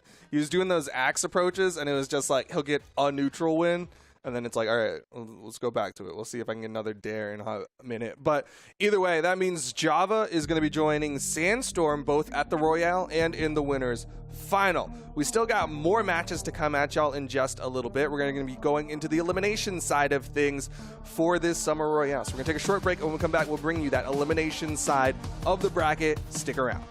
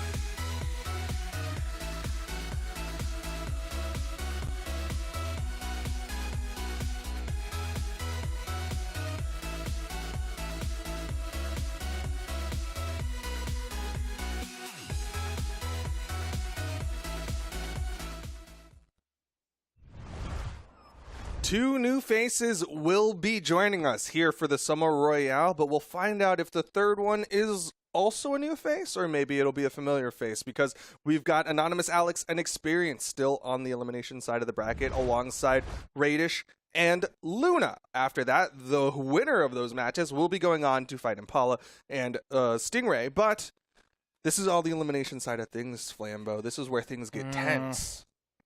Dang. Yeah, you know, it's like True. I just want all of it. But this is a fun one because I feel like Experience is one of those players who, at this point, pretty cemented as like, oh, that's a name I expect to see here. And Anonymous Alex, I think, kind of has like a, I don't want to say hit and miss sort of placements because they always place pretty well. But it's always a question of me of like, how far will they get? I feel like I've been waiting for another run similar to the one that I think really put it on the map for Alex. And it just hasn't quite happened yet. And so I always look at it like, is today the day? Are you going to burn through Experience and then burn through the next person and then burn through the next person and then burn through the next person? Or is this going to be a like, we see you for like a little bit, but not much more. So I'm hoping it's going to be a long day, but Experience also hot, cold when it comes to singles. But doubles, on the other hand, a lot more consistent. For sure. Experience has, I think, had a rough time getting into the single space. He's been putting in more time trying to figure it out. But on the other side, Anonymous Alex, like, to me, has always been someone who, like, when the meta fits, it works well. Yes. And that's kind of what's starting to show right now is, like, we're seeing a little bit more of the axe come out in the meta. We saw it over in the South American region. We even saw Stingray lean a little bit into the axe. So it's not overly surprising to see Anonymous Alex here. The question, like you said, is can he continue past this point? Yeah, and I do like seeing some Taros. I won't lie. I do like watching Taros. Do I like playing Taros? No. But I do like watching Taros do what Taros does. Reminds me of Zangief. You know, just grabbing people. And it's funny because he's not a grappler, but he makes you feel like one with that neutral sig. Yeah, I was gonna say, both neutral sigs kind of feel very grappler-y, especially if you jump too much and get those anti-airs. But right now, Experience with the control. He's got the weapon, he's got the scythe, and he's really knocking Anonymous Alex around right now. Okay, yeah, this is not looking good to start for Alex's Experience. Gets the perfect edge guard, goes extremely wide before starting that gravity cancel to make sure that he doesn't get touched by the recovery, and it just lines up the final blow. Experience looking like he very comfortable in the driver's seat right now. Oh my gosh. Anonymous Alex, that was the first like serious amount of damage he was able to put out, which is why the Stomp Sair just straight up didn't work. He was not able to do enough damage before this second stock to get him into Sair territory, and Experience already putting out more damage onto the second stock of Alex. I was like, that might be the most hammer gameplay I've seen all weekend. I was like, dang, he really sticking with it. There we go. Right onto the axe. I mean, Experience coming down here with such an immaculate lead. So comfortably goes right under that and collects the punish. Man, Experience is playing pretty dang solid. Yeah, he's looking really good, and even that punish was an interesting option there. He went past it and then did a downlight gravity cancel sidelight just to get some stage control. Yes. Weapon spawn there. Ooh. Experience doesn't need it. Gravity cancel down heavy right underneath, and Alex just falls right into it. Yeah, I feel like it's a lot more disrespectful when you break dancing on ice, because before that wasn't there. You know, you were just in the air. Now it's like, oh man, he's holding the balance while hitting you with his legs. A professional figure skater. Really. Oh man, but Experience, I mean, on the verge of potentially three-stocking Anonymous Alex. Alex just trying to hang in here at this point. Needs to get one. Neutral light probably won't be enough unless it's in the corner. Side air is not going to hit. We saw a similar vein of this when Stingray was playing earlier, right? Just struggling to find those KOs. I felt like South America had no problem getting the neutral lights and downlights. But hey, a recovery from the underside might just be exactly what Anonymous Alex needed. Yeah, I'm just kind of thinking his lucky stars that Experience opted to go down there. But now he's got to get more stocks off of Experience. He did manage to avoid getting 3-stocked at the very least, as Experience just fast falls out of that ground pound. Ooh, Anonymous Alex dodges up, still gets caught, and that's just it. Wow, Experience with an immaculate edge guard. Like, I thought Anonymous Alex looked like decently good. He got pretty high on that. I was wondering, and this is an option that I would have picked that, like, works once in a game. You know, I would have gravity cancel side sig and prayed. That's what I would have done. You know, give yourself a little stall and then walk your way towards the wall. And if Experience thinks that you're going to come in, he'll do a nair early and you might recover in time. But like, I don't know that that would have worked there. I think Experience just looked like he had it all covered. Yeah, Experience just, he started off with the driver's seat and he just maintained it. Like, there was almost no point where Alex was looking like he was able to wrestle that back from Experience. And part of that is like the matchup. Scythe does really well in this matchup. Because that's the other thing too, right? Is that like Scythe, a lot of times when edge guarding, and this is what makes the weapon so strong, is that it's often allowed to miss and then still get you. And that's what makes it so frustrating, because you're like, I just got this dude to whiff me. I should be able to get back now. And then the reverse nair comes, and you cry a little bit. You dissipate. You feel like Vision in the Marvel movies. You know, like a little part of your soul just kind of disappears every single time you get reverse naired after avoiding a dare. But we're going into game number 2, Demon Island. Anonymous Alex not going to Jeez, swap man. characters as a experience. I thought we were friends. I don't know how we missed On that the one. I'm not gonna lie. battlefield, I feel like that was the easiest part of all of that. I'm not gonna front, bro. But experience still looking good. Ooh, okay, Alex manages to get in there, get a little punish there. Oh, doesn't ground pound over the corner. 2-piece, goes for the recovery, experience, avoids it again. Okay, there you go. Oh. Wow. Raw down sig, and experience tried to get out there because that doesn't hit completely stacked. Experience had to move slightly to the side for that one to hit. Yeah, that one's tough. That one's tough. Experience doing a pretty great job of trying to stay relevant, though. Hasn't gotten hit. Got caught by a 3-piece, and that's going to hurt. That's Taros. Oof. But shrug it off, walk it off, take a lap. Downlight's going to launch him here. Alex. Oh! Nice. The recovery, yeah, just so many active frames and experience was high enough to avoid it. Gravity cancel, downlight recovery, clean finish. All right, let's see. Alex grabs his hammer. See if we can get something cooking. 2 hits, I'll take it. But gets spot dodged on the side light. And experience has been so good with the chase. What is this? That GCN light, just to catch the opponent moving through him. It's worked twice now. Anonymous Alex has got to be careful about his dodge directions. Side sig, yes, though. that's a Taros player right there, baby. Yeah. Yeah. He said, don't you forget it. It's just it's a surprise. Like, people just aren't expecting you to come out with that big hammer and get that quick KO. And it's funny because every time a Taros hits you with that, you're like, I should have known. Yeah. Like, why am I surprised that I could have Taros did avoided it? that. Ugh. It's just good. It's just good. But experience, still trying to answer back here. Can't quite get this edge guard, but has been doing really well with like racking up damage on the side. I'll give him that 100%, but Anonymous Alex doing a great job of extending this lead, and that's exactly what I like to see after a game 1 loss, and throws away both weapons by accident. This might be the throw experience needed here to go ahead potentially get this stock. Should be a much easier time to edge guarding. Didn't get a touch, and he doesn't have a jump. Yep. He was sweat beating before he got caught by that recovery, and it launched him clean over the map. He knew it to immediate jump off the map. Final stocks here. Anonymous Alex has been looking solid here in game number 2, but there's still a real possibility of experience closing this out. Oh, okay, I like the wake up from Anonymous Alex saying, hey, I'm in the white. Don't think you can just go for this fake string on me. You know, all strings are fake if you're confident. It's true. It's true. Just smash harder. Yeah. That's how I do it. Stomp, Ooh, save. nice scoop Not up enough. there. Okay. Not quite enough, though. Demon Island ceiling just a little Ooh, too high. scoop. No nair. Anonymous Alex staying right around him. He needs to find that heavy attack. A sair, a dare, a nair. Any aerial, really, could KO experience. Might catch you with the neutral sig, too. Can't sleep. Ooh, but that's the thing. You got to just not be scared. You got to look Taros in the face and just go for it, because otherwise he will do it to you. Still living, but that might close it right there. And he's gone, experience is so good at the unarmed edge guards, right? Like, Anonymous Alex had, like, some moments there. I mean, there was a huge lead in that game toward the end, but just could not find the final hit. Tried to do it with the hammer.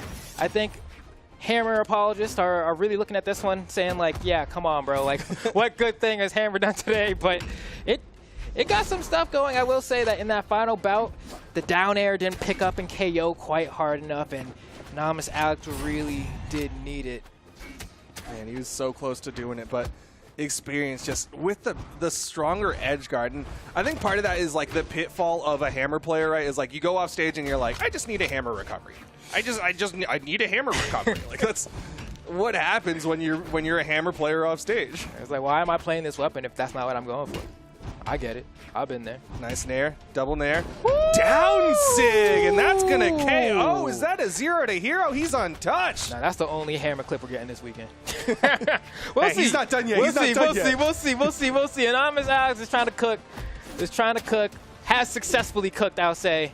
But how much more can you get on the skillet? Because experience is answering back right now, trying to see if he can mitigate this pain just a little bit. I mean, I know experience is probably smiling right now because he's stolen stocks stronger than that. Experience, knows he's not done yet. But Anonymous Alex still playing this hammer game into the Scythe of Experience, and Experience just stands there as he whips the sidelight. Oh, dodge down. No double neutral light from Experience. That's okay, though. Gonna go ahead and still try to bring things back. Alex looking really, really, really good to go ahead and take this game. Would be a nice, I think, palate cleanser as well after all the beat that Anonymous has gotten at this point. So, All right. Alex far enough away from these SIGs. That's a burn dodge, okay. but doesn't get the follow-up off the second down light. yeah, that's cool because at least going for the recovery, if you miss, you can steer it and get out. Nice. There. He's got a little bit of movement here. Down air, and yep, Experience. He gets a Didn't touch, deny though. the wall touch. Still touched. Oh. Nice. Ooh, yep, the weapon toss will KO. Experience has weapon control. Not quite in KO %. Not gonna lie, Experience's edge guards have looked really clean today. Really clean today. Which I like to see, honestly. Clean edge guards lead to cleaner games, so Experience trying to do everything here. Wow, what a read on Spot when he was dodge gonna for spot dodge. Like, dodge, he yeah. had to dodge that entire time, dude.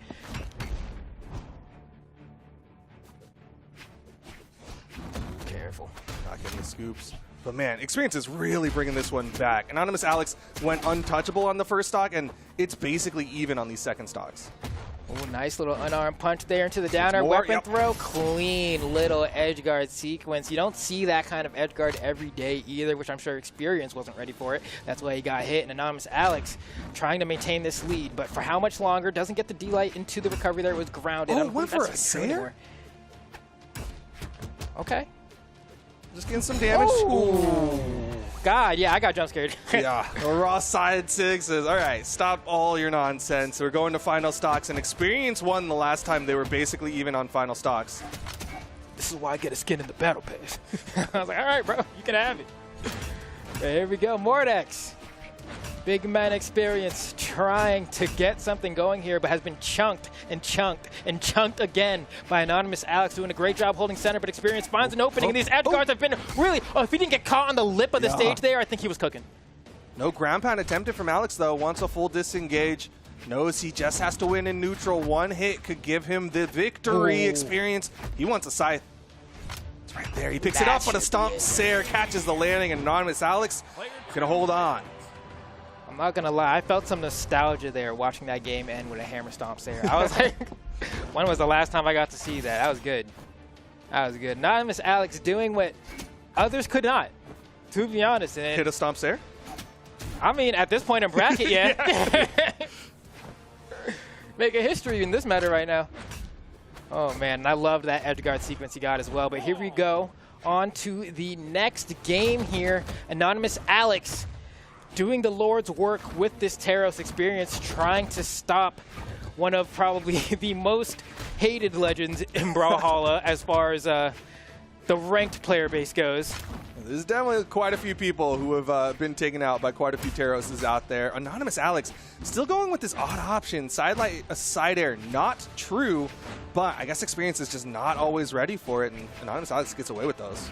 Yeah, you always got to have respect for when the player of the pub stomper character is able to compete at a high level, because that tells you a whole lot about how actually good they are. Because at a certain point, you just learn the gimmicks. Oh, tried the underside. Yeah. Just a little too high. The down sig will KO. Oh, man, that looked like it was running out of steam. That boy's so rude. He's so rude. The way he's like, I don't want to play anymore. Like, all right, bro, I get it. I get it. He's so loud with everything that he does. Oh, that hit. That I don't was think he was. so- Nobody was expecting That was that to bizarre. hit. Oh. Gets right through that chop Experience. Oh! Dodged in on it. Hit him with the jump scare and didn't get caught. But Scythe players, they got that reverse nair. I know. You know, it's so sad. He's like, I got past the Sig. It's so Come sad. on. You're like, bro, why can't he do that? Oh. Double dare, has to burn a dodge here, gets caught, Sayer. touch? Oh, he jumps. Nice option choice there, because that weapon toss was roll. a mix-up. And Nice. Experience still keeping it going, though. Anonymous Alex has not found a response, and he won't find a response on that second stock, as he's down to his final stock, basically tournament stock here. Okay. Oh. Experience. Trying to close this one out, but Anonymous Alex just seeming like He may have potentially figured something out on the back foot, though, but doing a great job right now in the neutral to go ahead and bring it right back. This axe is looking clean. Each chunk is helping. Had to let at least one rip for the set. Got to hit that quota of Taro's side six. Oh, no jump. No jump, yeah. Kind of slid off there. Big hitter. Hammer. No. Looking for a stomp. Stomp. Come on, Nick Catch the Cannon. landing. Ooh, dodge down to avoid the end sig. Oh, I'm getting too old for this. Side air, not quite enough. No weapon toss from Alex. Watches him come back to the wall. Wants another stomp experience. Gonna take the stomp to the feet. And anonymous Alex. Can he take it to game 5? He just might. Rocking this Taros here. Seeing if maybe that he can bring it back. That's a good start. One hit untouched. Another one. Three. One. Unanswered Weapon hits denial. here. Ooh, 4. He got me counting. They're adding up. Numbers with Flambo, baby. Sesame Ooh. Street, but the recovery is going to get beaten out by the dare from experience. Dodge, nice, goes low. He He's needs been the winning on ground. those. One scream is all it takes. Give him with the Taros temper tantrum. Hit that down sig. Full experience, dodge down on a hit. Oh, the recovery catches. Alex running out of movement. That's sweat beads, and he's not going to make it experience. Going to close it out 3-1. That was a great comeback from Anonymous Alex as well, just not quite able to hang on long enough. I mean, there were multiple moments on that last stock where Anonymous Alex, like, could have for certain died. Like, there's getting out of those situations were difficult, but there was a moment where one was off stage, experience went for the Sayer, Anonymous Alex pressed jump. One of the first things we talk about is like, don't mash jump out of hit stun because like that's the first thing people look out for. Experience was like, I respect you as a player, you're not gonna jump here. Alex jump says, ha, you should have thought better, right? It's like, okay, fine. You got out of this one offstage engagement. But then there was another one where it was like, all right, well, last time you jumped, so I'm going to cover the jump. And then Anonymous Alex mashes down on his keyboard or controller and just fastballs right by. And I'm like, all right, you are on the correct Yomi layer right now, but couldn't get out of that last engagement. Experience doing a great job hanging on in this bracket because this is elimination side of things. Yeah, and it's a brutal elimination bracket. We've still got the likes of Luna, Radish, Impala, and Stingray all down here in the elimination bracket. Up next, I'm pretty sure it's going to be the matchup of Luna versus Radish. Okay, and so this one is like, if I'm looking at results and consistency, I think my brain goes, well, I think I need Luna to win here to save my predictions as much as I can. Because as far as results go, Luna has been closer to that top spot more times than Radish has. And so there's a potential there where it's like we could have like a Luna 1, Sandstorm 2, or a reverse order, right? But for Radish, I think just based off of the stats so far, something like that happening is not as expected, right? Might end up getting a 5th or a 4th when you're like, ah, well, I wanted you to get a little bit further. But with that said, definitely capable of taking the set. It's just a matter of, is today one of those days? We did see the Red Raptor earlier. It was aight. You know, it was pretty good. I won't say aight. It was pretty good. It was pretty good. But it is just a new character, and I don't know that he's necessarily seasoned enough with it. Yeah, especially at this point in the bracket, when you're on the elimination side, most people will go back to the old mainstays. Yeah. They'll go to that kind of comfort pick, especially with a matchup like Luna, who, again, one of the favorites of the tournament here, an NA favorite, obviously one of my favorites out here. Radish is going to want to come out swinging, not want to come out with something that's like a little not, still a little new to competitive. We'll see what he ends up deciding to lock in, but I'm fairly certain it'll be the Petra. Yeah, I'm kind of in the same realm as you, but I also think that like Radish isn't the kind of player really to, I don't think he looks at the way Luna plays the game and goes, I think Luna will be shaken up by me picking a different flavor of orb. You know, like I think he really is like, no, if I'm going to play this new character, I need to feel confident either A, that I can do it with this character, or B, that I need to do this to get the experience to be able to do it with this character further down the line. And so I'm curious to see what he picks, but I'm kind of in agreement with you that I believe the Petra may come out first, but it could be a Red Raptor Game 1, Petra Game 2 scenario. So. Well, looking at the chat vote, it's 77% in favor of Luna. It was pretty dramatic a second ago. I think it was like 92% to 8% when it first popped up. But almost always, there's going to be at least one person like myself who's like, yo, I can just put in 100 channel points and I can get like 1 million back. I'm going to do that guy. Yeah, no, I mean, this is why I don't go to Vegas, because I'm like, I do not have the money to be going to Vegas and trying to make gambles like that. But the what if is a very attractive future and thread to try to will into existence. I simply am just not brave enough. Yeah, I mean, everyone's obviously hoping for their pick to win. Luna still yet to lock in. Haven't gotten to see him today. He actually went down to the elimination side very early to Stingray. So I'm not sure if he's playing anything different, but no, it looks like it's going to be all about that Lucy. And that's who, when he's streaming, I'm used to him playing. So it kind of makes sense that he's going to be sticking with that for now. I feel like Luna has been pretty dedicated to this Lucian. I do remember, I want to say, seeing a like 1 game Taros pick at some point recently in my brain, but outside of that, has at least been trying to rock it with this character and doing a great job at that. On the other side, though, looks like Radish is at least going to try out that Red Raptor for a game, or maybe the entirety of the set, depending on how this first game goes. And I respect the decision, because especially if you are like committed to either picking up this character or maybe even trying to transition your main, you're going to have to put yourself in this position. If you go back every single time, what's the point, right? Eventually, you're going to have to be in that discomfortable situation. Interesting note of his stance, at the very least, is he's coming in with the strength stance, which, like, most of the Red Raptors I've seen like to go into that defense, putting it from 4 to 5.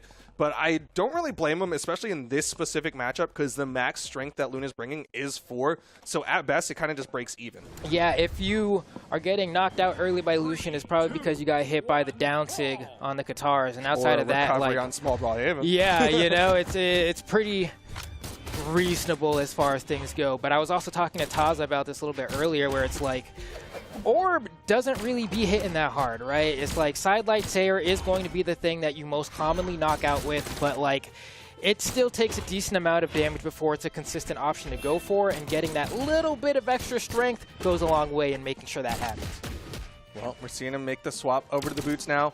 Luna did start off with the blasters, and honestly, Luna's blasters are some of my favorite to watch as of late. He's got so many moments where they're amazing, but the end sig catches him. Yeah, just a little backswing of the trail there, connecting, and immediately into the signature, but not a whole lot of force on that one.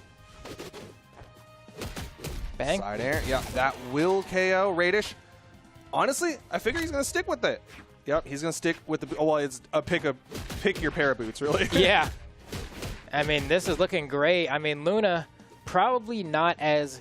I mean, no one is, right, quite used to the boots matchup. I mean, sure, we've gotten to play it a little bit more now, and everyone's had the experience of going up against it, but it's something that is constantly developing, and you have to keep re-exposing yourself to it so you can stay caught up with effectively is the meta patch notes for people playing the weapon.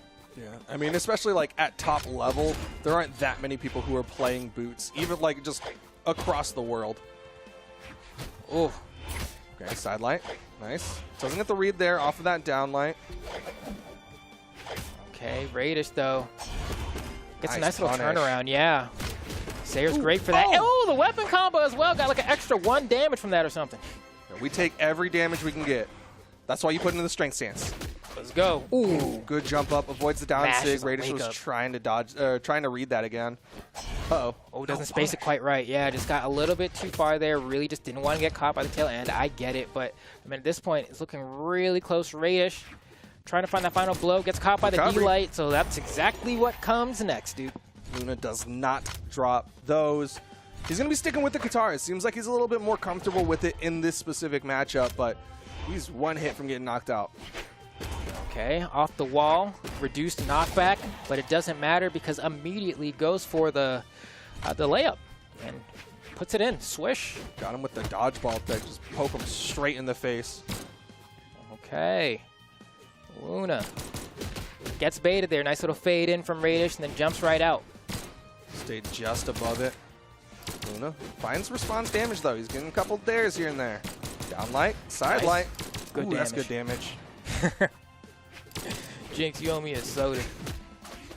Ooh, not quite close enough for that signature to connect, and Luna goes for the D-Light recovery immediately. Almost enough to KO on Brawlhaven, but just not enough juice, which gives Radish a chance here to go ahead and try to stay relevant. Another signature from Luna, not going to be enough. That was it. He's like, you had a cute little weapon toss combo thing, but let me show you a weapon toss combo.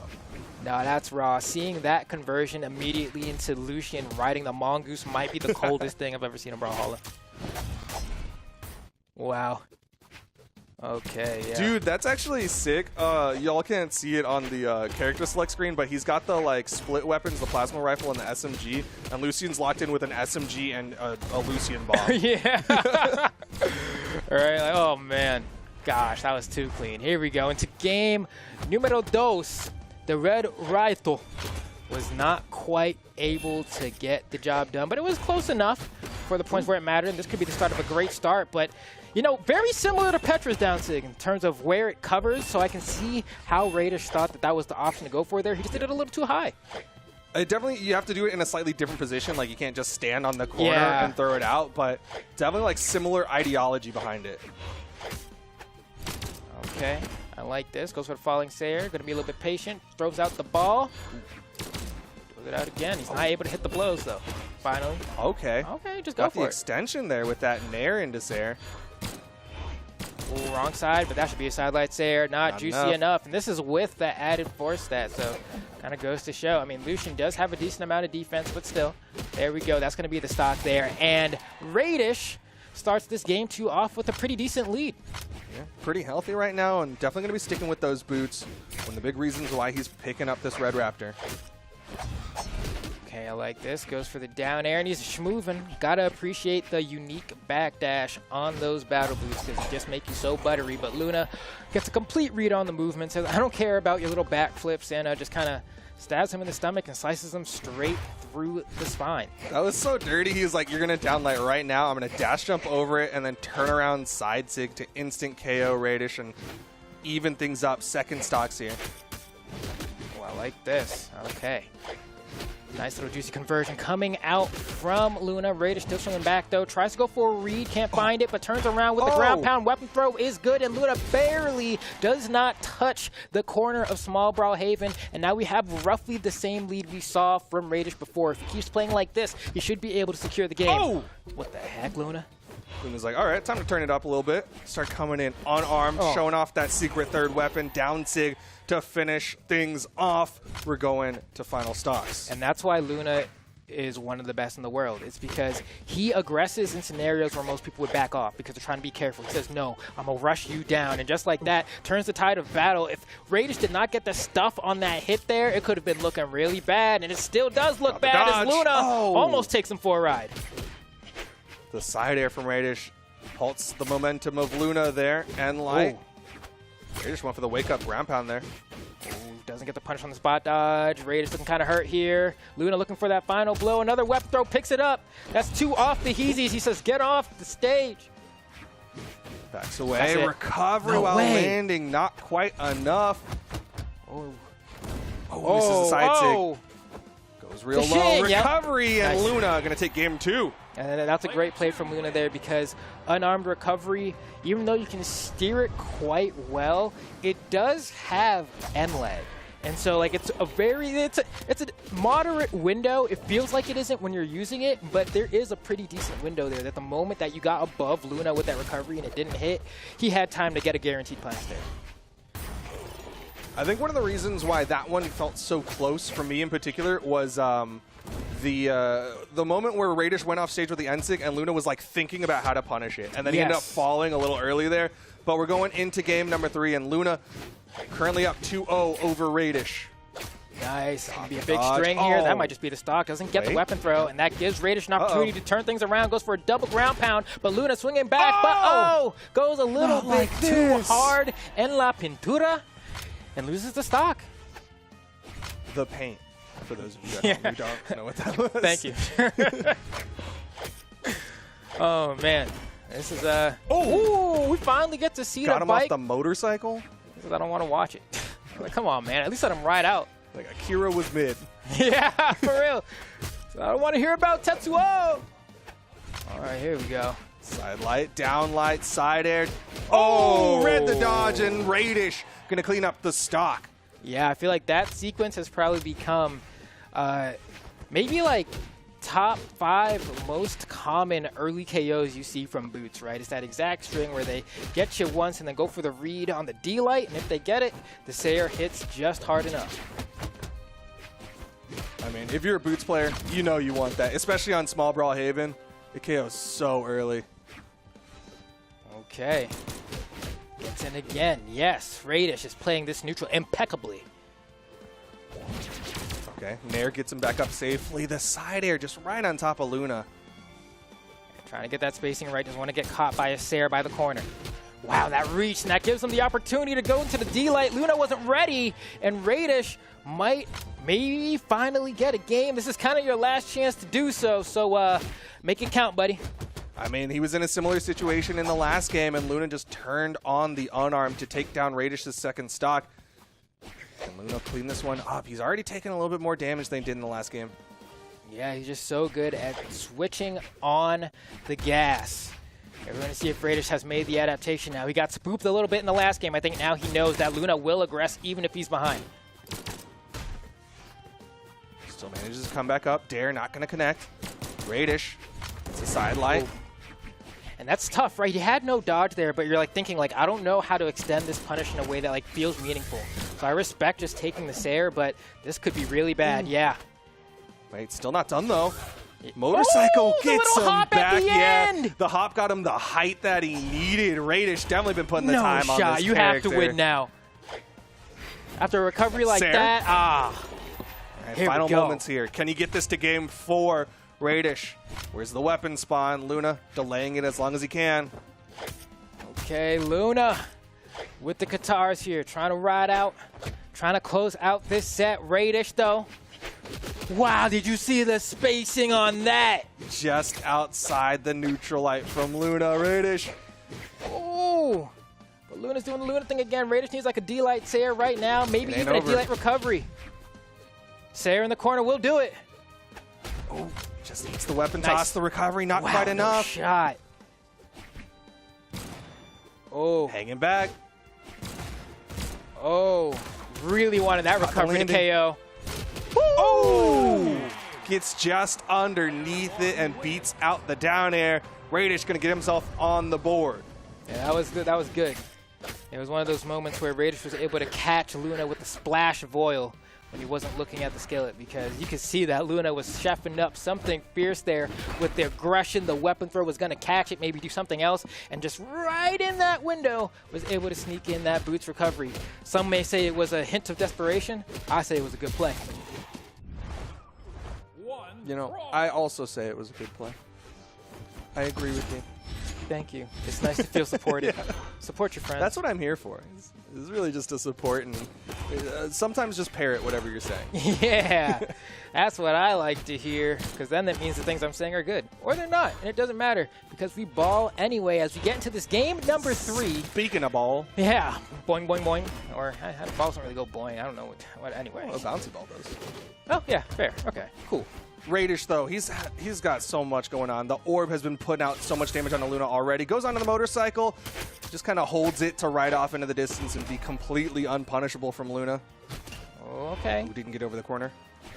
That was a good idea in practice, but didn't get the execution that he had in his brain. Either way, I mean, Luna, once again, playing from behind, but still playing aggressive, and it looks like Radish not seemingly having the right answer. Just keeps letting him bring him back. Wow. How did that down air not hit? Man, Orb really do not be KOing. like, look at this. My dude's looking pretty dark. Yeah, I mean, Luna definitely has taken quite a bit of damage here on Small Brawl Haven, but that recovery from Radish will definitely do it. He's going to swap back to the Boots. Okay. Nice little opening from Radish there, but kind of, you know, the side light on the Boots isn't really something that, okay, nice turn around. It's not really something that, like, gives you a lot of guaranteed stuff after. Yeah. You know, a lot of times you'll see side light on Boots until wait, but it does cover a whole lot of space and it does push your opponent off stage. So it feels like you want to be able to get more, but you end up in a situation where you're waiting and reacting.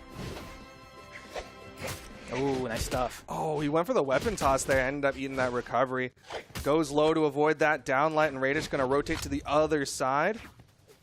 Down Sig catches him high. You saw him even jump gravity cancel for it in the side air to clean it up. Okay, Radish. Looking like this could potentially be the final stock of Radish in this tournament if he's not able to find some sort of dub on Luna within the next 5 minutes and 46 seconds, because it's not looking great. Down 2-1. Both in game count and in stock count, Radish is behind. He's got the orb, though. It started off well for him in this game with the orb, but now Luna coming alive with the Katars. Again, going for the extensions with those weapon tosses, but the Ensig going to launch him off stage. Oh, and you can see for Radish, he just needs these things to KO just a little bit earlier. Tries to ride the bike out on him. It's not going to work. Gets hit in the face as well. Man, Luna getting so many pot shots in just for Radish, trying to secure a KO. Sidelight. Sidelight. Nice. Side air. If he dodges in, it's a recovery. No, goes for the neutral Sig, and Radish tries to get a punish, but at this point, so far behind, the sidelight there is not going to have enough damage on it. And this is small Brawlhaven. Imagine this being a different stage. Yeah, I mean, Luna's been able to survive so long, despite Radish getting these confirms 3 exclamation points, and yeah, that is basically guaranteed. He does not have any way to get past that one, and now it's final stocks here. Can Radish force the game 5? He's got to do it without getting touched. He needs a good read, but the down Sig from Luna cleans it up 3-1. Yeah, Luna doesn't even give Radish the opportunity to get a hit and get some momentum going. Just stuffs it out right there with that down signature and securing what I would consider unsurprising victory. Radish definitely could have done it, but we were kind of talking about before the set, where it's like, as far as the statistics go, this is like what projected says should have happened. But I think the Red Raptor is actually looking pretty decent there. Just kind of struggling and finding knockouts. I mean, all these games were on Brawlhaven, and Radish just was struggling. Sidelight Sair, wow, you're like dark red, and it's still not enough. I know, like, as someone who plays like Taros and then you'll play another legend, sometimes you really feel that like strength deficit, right? Yes. And he's a Petra main who has swapped over to the Red Raptor. Even Teska feels like he'll KO a lot faster than Red Raptor does. And so I'm sure there's like every single time like that like Sidelight Sair doesn't quite KO. It's just like, come on. If I was Petra, that would have done it. Especially because I think it's some feeling of like, oh, I worked so hard to get that hit, and for it to not knock out means I have to work that much harder. And so that's a bit unfortunate for Radish, but congratulations to Luna moving on. And we're going to see how Luna is able to fare further on in bracket. When we come back from this break, we're going to hop into the rest of this top 8. Do not leave your seats.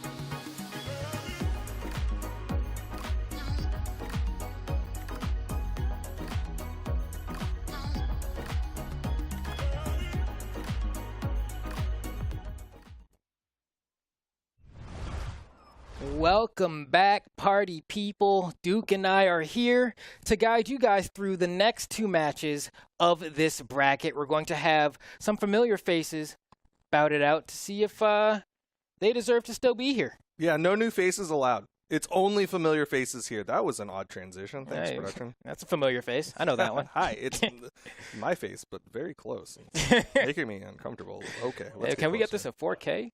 Hey, ooh, look at that transition. Ooh, wow. That's what I feel like it feels like when you jump off a cliff in like Breath of the Wild or something, and then you just like fade into the ether. Anyway, we're back. Brawlhalla. We got 2 more sets to determine who's going to be going into the top 4 of things. We just saw Luna defeat Rada. She's going to be continuing on to fight either Impala or Stingray. I don't actually know which one it's going to be because I didn't look at the bracket. I'm sorry. I'm unprepared. I'm bad. They usually have a thing that tells me, look, Luna or Radish, that's what just happened. Okay, we're all unprepared. It's it's a mystery. It's one of those days, okay? Well, I like Try your again. ability to Luna versus Radish again. No, okay. pass time. around the. Impala experience. They're just going to tell me. I mean, yeah, we just, as you guys saw on the little thing before, before we came back from break. Yeah, it was on the side. Impala experience, and then Luna and the other guy. Stingray. Yeah. There we go, Stingray. We got it. There we go. Woo wee. There you go. Impala experience. That's the match that's going to come up next. Winner of that gets into the top 4 of things. Not quite enough to earn an invite to those Royales. But Impala in particular is already on Twitter, like talking about like how important it is for him to make it out to these Royales, saying like there's so much experience that you miss out on if you don't get that invite. So he's going to be playing just a little bit harder and thinking about each hit just a little bit more because he wants to get through this. Yeah, we'll see how this fares. I know for experience, Brawlhalla has done a lot for the guy. I remember even the first time I met Experience, a little bit more reserved, right, of a fella. But through Brawlhalla, and this is Experience's words, not mine. I'm not psychoanalyzing nobody.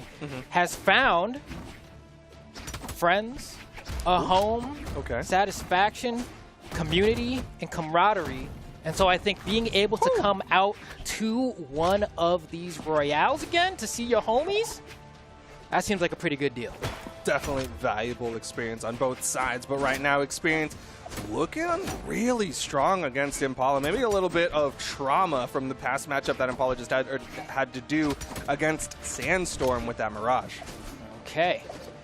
Yeah, Kaya staying relevant, but Mordex always relevant. And what a great edgeguard sequence from Experience, but a beautiful nair, yeah, just fought his way back.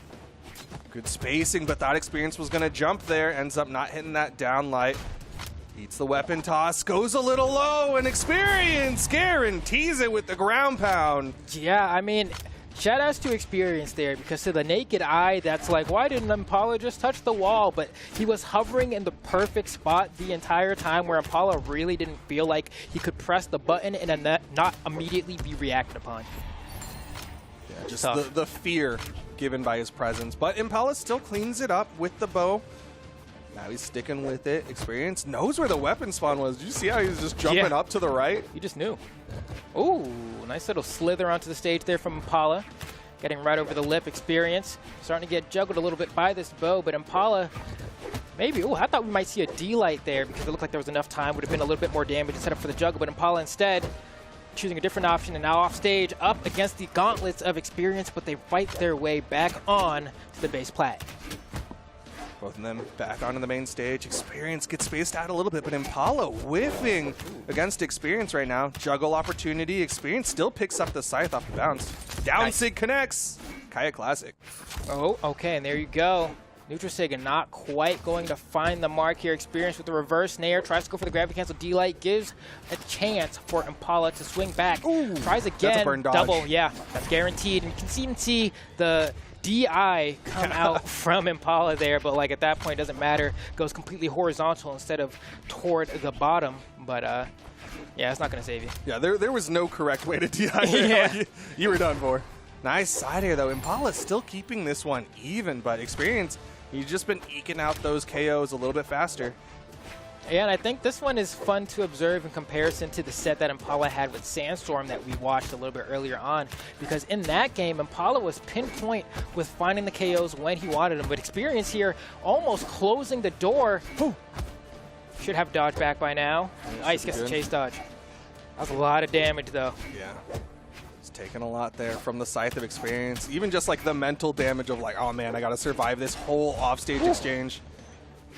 Yeah, getting a little bit shooketh, but Impala's moving well. Tries to get the D-Light, perfect spot dodge from Experience, but no massive punish there. Catches the jump with the recovery. Good drift. Oh, he gets can't caught touch.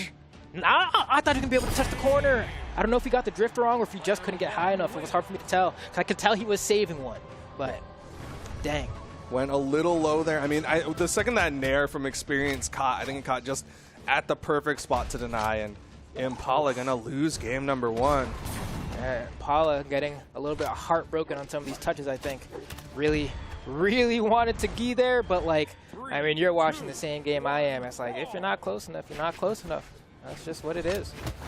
The wall is the law, and it tells you whether or not you did touch indeed. And Impala coming in here, game number 2. A little bit of fire, but Experience again with the offstage engagements. Has to dodge in, gets nared. No. Okay, goes for a Sayer into reverse. Now, that's interesting. A lot of Scythe players will just nair there, but it doesn't even matter. Impala gets the head bump, and that's going to be the immediate loss of a stock because of it.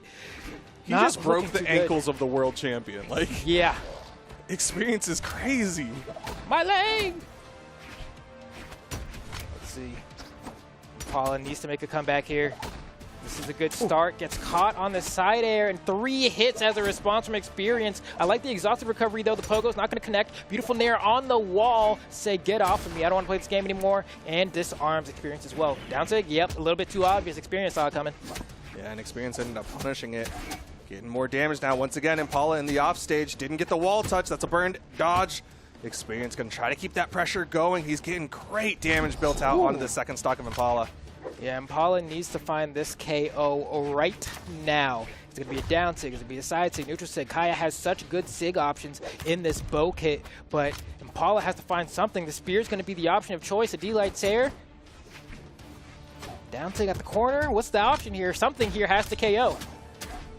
So far, nothing is KOing for Impala. That recovery is not going to KO for Impala. Oh yeah, and it's just like really wants Experience to run into him.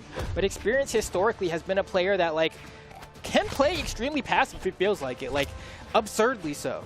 Yeah, like he has definitely not been afraid to shark around and really just play the clock. You can tell that this kind of playstyle looks pretty tough for Impala to deal with. That was a great dodge through that. The unarmed neutral air still doesn't have enough juice. At this point, I think a neutral light will probably be enough. Side air will be enough, just like neutral air, something.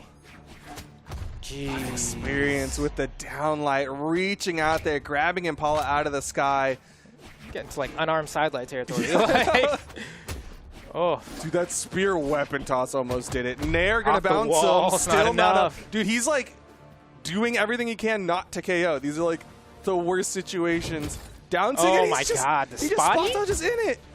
Oh no. Oh, not like this. Imagine he 3-stocks like this though. Oh, imagine he's sweat though. beating. What He's if he- sweat beating. What if he 3-stocked him like this? He ain't touched the wall in so long. He's gonna he do it. still can't do it. He's gonna do it. Oh. Oh, he's still going. Oh, look at you! Houdini! He still can't get the KO though. Oh, Impala. Sir, Don't let it be you, bro. you're the world champion. You can't get 3-stock like The this. The world who? weapon toss. The world The who? weapon toss. He can't That's touch. it! It's a 3-stock from Experience onto Impala. The world champion just got 3-stocked. Oh no. Impala, what do you do here, my friend? Things are not looking bright for you right now. I mean, you got... we have to look at the graph. Yeah. look at that graph. That's probably the best graph I've seen in a long time. Dude, 3-stock graphs, Dara said this, I think, yesterday. 3-stock graphs are like the most insulting graphs possible because you see no X's on that other person's line. No X's, but also you saw a flat line on Experience's graph after a certain point because Impala just could not touch him. Oh, man. Game Experience's 3. edge guards have been so good today. They've been so good. I mean, he's been working on learning the 1v1s, and clearly that work has Oh. worked out. Side sig connects. Impala just a little too low for that second side sig, but man, he is still taking all this damage. Okay, Impala though, praising the Lords for Kaya defense because now he has a chance to actually get something started in this game, and Experience immediately sends him off stage, retaliates with the side air, chased off the back, and now we're sitting in center, and Impala clawing slowly, but is clawing. Good dodge from punish. Experience, but yep. No punish comes out. Okay, Pogo. Again, Experience stays low, and Impala Whoa, keeps a reading a double? panic down light. Okay, what are you gonna do here? Nice little recovery. There we go. And he just doesn't dodge. Just doesn't dodge. He looks at it. I mean, I think the moment you see the Mammoth being charged, you're like, maybe I should mash a button, but sometimes it just spooks you. Just wasn't ready for it. Nice three-piece comes out from Impala. Starting to find some momentum here. Definitely can't rest just yet, as another recovery could KO him. I like this. Ooh, Impala with The the pump fake out. fake. That's sick. That's the sneakers on the wood. Okay. Maybe Got away. Impala will get a game. Little poke. Gets Not away gonna go from for it. You're not going to down sig anymore. Yeah, neutral light. That's the way. Okay. No recovery thrown out. No Looking for weapon the dodge spawn first. Nice little catch there on the anti-air from Impala. Getting Return a the favor. Imagine if he did it back, though. though. Return the favor. That'd be yeah. poetic. You got 3 stocked. You got to 3 stock them back. Experience is going to do everything he can to deny it. Yeah, like Neutral light. poetry in motion. Hold on, he's starting it up. I'm believing. Staying in the sky. You got to do it back. You got to do it back. You got to do it back. Missed the pogo. 1. Experience gets back up. Side sig whiffs. Oh, that's it. Okay, no 3 stock for Impala, but he's looking healthy right now. He can at least get on the board if he plays this right. Okay. So not quite able to return the favor, but still in a very healthy spot. Impala trying to keep it up. Gets the dodge on that one. Gets a guaranteed D-lights there because of it. Tries to go for the pogo over the corner and gives Experience a chance to get a quick edge guard. And he doesn't have a recovery, just a dodge. Got enough. Got back up. They're both playing this edge Do game. you really want to do this Dare. if you're Impala? He got over it, but the recovery hits higher. Pogo. Weapon toss. Doesn't get the second pogo. I don't know if you want to play this game, but you know what? I respect it because you're saying I'm better than you by going off stage here. Most people not brave enough to go off stage versus sites when you have a stock lead. There's just no point. But Impala says, you know what? If I'm going to continue being the world championship, I have to assert dominance in all areas. Sometimes it's just about ego. Hey, I'm with it. What's the Alright, point if you Falling don't Star. feel good? Dude, that I've been saying. Miss the nair. Ooh, okay. Yeah, Experience says slow it down. Nice try. Oh, One more. yep. Oh, wow, And that's that going to went deny the in. touch. The down air connects. Yo, can he steal it back? Experience with the reverse 3. Nah. Unless he gets off stage. Don't dodge. Yeah, he's like, I'm going to jump, but I'm not going to dodge. I Side respect it. sig will deny the reverse 3. Impala gets on the board. He's going to be 1-2. Yeah, that's good defense from Impala there because that's how you don't throw the set. There's like different layers of defense when you get hit by a move, and like expending a jump is often always better than expending the dodge, you know? So, except for when it gets red, then you're like, dang, I should have dodged, you know? But Some resources are in fact more valuable than others. yeah, not all created equal. That's part of design. There we go. Game number 4 here. Experience trying to close out this set. Impala trying to force the game 5. Looking pretty comfortable on this bow, but Experience trying to swing back has been amazing all day with these offstage engagements. Impala trying to swing back, though. And you can kind of see Impala's forcing Experience to make those approaches, right? Like in game 1 and game 2, he was expecting Experience to, so he threw out those spear down sigs, but now he's kind of dragging Experience in. Ooh. Ground pound connects, Nice. dare connects, and that's going to be the stock in favor of Impala. And the great part about that edge guard is as Experience, you're scared of the double ground pound, and so Impala goes for the immediate down air, and you're like, I was reading the wrong timing. Ground pound from Experience, immediate rebuttal, and that ties it up. Okay, so no chance for a large lead to be accrued by Impala, but still has a very baby lead here. Needs to grab this weapon and manages to do so. Eats the side light for his troubles. Oh, he burned a lot here. Hold on, get back on the stage. I like the Touches. delay, actually. Yeah. Kind of floated out there for a little bit. Try to make Experience take more actions. Nice juggle attempted, but experience with those landing dares and gets past the down sig. Dare. Another Ground one. pound here would be monumental. Has to further dodge at some point. Oh, but he doesn't time the ground pound proper. He goes for the D-light because he wants to go for a more safe option. But I think the ground pound was just the one to go. You just got to hover and time it right. He keeps expecting Experience to panic jump throughout the end sig, and Experience stays low. He's getting damage now. Eats the weapon toss, ground pound. Experience is one stock away from knocking the world champion out of it. All right, can Impala bring it back here? It's not like this is the first time he's been fighting Scythe today. He fought Sandstorm in the winner's side of things. They had a close set. It's clear that he knows how to combat this weapon, but the style that Experience is showcasing here is clearly something that Impala was not ready for. Already halfway through this final stock and just finally gets a weapon. And this is the end light there. Experience comes in, getting some damage put out onto Impala. Impala to the outside, waiting for Experience That's to come in. disrespectful. Yeah, Experience trying to make a statement with that one. Impala's not that out of it yet, but Experience clearly showing dominance by going for things like that. And this might be the end of the game here as Impala Weapon does a toss. beautiful weapon throw. Can we get the turnaround? This is the moment you don't want to miss, and he manages to tune in at the right hour. He gets what he needs, but he needs more after. One stock left. Impala on his tournament stock. Experience with a fresh one. Ooh, this one's going to be tough. Goes for dares again. Experience with the catch. recovery, and Impala running out of movement, and that should do it. Experience gonna 3-1 Impala. Yeah, that was tough for Impala there. Definitely valiantly fought, but I think Experience had an edge on him the entire time. I mean, it was shown in the gameplay. I mean, these edge guards from Experience. I did love that turnaround on the ground pound there into the down air. That was a great option by Impala, but Experience just had his numero. Like, it was pretty tough. It was pretty tough. Couldn't find ways to find knockouts. Yeah. I mean, even like that moment on the first and second stocks of Impala, where Experience just kind of immediately cleaned up the stocks with those ground pounds. It just felt like he had that mental on lock, like he was not stressing at all after that edge guard. And on the other side, Impala just a little bit of frantic energy coming out, but there you see, and the ultimate stats of that final game, 262 damage put out on the bow of Impala, 17 on the spear. Yeah, wow. That's like a dare and a weapon toss. That's, yeah, in fact, that's probably what it was. Probably tried to go for like an egg drop or something and then like got that damage in there. That was tough. I mean, Impala out. Wow, wow, wow, wow, wow, wow, wow. And was really trying to go for the Royale spot, as you were saying, and just that has to burn just a little bit deeper. That's unfortunate for Impala, but great stuff to Experience, though.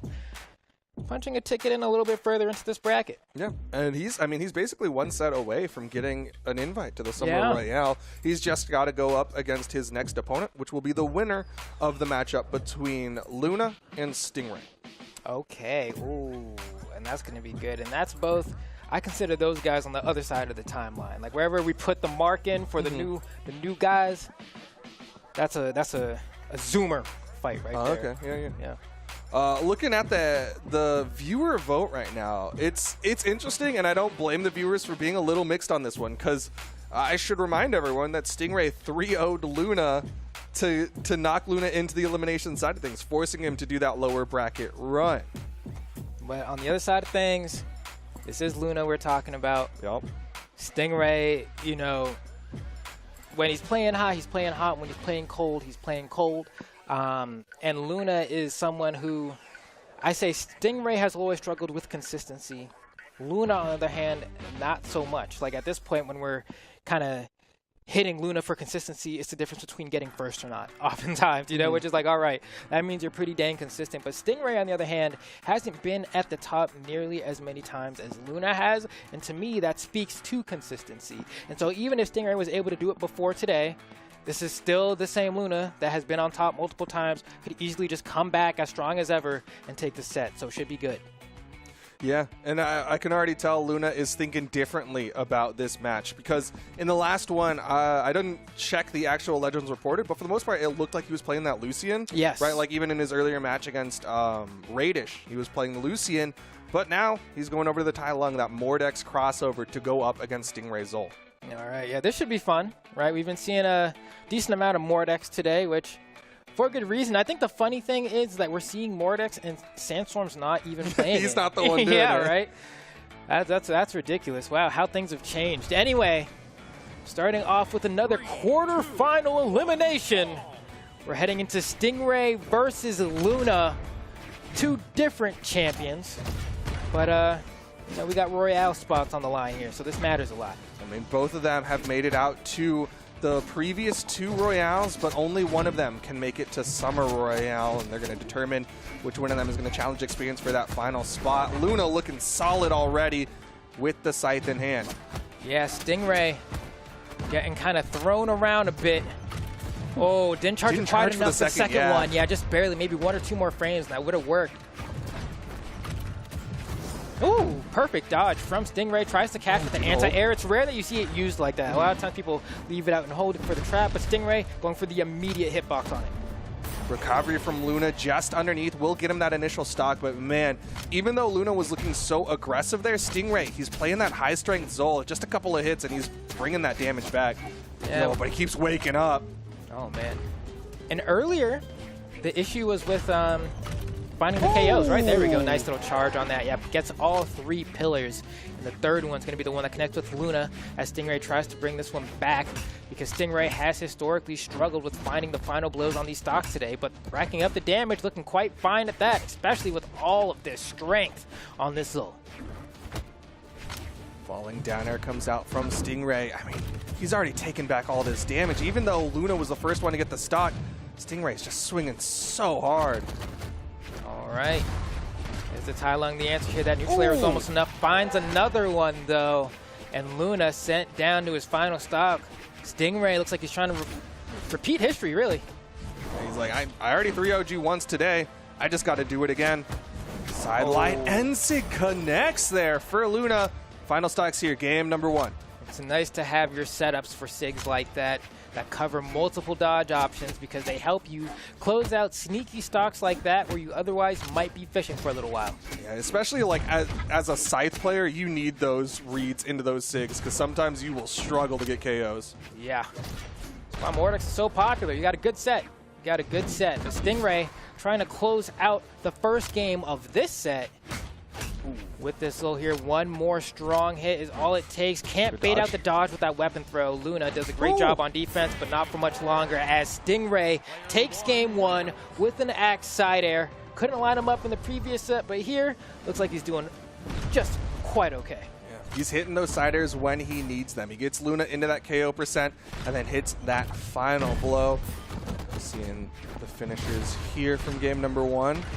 Luna was caught dashing off of that ledge. Both of them like to do those like ledge dashes, but sometimes it kind of like puts you on a track where you're gonna get caught. Yeah, no, it's weird, because when you're corner guarding, it's like one of those options that you just have to like explicitly look out for, because it's so fast, it's hard to react to. But Stingray does what Cannon does best and starts off with an explosive string, one that doesn't lead to the stock being taken, but a whole lot of damage, because each individual chunk from Zol hits like a truck. He is hitting hard. Down sig, and Luna just stays outside of it. Weapon toss, just trying to get something to punish that signature. Good jump, avoids the recovery. Tries the down air and the side light, neither of which find the mark. Luna gets a nice little backdash on Stingray there to set up for that side light and push him off stage, but can't convert into an edge guard. But somehow a reverse nair is going to force Stingray off the stage. Stingray's not scared, right? You have no weapon. Why would I be? Just comes back swinging, throws out that axe nair. Does it a ground pound, but it ends up on that soft platform. Cannon versus Gauntlets. Luna's going to be looking for a recovery setup. Oh, punish? Not enough. Okay. Stingray's happy about that one. Good Dodges through touchdown. the side light recovery as well. And goes for down air nair. Doesn't try to set up for the side air. Just a little too high on the GC downlight. Nice. Wow. Okay. Using the maximum range of that D light, the side light or side air. Not going to be enough. That's Recover. a burn dodge. Yep. Yep. Luna knows that all he's got as options is to jump out, and so the recovery is going to cover all of that. Deep red, though. Stingray, we saw a similar situation in game number 1 where he just takes the stock and then immediately is putting more damage on the second one. Okay.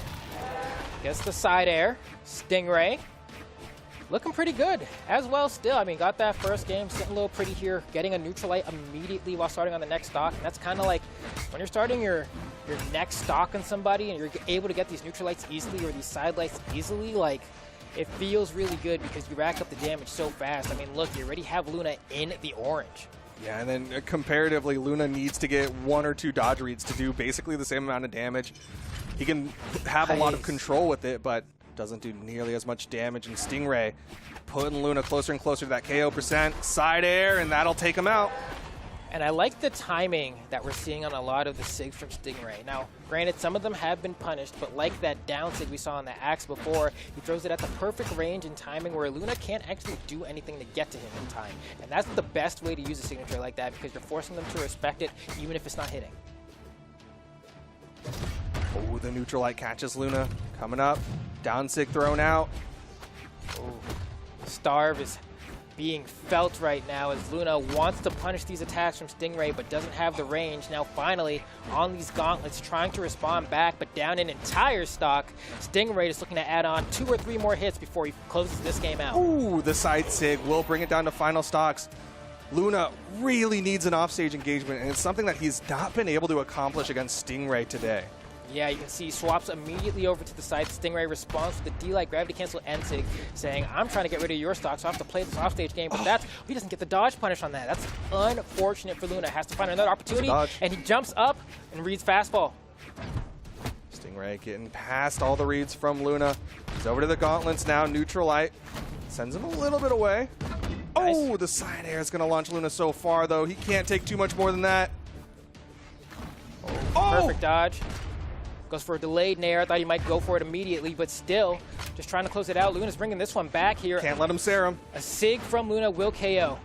D-Light recovery might with Zol's low defense as well. Does Stingray let this one slip, or is Luna clutch? Oh, Luna clutches with the side light into the recovery, taking down Stingray, but man, that was close. Yeah, Stingray just not able to wash his dishes today.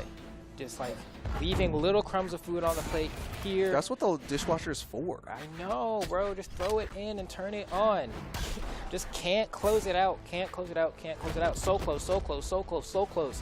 How many times are you going to be so close? I mean, granted, he was able to get game 1, which is good because it shows that, like, all right, at least I can close out against this person. And he was able to do it on the winner's side, but it feels like in the last few games that I've seen from Stingray, I'm like, I find the hits. Yeah, I feel yeah. There are moments where Stingray's like, he's so close. He has everything ready. The table is set, and he's just looking for the fork. You know, he's like, he just needs to get that little bit, that one singular tool to help him finish his meal. But either way, Luna manages to take full advantage of the fact that Stingray is struggling to get that final blow. But man, like, Luna also is having his own issues against Stingray, right? Like, Stingray's dash landings in particular are really throwing Luna for a loop. Like, he'll do those hops right over Luna, and Luna's like, okay, I'm a side light eventually, and maybe it'll work. Yeah, and the tough part is I think Luna, someone who is revered for playing extremely aggressive, this dash landing change forces him to change the way that he plays the game because he is aggressive in your face. A lot of other players like to play aggressive, or not really. No, he's not aggressive in your face. Well, yes, but what I'm trying to say is that his movement is he is running away from you while being in your face. It's much more, I'm like weaving and counter punching at a distance that like you feel like you have to swing because he's so close. But now that people have access to a new movement option, it means he's completely thrown off at what ranges he can get people at. Yeah, the range game, just effectively the footsies has changed, and he's got to adapt to that new footsies, which Stingray's taking advantage of right now in the interim. Yeah, definitely it can buff them. Like, they both have access to those dash landings. But here we go. Game number 3, currently tied 1-1. Looking better than it did in the upper side of the bracket when they fought earlier today. Okay, and already a great start for Luna. And as I say that, almost throws that one away. Nice. Stingray might have been the one to donate this. Woo, narrowly away from it. All that work, and Luna's 2 or 3 hits away from being evened up. Okay, yeah, and Stingray able to swap over to the cannon as well. Goes for a read on a high option out of hit stun, but Luna goes low and to the ground. Great stage for Zoldo. Yeah, I mean, small Brawl Haven, like a side sig right now would definitely KO Luna. He's going to be looking for an air, though. You saw that downlight setup. Okay, yeah, this one's close already. Ooh! That's going to have enough behind it. The side air from Stingray. Yeah, you could feel the Zol on that one. Because Lin Fei Death was not getting that. Punish? Oh! Doesn't get the chase dodge needed. Stingray manages to dodge out of that one, but Luna follows the dodge, and this time he'll get the KO. Okay, so we have ourselves a set here as Stingray is trying to find himself a weapon. And there's the spawn, gets the cannon, tries to convert, but Luna does a nair out of hit stun. Not something you see every day, but it worked perfectly in that situation. Stingray converting into that down signature and trying to keep the pressure on. He has stage control and gives it up with a gravity cancel. I'm surprised we didn't see a bigger capitalization from Luna. Luna, though, with that adaptation, goes low this time, doesn't jump into that third blast. Still, Stingray having so much stage control here. Oh, you never catches him see out of that. the sky. Wow, and that one's funnier too because you got to spawn something to like pick him up on, you And know? bounce him off too. Yeah, that probably looked a lot sillier when that platform wasn't there. Anyway, hopping right back into this. Stingray has a hefty lead here. Luna almost gets a cheesy one off the top though, but Stingray finds way back down to the ground, trying to get these anti-airs. Gets caught yet again on the delayed recovery on the dodge up. Yeah, looking like a repeat of the first stocks where he misses the downlight recovery, but still gets that set up into the side light, forward movement into the second recovery. But Stingray, he's got the axe in hand. But Luna's got control of the stage.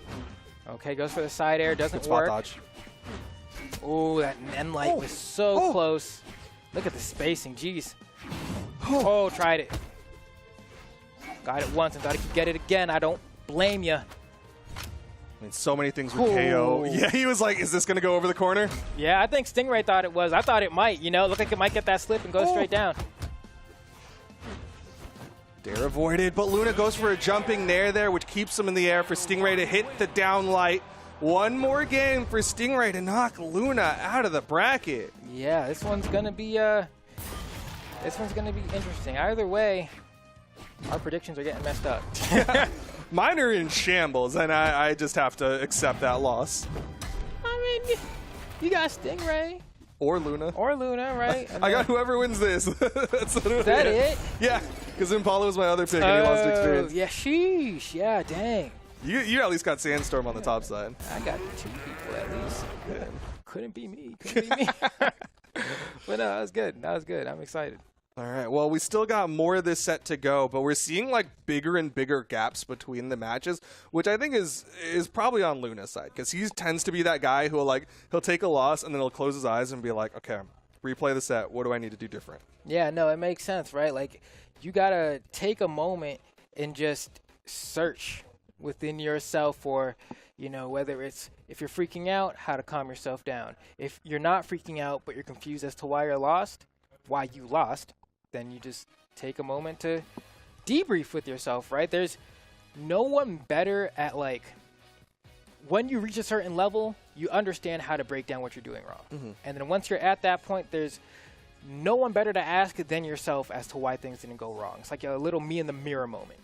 I don't know if I always agree with that, because sometimes I think you need that like external perspective to be like, hey, you kind of keep doing the same dodge, because like in the moment you're like, I'm panicking, I'm thinking about like, how am I going to hit him, how is he going to try to swing at me? Yes. So you're not always thinking of all the different options, but also that's why I like that kind of mental pause of being like, okay, let me just try to objectively remember what I did and remember, okay, I might have been panicking, but I've been making the same panic decisions, things like that.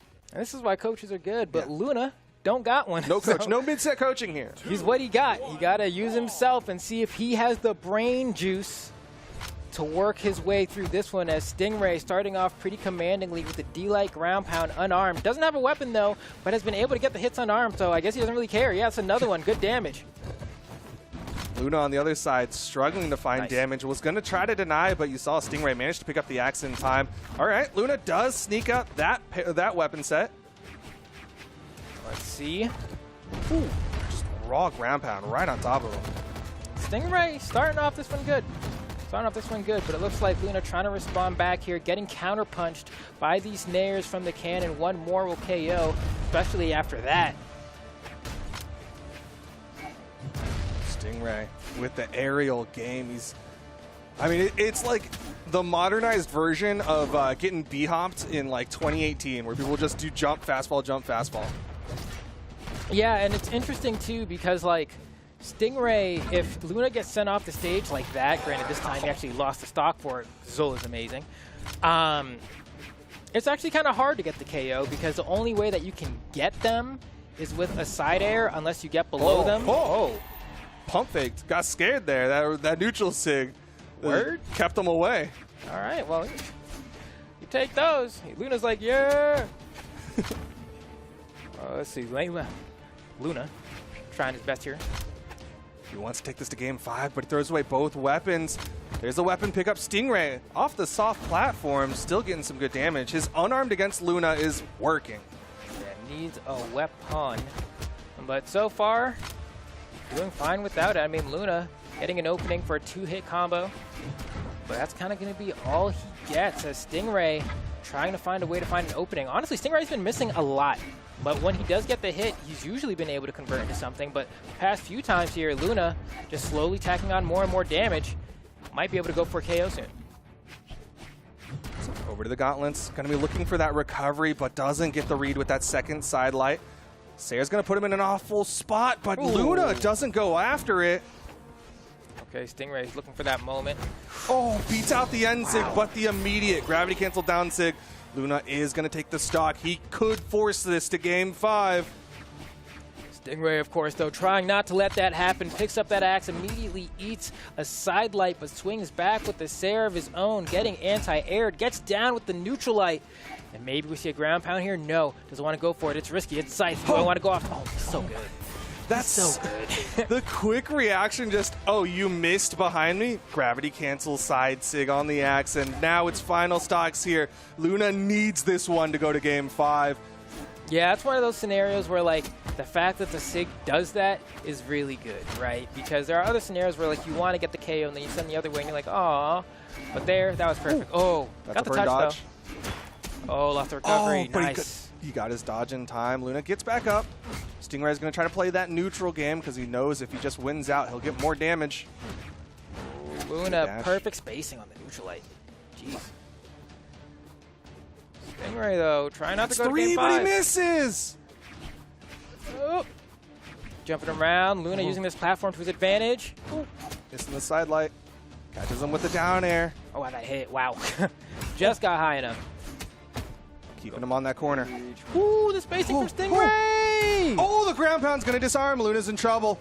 He's in the red. The side sig will do it! Stingray is going to knock out Luna. He's going into the top 4. That side sig was the breadwinner for Stingray. Getting, what, 3 of those throughout the course of that set?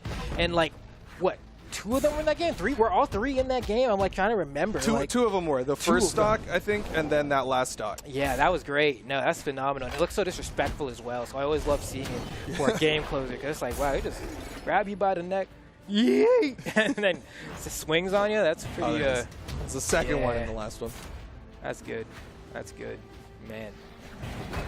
A shame for Luna, though, but that means Stingray is returning. Not yet. No, one more. He has to beat experience. Ah. That's the battle to see who's going to the Royale. Are we going to get all new faces for North America, or are we going to get at least one returning face in Stingray? Oh, but Luna's gone. Luna's done. Luna's gone. He's not coming. Godly's going to be there, and Luna's not, and Godly gets to hold that over Luna's head. He's going to talk so much smack. He gets all the smack talk he wants. Yeah, you're going to kill him with that accent, bro. You're going to get him. We're going to give him a mic and say, hey, Luna's not here. Say whatever you want. Say what you want to say, bro. No, that content piece is going to be lit. But that will do it for now, of course. We've got an amazing 4 sets left to go to find out who is going to be our champion, who's going to be the final person coming to the Summer Royale. Still more action coming at y'all in just a little bit, but for now, we're going to take a short break. When we come back, it'll be Taza and Foda to close out the top 4. You don't want to miss it.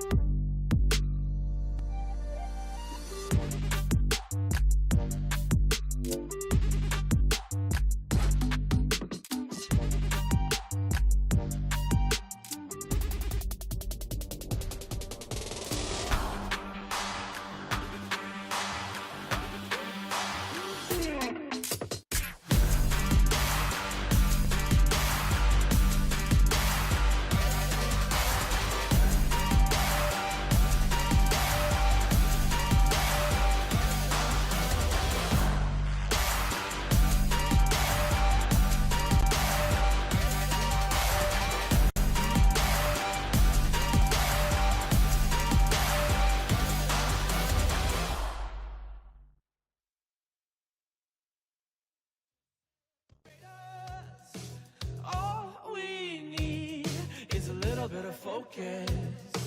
Make sure we respect each other. Oh, I swear to God, it's you. That I love. It's you. That I love. It's you. That I love. It's you. That I love. It's you. That I love. It's you.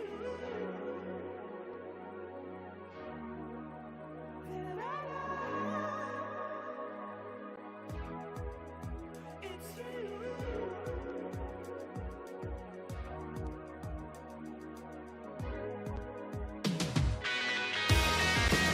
love. It's you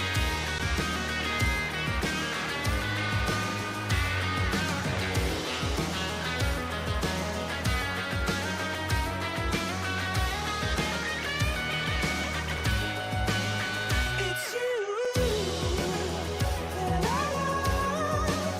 It's you that I love.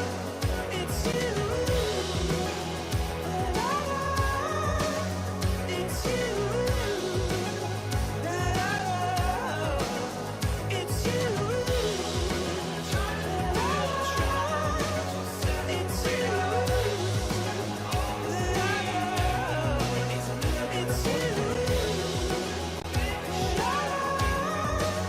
It's you.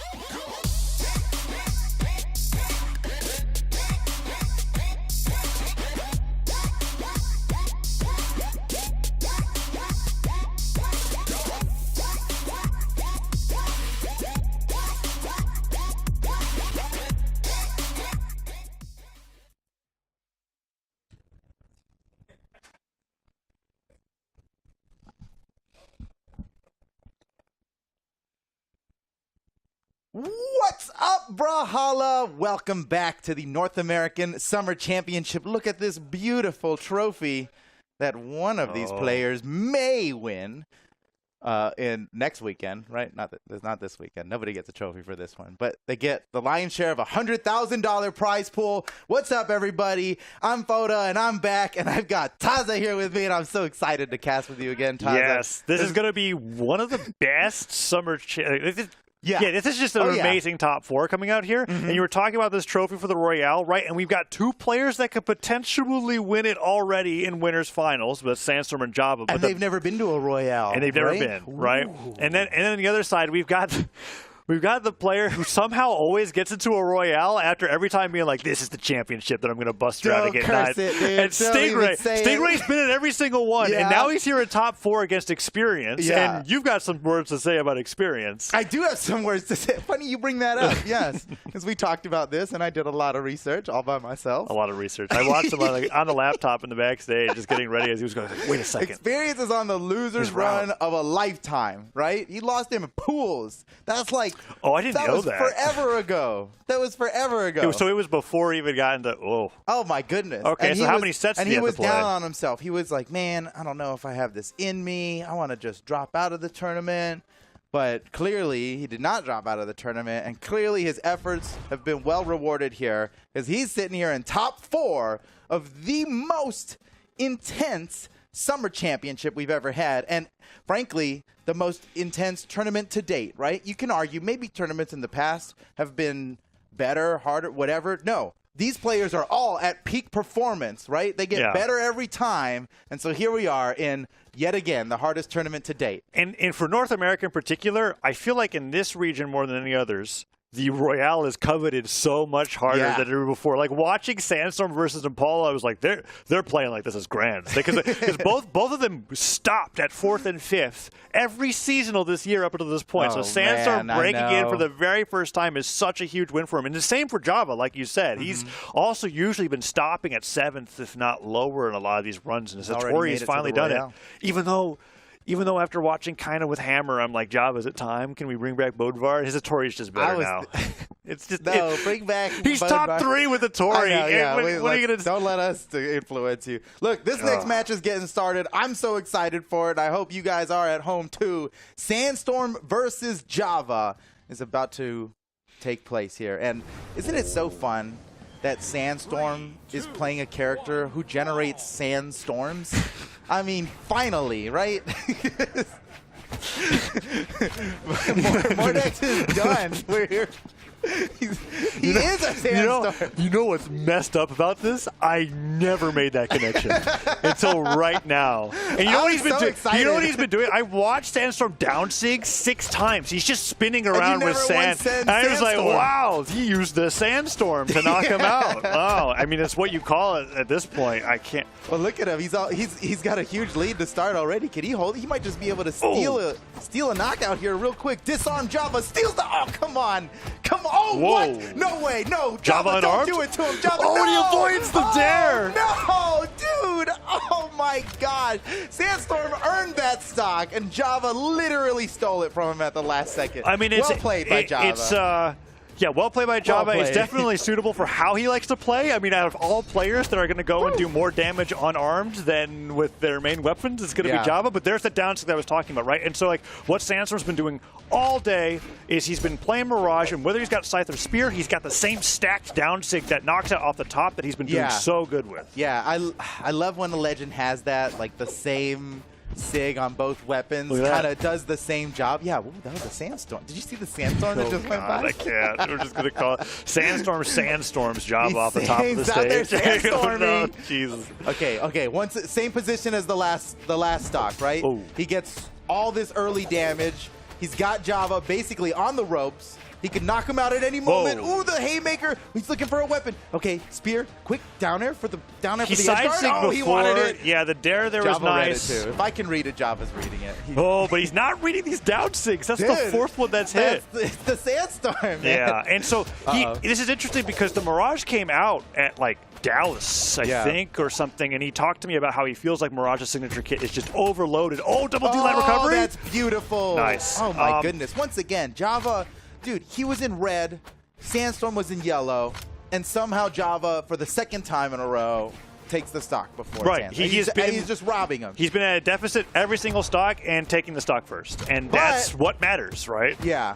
Oh, and all unarmed. Oh my, dude, his unarmed's got to be nearing 200 damage. Weapon. Wait, he's not even. Silent recovery. Woo, finally picks up against the headlight. Java earned this now. He's still living? Oh, I thought he was. I thought he bounced off the stage and stopped the knockback. But that was from white to orange, all unarmed. Yeah, that was exactly enough force for that Spear side air to kill. Uh-oh. Off stage against Sandstorm Scythe, though. The down to catching the landing. He's realizing that Java wants to go in unarmed so badly that he's just kind of like, I'm going to keep down sigging. And that air sends him up. Can Java land? He's sweating. Recovery hits. He's still sweating, Photo. Okay. Look at this. Taza, they're both in orange on their final stocks. This is so intense. No way! Yes, that is awesome. Whoa. He caught him with the sidelight neutral sig. I see the confusion on your face. Well, I mean, I didn't think Mirage down. No, I just didn't think Mirage had that knockout power. Oh, like that end sig really sent him flying. I mean, my thought was like, he could have dodged out of that, right? Yeah, off of the sidelight and the end sig, absolutely. Out of the sidelight. There's been a few but things maybe his dodge was down. from Spear players this weekend where people are just kind of like, you're so used to D-Light Cider hitting. I'm seeing them go for double D-Light in moments where it's like, oh yeah, people are actually just waiting about, they're thinking about what happens after the combo happens. The mind reads have gone full circle now, where going for the obvious option that like you go for in gold is now like super next level. Nobody expects it at this level. And I mean, I've seen plenty of downlight neutral signatures. He went for it again. Now, the one thing that Java's going for is those dive kicks. Edge guard. Watch this edge guard. Oh, okay, all right. He got back, but he had to take some damage. What were you saying? I'm sorry, Kaza. I had so rudely interrupted you. Java off stage unarmed. It's looks good. really good. I know. He's like so comfortable dive kicking while he's already again. Wait, Sandstorm? Oh, the neutral sig doesn't end up working out. Java comes back to the stage. Okay, weapon throw pickup, and he just stood still. I wonder if he was waiting for a spot dodge after that one. And now Sandstorm maybe goes for a recovery here to get him off the top of the stage. No, this is a really close first stock between both. Oh, is that it? Okay, that's got to be. No, Sandstorm. He used his dodge really early, and okay, that's what I was going to say. I love seeing Sandstorm. Since he used his dodge so early, Java can just go out there and get the gravity cancel sideline. Well done, Java. Yeah, I love seeing Sandstorm get hit by that because I feel like he pioneered going out for unarmed gravity cancel sidelight, and now Sandstorm, everybody just does it. Yeah, I remember that interview. Well, that Sparky did with Sandstorm at DreamHack Dallas, like 2018 or something, and he let people know that, and I was like, oh, that's genius. And I think everybody else was also like, ooh. Yeah, and then like Scythe is just like the super unarmed sidelight when he goes for downlight and he does the kick away. Right? He's just kind of like it back here. Oh, look at dude, he's catching him with charged neutrals. He charged that one up a little bit. Yeah. Just that extra little bit of damage, extra little bit of force. And he gets rid of his Scythe. He's looking for his spear. Java taking advantage of the moment that Sandstorm doesn't have a weapon, but he quickly rearms himself, beat him up. Java, quick on the sticks. Sidelight's the other way. Sandstorm just, whether it was a dash back or a jump back, down to cover it all. Side stick catches Java trying to retreat to the corner, and now it's 2 stocks to 1 lead for Sandstorm here, and he's also 1-0 up in the set. I am glad to see Sandstorm playing a legend that has these hot pursuit signatures. I thought you were just going to start talking about the sand again. All right, that's fair. Okay, that's fair. You know me pretty well. You're like, oh man, you know, I just can't. I just love that he's doing sand. There's so much sand on the map. Wow. No, dude. You're talking about the rush down. Spear side sig. Yeah, he uses it to great effect, and that totally matches his rush down play style. He's out there. He chases it to get it, and Mirage really suits him well for that. Yeah. It's not just the sand, okay, but it's a big part of it. I would say like 80%. 80% of the other tips, like he could actually go. Okay, meanwhile, Java is dismantling. It's not enough sand, no way. D-Light recovery. Doesn't take him off the top. I think he could. He's in trouble. He would have to get like another hit before D-Light recovery would take off the top from stage. He's getting weapon starved. He's getting weapon starved. Java's got a huge lead on him. Perfect spawn for Java, but he goes past it, and now Sandstorm could bring him off stage. Wait a second. One jump's This could gone. be the again. No, he took him out with his own move, dude. That's Java's twice. like Mega Man. The first time he beat Sandstorm, he absorbed his power. Okay, and now he's using his special ability on his opponent. That's a reference. I had to like think about it. You're right. That's just really how Mega Man works. He did. That's Java against Sandstorm in like 2019 or whenever that happened for the first time. He just has to use more downlights, and you kind of even get the same moves as Mega Man when you're unarmed. Oh my gosh! Wait a second. It's all coming together. Unarmed downlight is just Mega Man slide kick. Wait. It's been 9 years. All right. Let's get back into this, bro. He's been playing a lot of unarmed to make this work, and seeing both of those unarmed sidelights off a gravity cancel catch Sandstorm out of a jump, D-Light and neutral sig, and that's what I was talking about, right? With a lot of players in North America, they're actually just being like, you're not dodging out of the auto combos, so we're getting as much extra damage as possible. I love that. I love that. That's where the meta has gone now. Is that the 2016 like 3-frame dodge window combos work now because people are just so expecting some kind of read to come after the combo starter instead of just the untrue follow-up. Oh, did he just? He had no other pixels left to make it back to that stage. Yeah, that drift was risky, but it was a good call from Java to go for the recovery there. Sandstorm gets an end lighted off the side of the stage. Watch out for the gravity cancel sidelight. He was thinking about it. And actually, he was thinking about it so hard that Java, like, made him uncomfortably jump early, came back to stage, picked up a spear, stared him off the right. He got him with something else. He's really, it's crazy to see Sandstorm get conditioned like that. conditioned into forcing an option that he doesn't want to do, because that's what Sandstorm does, bro. Yeah. I still got like 2019 brain, like. And it's still honestly appropriate in 2023 because Sandstorm's still that good. It's just that there's now like 12 other players in North America that are as good, right? Yeah, I mean, they caught up. Everybody else caught up. I mean, we say that, but he's in winner's maybe we got side. some new viewers out here, but in case you didn't know, Sandstorm, he won the World Championship 3 times, dude. 3 times. He's the 3-time. He's the champ. Yeah, and he's still looking for that first championship win this year, and he's gotten so close at so many events. And being on winner's side here in North America is such an amazing feat for him. Java in the same case, though, keeping it completely even with him with the sword against spear right now. Let's see who gets this first little neutral interaction win. Yeah, good neutral, good neutral. Ooh, dodge the weapon throw. Java does not care if he's unharmed. He's actually, he gets a little bit buffed if he loses his weapon. Oh. What's it going to be the footsies here? It's crazy. Goes recovery. Nice falling Sair. Oh, and Sandstorm gets right underneath, and the sideline gets punished by another sideline, but Java goes for the read on the dodge down. It is, dude. It is such a hard read. Spear sidelight is. Oh, what, dude? Wow. That's mad. Gravity canceled downline in that position was actually crazy. Let's Sidelight go. uses That the was recovery sick. right afterwards. Java gets sent flying off the left. Now it's 2-1. Sandstorm in the lead. It is a fickle lead, but he could turn this into a lot. Unless he gets sidelighted 5 times. That's exactly what I was worried about. Okay, hold on. Watch. Let him cook. Here goes Sandstorm. If he gets hit, he's getting knocked out. But look at all this damage. He's not gonna get hit, Taza. Side air the down to the platform. Sandstorm just Sandstorm. And the side sig. Dude. Traveling across the ground. He's taking this with 2 stocks.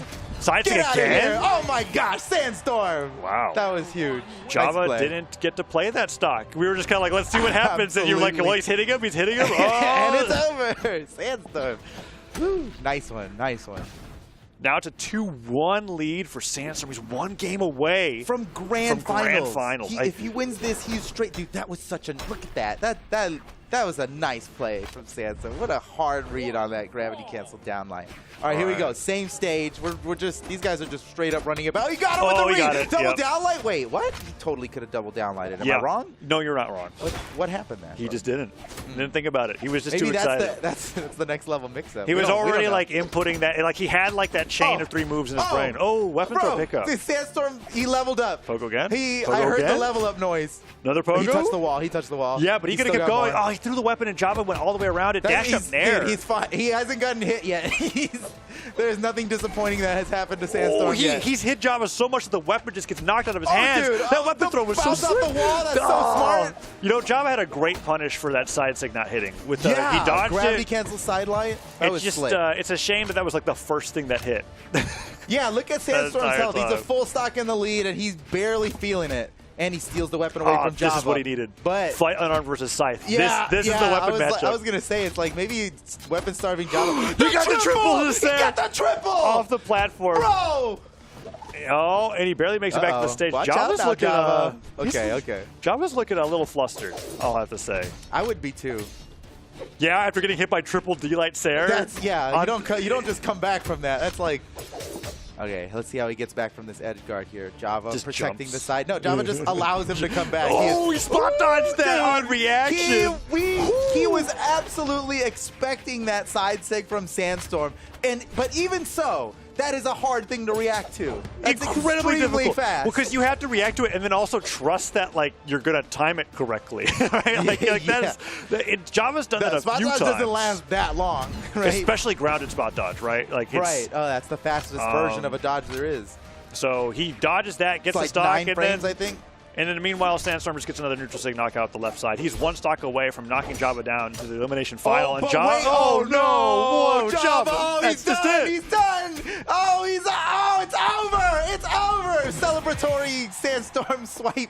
GG! Sandstorm's moving on to grand finals. He absolutely dismantled Java at the end there. I mean, we watched that first round, like, whoa, so back and forth. It was close, but Sandstorm won. Second game, oh my gosh. Java bringing it back. He's looking so strong. 2 on-arm sidelight knockouts. Bro, last game, Sandstorm just absolutely Look at the graph there. dismantles him. Went away on the replay there, but we saw the amount of graph damage. tells the story. Okay, look at this. Big error by Java. Oh, I do not So think he meant let's to throw the highlight weapon how that way. great Sandstorm's edgeguard here was, because he had to keep down airing here until he knew that Java's both his dodge and the jump that he gets from getting hit goes away. Yeah, you're right. And also at the end there, he was pixels away from being able to touch that wall anyway. But one of the best skills you can have as a player is knowing when not to attack someone who's already going to get knocked out. And why is that? What right? happens if you go down and get hit by somebody who's about to get knocked out? Give them a chase dodge for sucks. free, and they come back. And so it's rough. That can be rough. And I've seen it a few times this weekend, but we're not going to see Sandstorm make that mistake. Dude, he was so confident. He already left.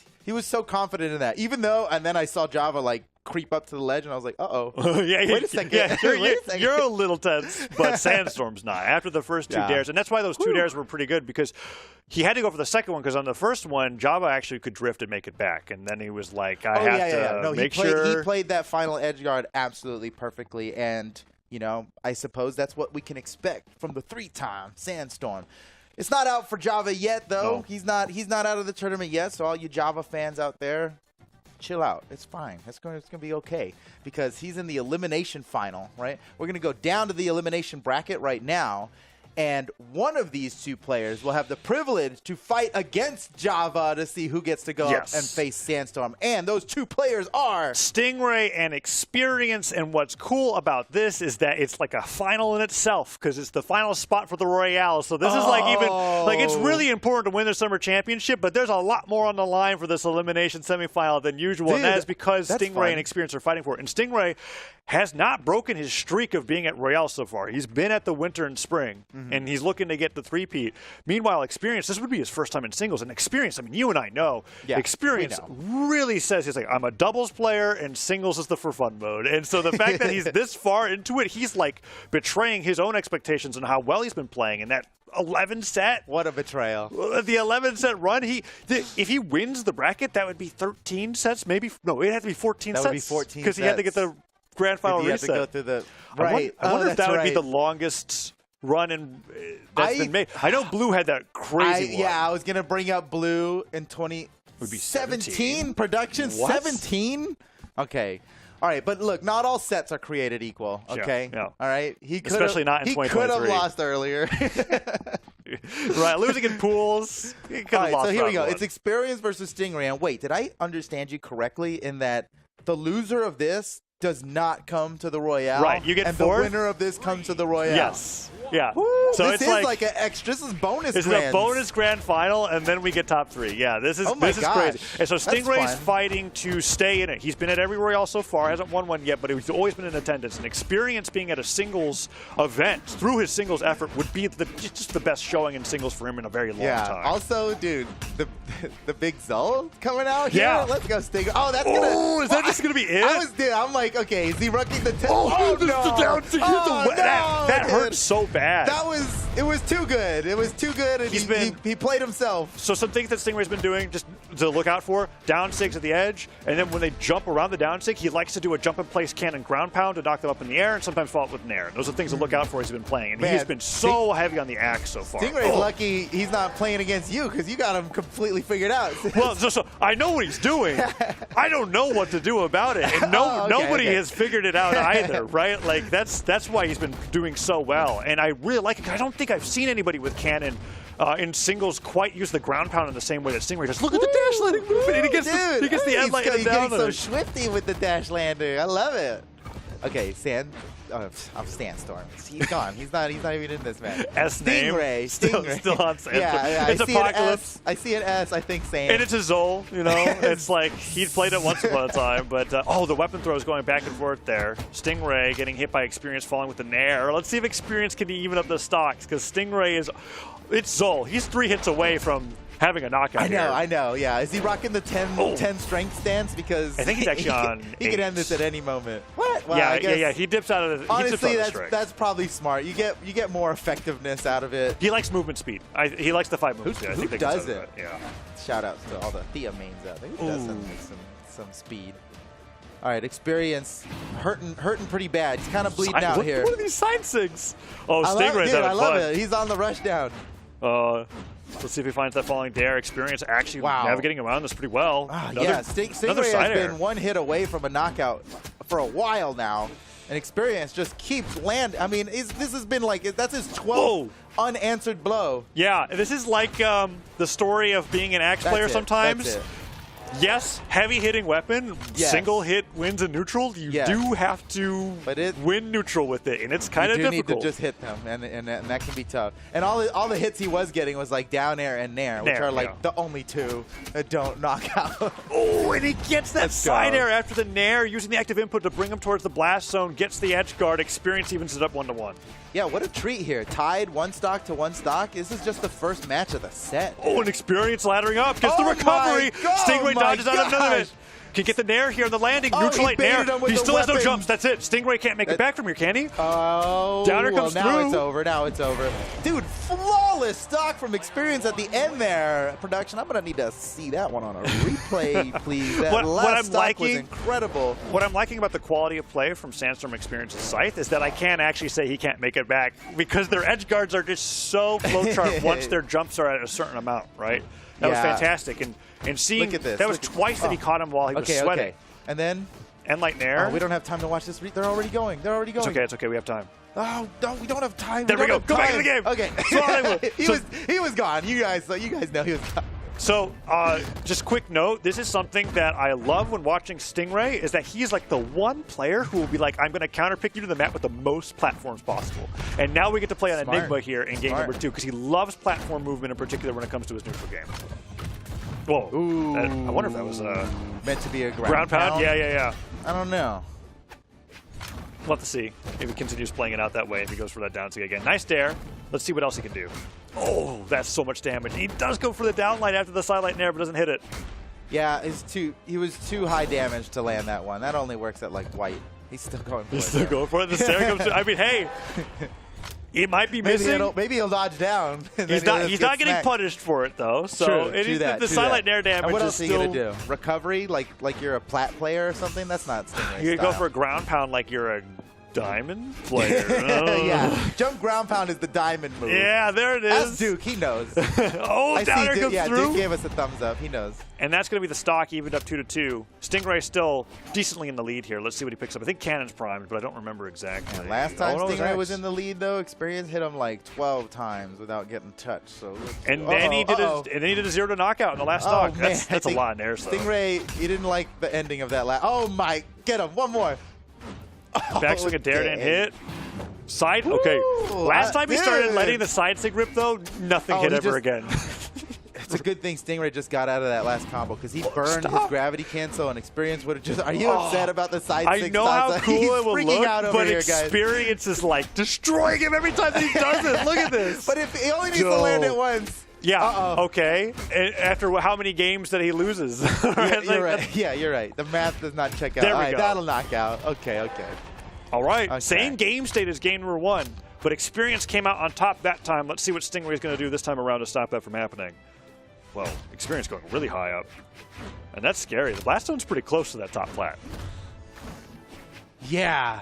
And Stingray, he's got that mega neutral signature that he got hits to so work. up.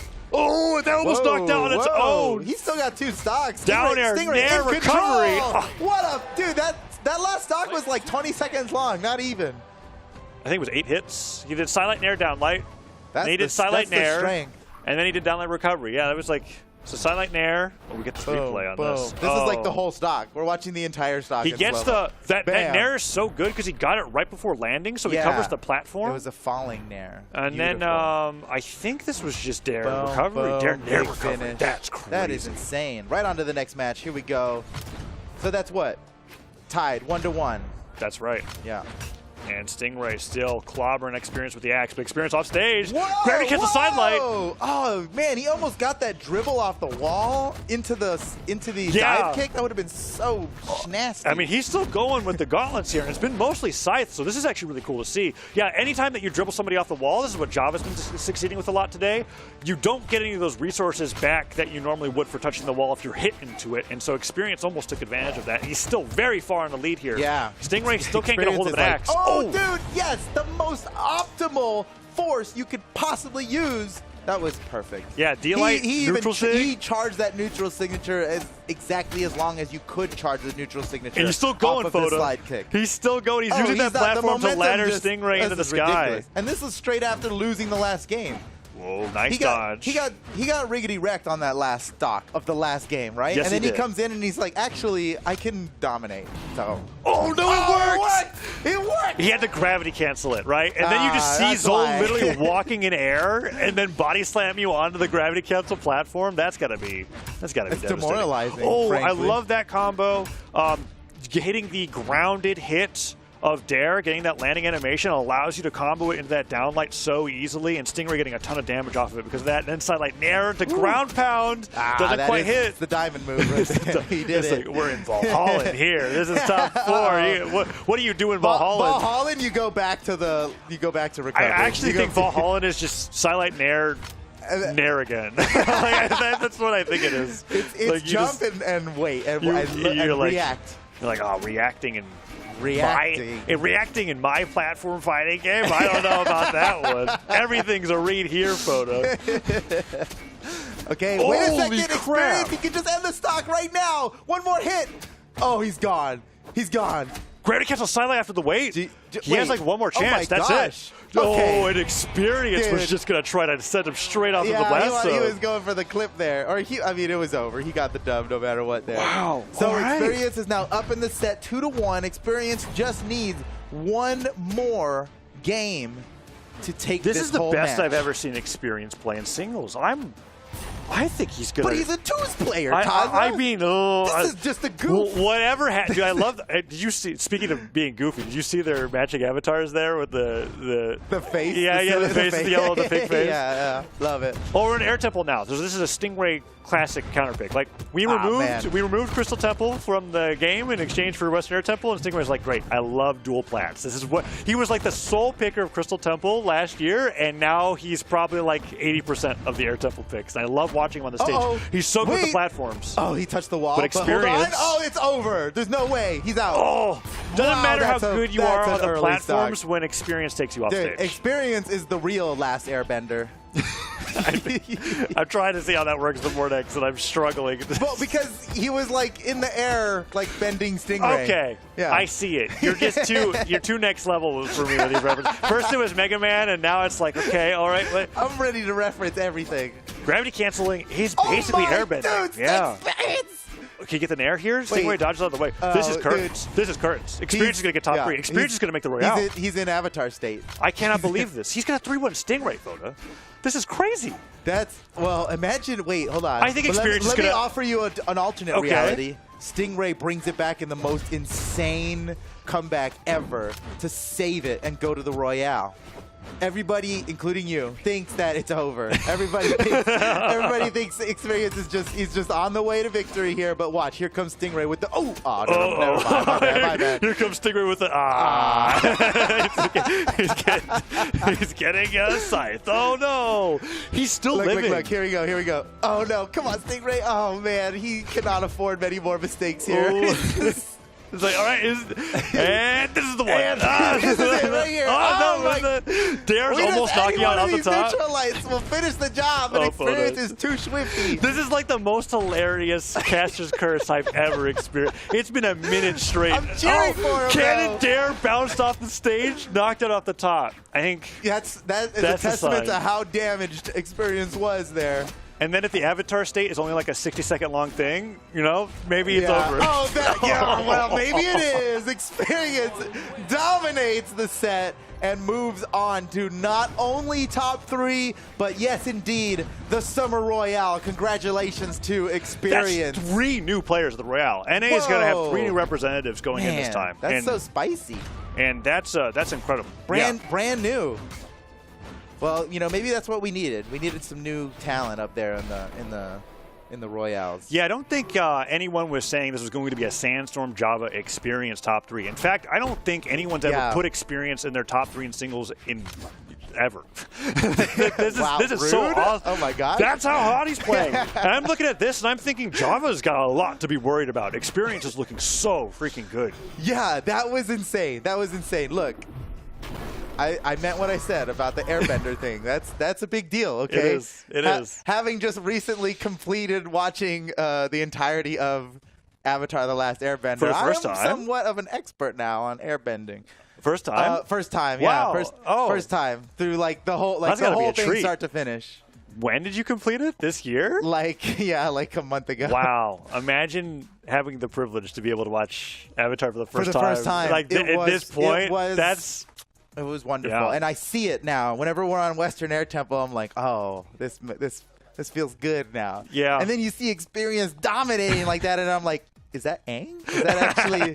Is he the next Avatar? It's unfortunate We don't because it's know like yet. I know that was Stingray's counter pick, and so to see him get destroyed on it like that was like, wow, Yeah. a little rough. But hey, I'm excited for what we've got Experience has to offer. I mean, we might have a Scythe Ditto in Grands between Sandstorm and Experience. Ooh, what That would year be is so it? Cool. Oh man, dude! So Sandstorm, Java, Experience are the 3 players left in this tournament, and man, this finals bracket is going to be so good. We're going to take a quick break and be right back. Don't you dare go anywhere. We got really, really good action coming right up. See you soon.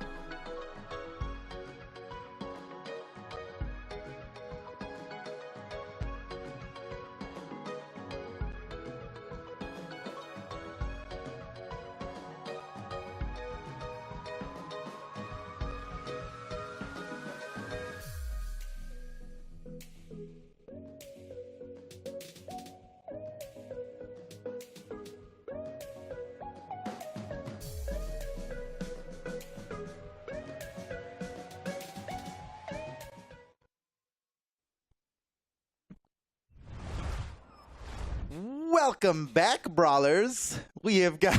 Why is he's laughing at me? I'm not laughing at you. Did you not hear what Toast just did in our ears? I can't believe you got through that. I'm really good at wow, you were so segmenting. focused in. It was not at you, I promise. Welcome back, brawlers. I'm just like over here, like you said, brawlers on stream. Yeah, it's a real goof. Look, we just watched 2 amazing sets, right? Yes. Java versus Sandstorm, incredible. Sandstorm sitting in grand finals, okay? And then we watched Experience versus Stingray, and even though Stingray had the power, we saw it. It was incredible. Experience, like, straight up Avatar, Last Airbender, Avatar State, OP, totally busted, okay, right? All the strings were off of like 3 gravity cancels in a row in the middle of them, right? Like that. He popped off, Yeah, to say the least. Experience absolutely popped off and earned himself a top 3 position. But his road to Sandstorm has Java squarely in the way. Yeah. Can he make it through Java to Sandstorm, or will we see a repeat of the winner's final? Yeah, that's the question. And I don't think, you were checking earlier, I don't think Java and Experience have actually, because Experience went down so early, have even encountered each other, They have right? not fought each other And yet. after watching that, I'm like, whoa, Experience is playing so good that the Java that I saw against Sandstorm might not be able to do it. I'm on the Experience fan right now. I love Java's play, and I'm not complaining either way because Java versus Sandstorm was close enough to me that I feel like he could do it. Yeah, it'll be a treat. Either way. Whatever it's going to be. We win either way. Exactly. Yeah, right? We're on top, actually, if you think about it. We win. We are. Well, if the goal is just to enjoy really good Brawlhalas, we that is the goal. Cannot lose. That is always the goal. That's what we do. That's why we do it. Well, here we go. Java versus Experience. Let's bask in our reward of getting to watch this match here. The only way it could be better is if Java goes down 0-2 and then brings out Bodvar. Yeah, that's okay. Let's not get hopeful. Let's not get hopeful. Yeah. We don't want to set ourselves up for disappointment. Here we go. Game 1. Ooh, dude, Experience. He is so hot on the, dude, what a read. That was perfect. They had intense patience to be able to get that neutral light and just be like, okay, I'll do it again. I'm afraid to tell you this, but that was a reaction. That was not in your platform fighter, I know, but that was a reaction. Oh, I don't know how to cast this time. What am I going to do? Oh, look at that. He's actually... Okay, you're right. Experience is playing crazy good. He can finish it right now. Oh, man. Experience. You see how quick Experience... He scrambled to get back up onto that stage. And look at it. He's just waiting to react, right? Oh, he almost did. I think the down sig was starting there. Yeah. And Java just jumps right through with the side air. That's what he gets for reacting. Whoa, down light goes through. Can he get the edge guard here? Oh, nice nair by Java. He uses dodge. Experience he on the stage. He's going for That wasn't side light. That wasn't side light. That was my gasp. I was like, neutral light. Yeah, no, we both gasped. The side light. We both gasped at the same thing. We saw it a million times. I was ready to pop off for that side light. That's the Java classic now. Is he throws his weapon away Experience and then goes out there for the used side his light. dodge for a gravity cancel down light, and so it didn't make sense that he was going to cover a diagonal dodge there. Now Java dangerously off the side of the stage. Experience dash landing across, and now he's trying it again. Smart. And that time he had the right spacing to be able to react with that down light. Nice dodge. Experience slides away from that side signature.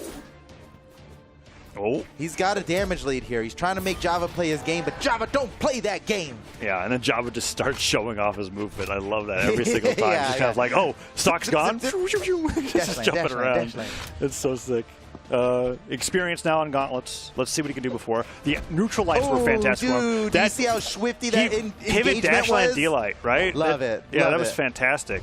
Ground pound hits. Java has no jumps back. That's it. Got him. Wow, he's got a full stock lead. It's only been 2 minutes. 3 stocks have been taken. Yeah, these games are going to be fast, and they're going to be fought off stage. As Java is like, you know what? There's a weapon spot over there. I don't care. I'm unnecessary you.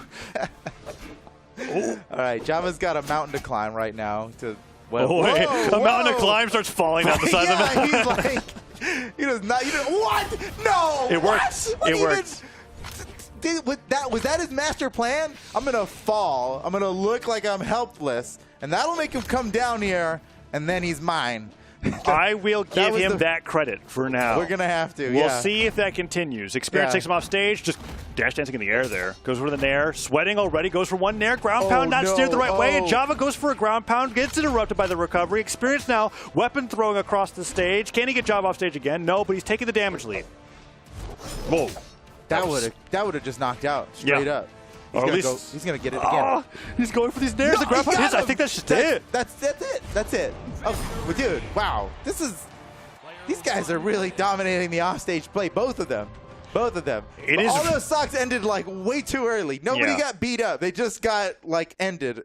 It's fairly nerve-wracking when you have two players that are just like, I don't care how behind I am. I don't care what weapon I have. I'm going to use every or if I have every a weapon movement at all. option as possible to try to hit you. And if my stock is gone, well, it really only unlucky. takes one ground pound if done at the right time. And that happened 4 times that game. Both players showed us that. Oh, and now we're going to get it again. We're off stage now. Watch out, Java! Oh, he dodges back on the stage. Thank goodness. That headlight in the nair was working so well, but he saved the dodge that time to get back on stage, get his jumps. Sidelights are coming through. Can he get experience off stage after that ground pound whiff? He doesn't look like he can yet. Okay, it has to be a bait. He is actually going super deep off stage a lot. But it worked the last time. Yeah. So, oh, he's in trouble now. Exhausted recovery. He didn't need it. Okay. Yeah, Man. I didn't even realize Java's resources were that low when he got sent that far off stage. That was a fantastic play by experience. But Java's 3 unarmed. stairs? And he's angry. Keep going. Okay. Picked up the spear. Throw it away. Lame. What are you going to do, He's side using a sig? weapon, dude. That's not the Java we know. Oh, he did side sig. Dude, It it's got like even you lamer. knew. I mean, he has actually only been side-sigging people in center stage the entire day, so it's not that. It's a good play. Yeah, he's doing really great with it. And something that I've noticed that Java's doing better than anybody else is that when people like just dash land back and forth in center stage, he just puts up the side sig and it just catches them. And he's been doing fantastic with it. Oh, nice read off the side light. Java. Oh, my gosh. He makes it look easy. I can tell you guys it's not easy. Oh, tries to cover his head with nair. Ground pound avoided, but wall slip activating here. He's got to be careful. He got 2 exclamation points. I did actually see a knockout today that was just wall slip activated, and he got scythe dared, and then he just couldn't come back. It's you got to be really careful with it. You got to get back to the stage, bro. Scythe picked up now. Dare off the side of the stage. Off the side. Wait, he's got no weapon. This could be experience going hard. Dodges the recovery, steals the weapon, and blasts him off the side of the stage. Wait, finish him. Oh, he's sweating. He can't touch much longer. Ground pounded straight to the ground. Gets sent flying up. Down sig. Active input back. Sends him flying to the right. And experience 1 stock away from being up 2-0 in the elimination final. Oh. Grands is on its way to looking like. How many sets is his streak now? 12? 12. I think this is 13. This is 12. This would be 13. Wait, and no, Java doesn't touch. He got it. Dude, okay, experience up 2-0 in the set. And what an incredible 2-0 it's been. This is kind of what I was thinking would happen after seeing Experience versus Stingray. I was like, wait, these two haven't fought together, and Experience is playing better than I've ever seen him before. And after watching Java, I'm just thinking, as much as Java wants to fight off stage, Experience's off stage is fantastic. He's getting so many stocks. I mean, the average damage between these games is like, what, 300? It's so low. That's not a lot. For a pro level match, I guess. Well, you know, unless that's just the new standard now. Yeah, matches come in many forms. We're gonna like get to experience Sandstorm, and they're just nair daring for like 45 seconds. I thought the left just ladder combos like constantly. Farming damage. All right. Whoa! Man. The little reposition there with the stutter step was so awesome. No, wait. Experience, calm down, brother. He got close. Oh no, dude! What? 3 nairs in a row? I think legally Experience needs to give up this stock now. After 3 spear nairs, you must walk to the left and you're done until you mentally. enter the fact blast that he's zone. still going is a testament to his fortuitousness. Yes. Wait, fortitude. That's better. I think the first one was fine. I'm moving on. Okay. Back to the stock. Down sig whips. Falling there comes through. Could he get delay recovery? There's the just regular recovery, but no. Not going to quite get him just yet. No dodge. Doesn't get punished. And in fact, Experience turns into an opportunity for an edge guard. That's just Can a he stock. still make it back? Oh, no, he can't. Not even close. Kind of crazy because I looked at that and I was like, okay, he wasted his dodge, went for a down sig in the middle of the sky, but Java went to the wrong side to punish, and Experience just wake up stares him. Oh, Beautiful, no. beautiful. Oh, photos. This is the stock. Be careful, Java's been here so long. Java. Recovery hits into the stage. Get out of there, buddy. Okay, he did it. He made it back. Oh, my gosh. 2 recoveries in a row. Fighting off stage against Mordex while you're at white and he's at red is a mistake no matter how good you are at this game. Yeah, I agree. That is dangerous. Win down a stock, yes. When you're ahead of stock, maybe you do anything you want. You're ahead of stock. Yeah, that's but different. in that game state, absolutely agree. And yet Java's doing it again. He's succeeding though. Got recovery there. They're even now, so anything's fair game right now. Now it's just a skill with the matchup, gauntlets. right? Uh-oh. Now it's like extra don't go off stage against experience. Silence He's are got the working. gauntlets. Down light gets punished though by that falling stair. Nicely done. Tries to dare forward, but Java holding his ground, and Experience is like, I'm sick of this. It's yeah, so, dude. I love when he goes When to these like Zen Experience modes. stand still for a second, you're like, what are you? His reaction time in that moment is exceeding what is human at that point, right? Like, if he's standing still, he's just kind of like, the first thing that you do, I'm going to dodge, and I'm going to destroy you for it. And yeah. He dodged a weapon throw in that case. Java hitting that ground pound could take the first lead of the set. I love that little weapon throw regrab he did off the platform there. It could have still hit, but because it didn't have enough momentum going forward, it allows him time to re-grab it. Look how swifty Java is with all these. And after that D-Light side air as well. This is the first deficit that we've had for Experience so far. Let's see if we can even things up. That ground pound, the same rule applies for Sword too when you think about it. Okay, he manages to get the turnaround, but I was like, you go off stage at White versus a person with a stock lead, and that's bad pretty things much, could happen. yeah. I guess, sure. Against Hammer and Gauntlets, it's extra like, they have vertical reversals, so be careful. But any weapon is dangerous, and in the hands of the right player. The risk versus reward when you are like fresh and they can be knocked out by anything is what I'm getting at with like the. He uses dodge. That's dangerous. Oh no! Okay, he makes it back. Java's more concerned on getting back on the stage, and that was a lucky spot dodge to get away with that dare. Wait, this is a big deal here. Experience could just win the set right now. Java is fighting for his tournament life, and we're on the final stock. Yeah, there. Experience. The end light he's recovery. about to win. Dodge has to be used here. He's about to win. Dodge wasn't used. Java doesn't have a jump. That's it. Over. It is over. Experience wins against Java 3-0 and moves on to the grand final. Wait a second, Taza. Wait a second. I need a production. Is this Experience's first time in a grand final major of 1v1? That is a great question. What? Yeah, I think we're seasonal. I think this is the first time. Yeah, no, the Experience, I think, I'm trying to remember. It's been a bit. Dude, and wait, is he going to play Fenrir Mordex against Sandstorm? He's going to play Fenrir Mordex against Sandstorm. Dude, what the?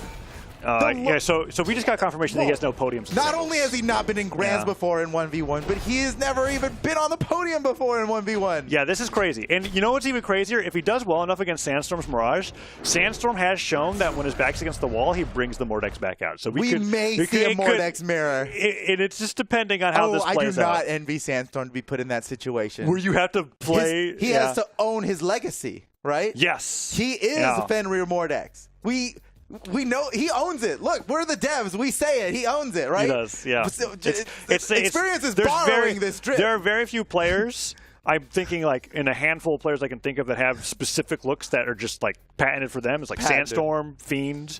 There's very few that actually have like a legend and then a cosmetic loadout that's just kind of like that's the Sandstorm, that's the Fiend, and Sandstorm's one of them, and that's Fenrir Mordex. And Experience is about to go like that. That would mess me up mentally. If I were Sandstorm, I'm already at a disadvantage as soon as the match starts. I think Sandstorm luckily has the chops by comparison, but I do see what you're saying is still there, even if it's not affecting him. It's in the back of his mind for sure. A little bit. It's gotta be, bro. This guy's coming in with your loadout, with your legend that you won 3 championships. Wait, well, hold on. I think he didn't use Fenrir Mordex for all of them. I think Fate he used Fate at the end. Yeah. Okay. Forget that. Scythe forever. Different reality. Okay. Whatever. We have a Scythe Grand Finals. That's cool too because. Scythe, for as good as it's been doing, to see it have this much representation in North America with this much success is a lot of fun. And it's with 2 players that, I mean, Sandstorm basically invented how Scythe is played, right? Like, I mean, from anything from just simple Nair ladders to doing the down air into side of stage ground pounds, right? Like, a lot of that stuff came from Sandstorm's innovation. Well, that's a good point, and we're seeing things brand new to this tournament. I mean, things are happening so fast. These players are evolving faster than we can keep up as casters, and it's messing with my brain, man. It's a lot of fun to watch, I'm so excited for this grand final. We have grand finals coming up. Sandstorm versus Experience. What do the viewers think? Oh, look how convenient. This is. I didn't even know this was going to happen. I was just wondering. I'm surprised it's even slightly towards experience, to be honest. And so Sandstorm, no matter how Sandstorm performs in his life, the viewers are behind him, you know? Yeah, but I was His thinking, legacy I thought it is was going to so be like cemented. 90-10, to be honest. That's what I was trying to say. So we were like, this is a lot of generous for This experience. is a very good faith for Yeah. experience. I'm like, you're giving him a 60-30. 33% of chat. Wow, Dang. that's well, they saw that last set, dude. They it's watched the same the last set we two did. sets. Good and point, I'll yeah. have to say that by comparison, Java was schooling Sandstorm off stage. That's how he was able to take a game, right? Was with the Yeah. unarmed. Meanwhile, I don't think Java won against Experience off stage once with like one sword ground pound, and then Experience two-stocked him all the rest of the game. So what you're saying is Experience is an even more powerful offstage player than Java. Yeah. And so if we compare Java's success offstage to Sandstorm versus Experience's success off stage and what that could be against Sandstorm, I think you're onto something, And I Kaza. think we'll some have of to the watch viewers- this match and find out. Ladies and gentlemen, here we go. It's the grand final of the Summer Championship here in North America. And Sandstorm's in it, and Fenrir Mordix is not on Sandstorm. That is crazy. He is more appropriately on Mirage, who uses Sandstorms. It's just... It is actually more crazy. appropriate, Yeah. but we've had years of conditioning.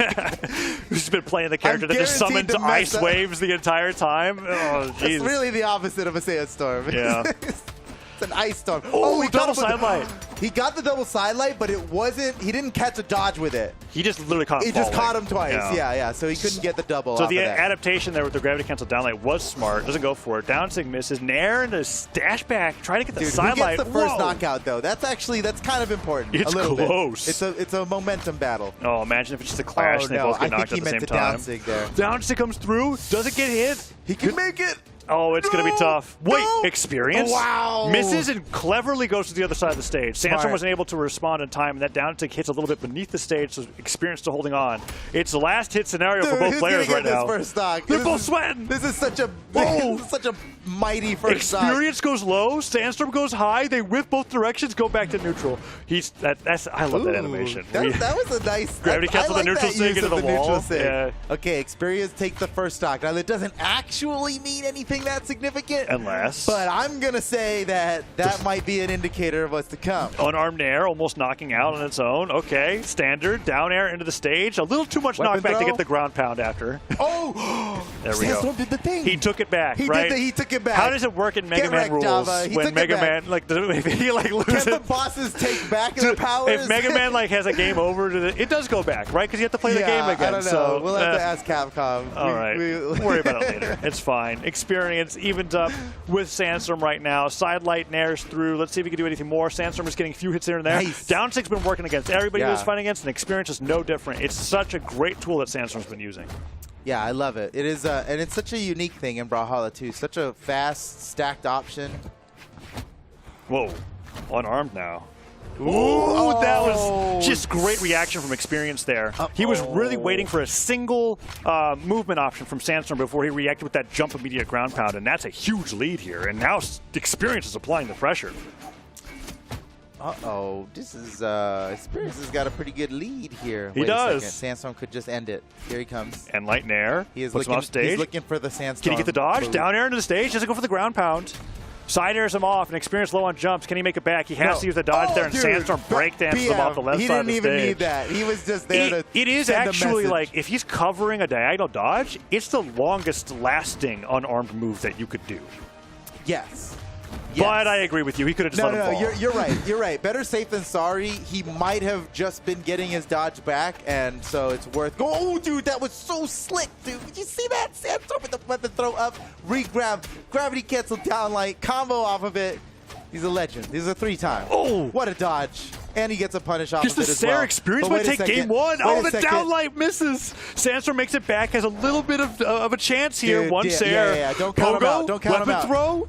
Sandstorm still getting all damage. Oh. Recovery comes through. If he gets the Nair here off the side of the stage, Experience just unarmed himself.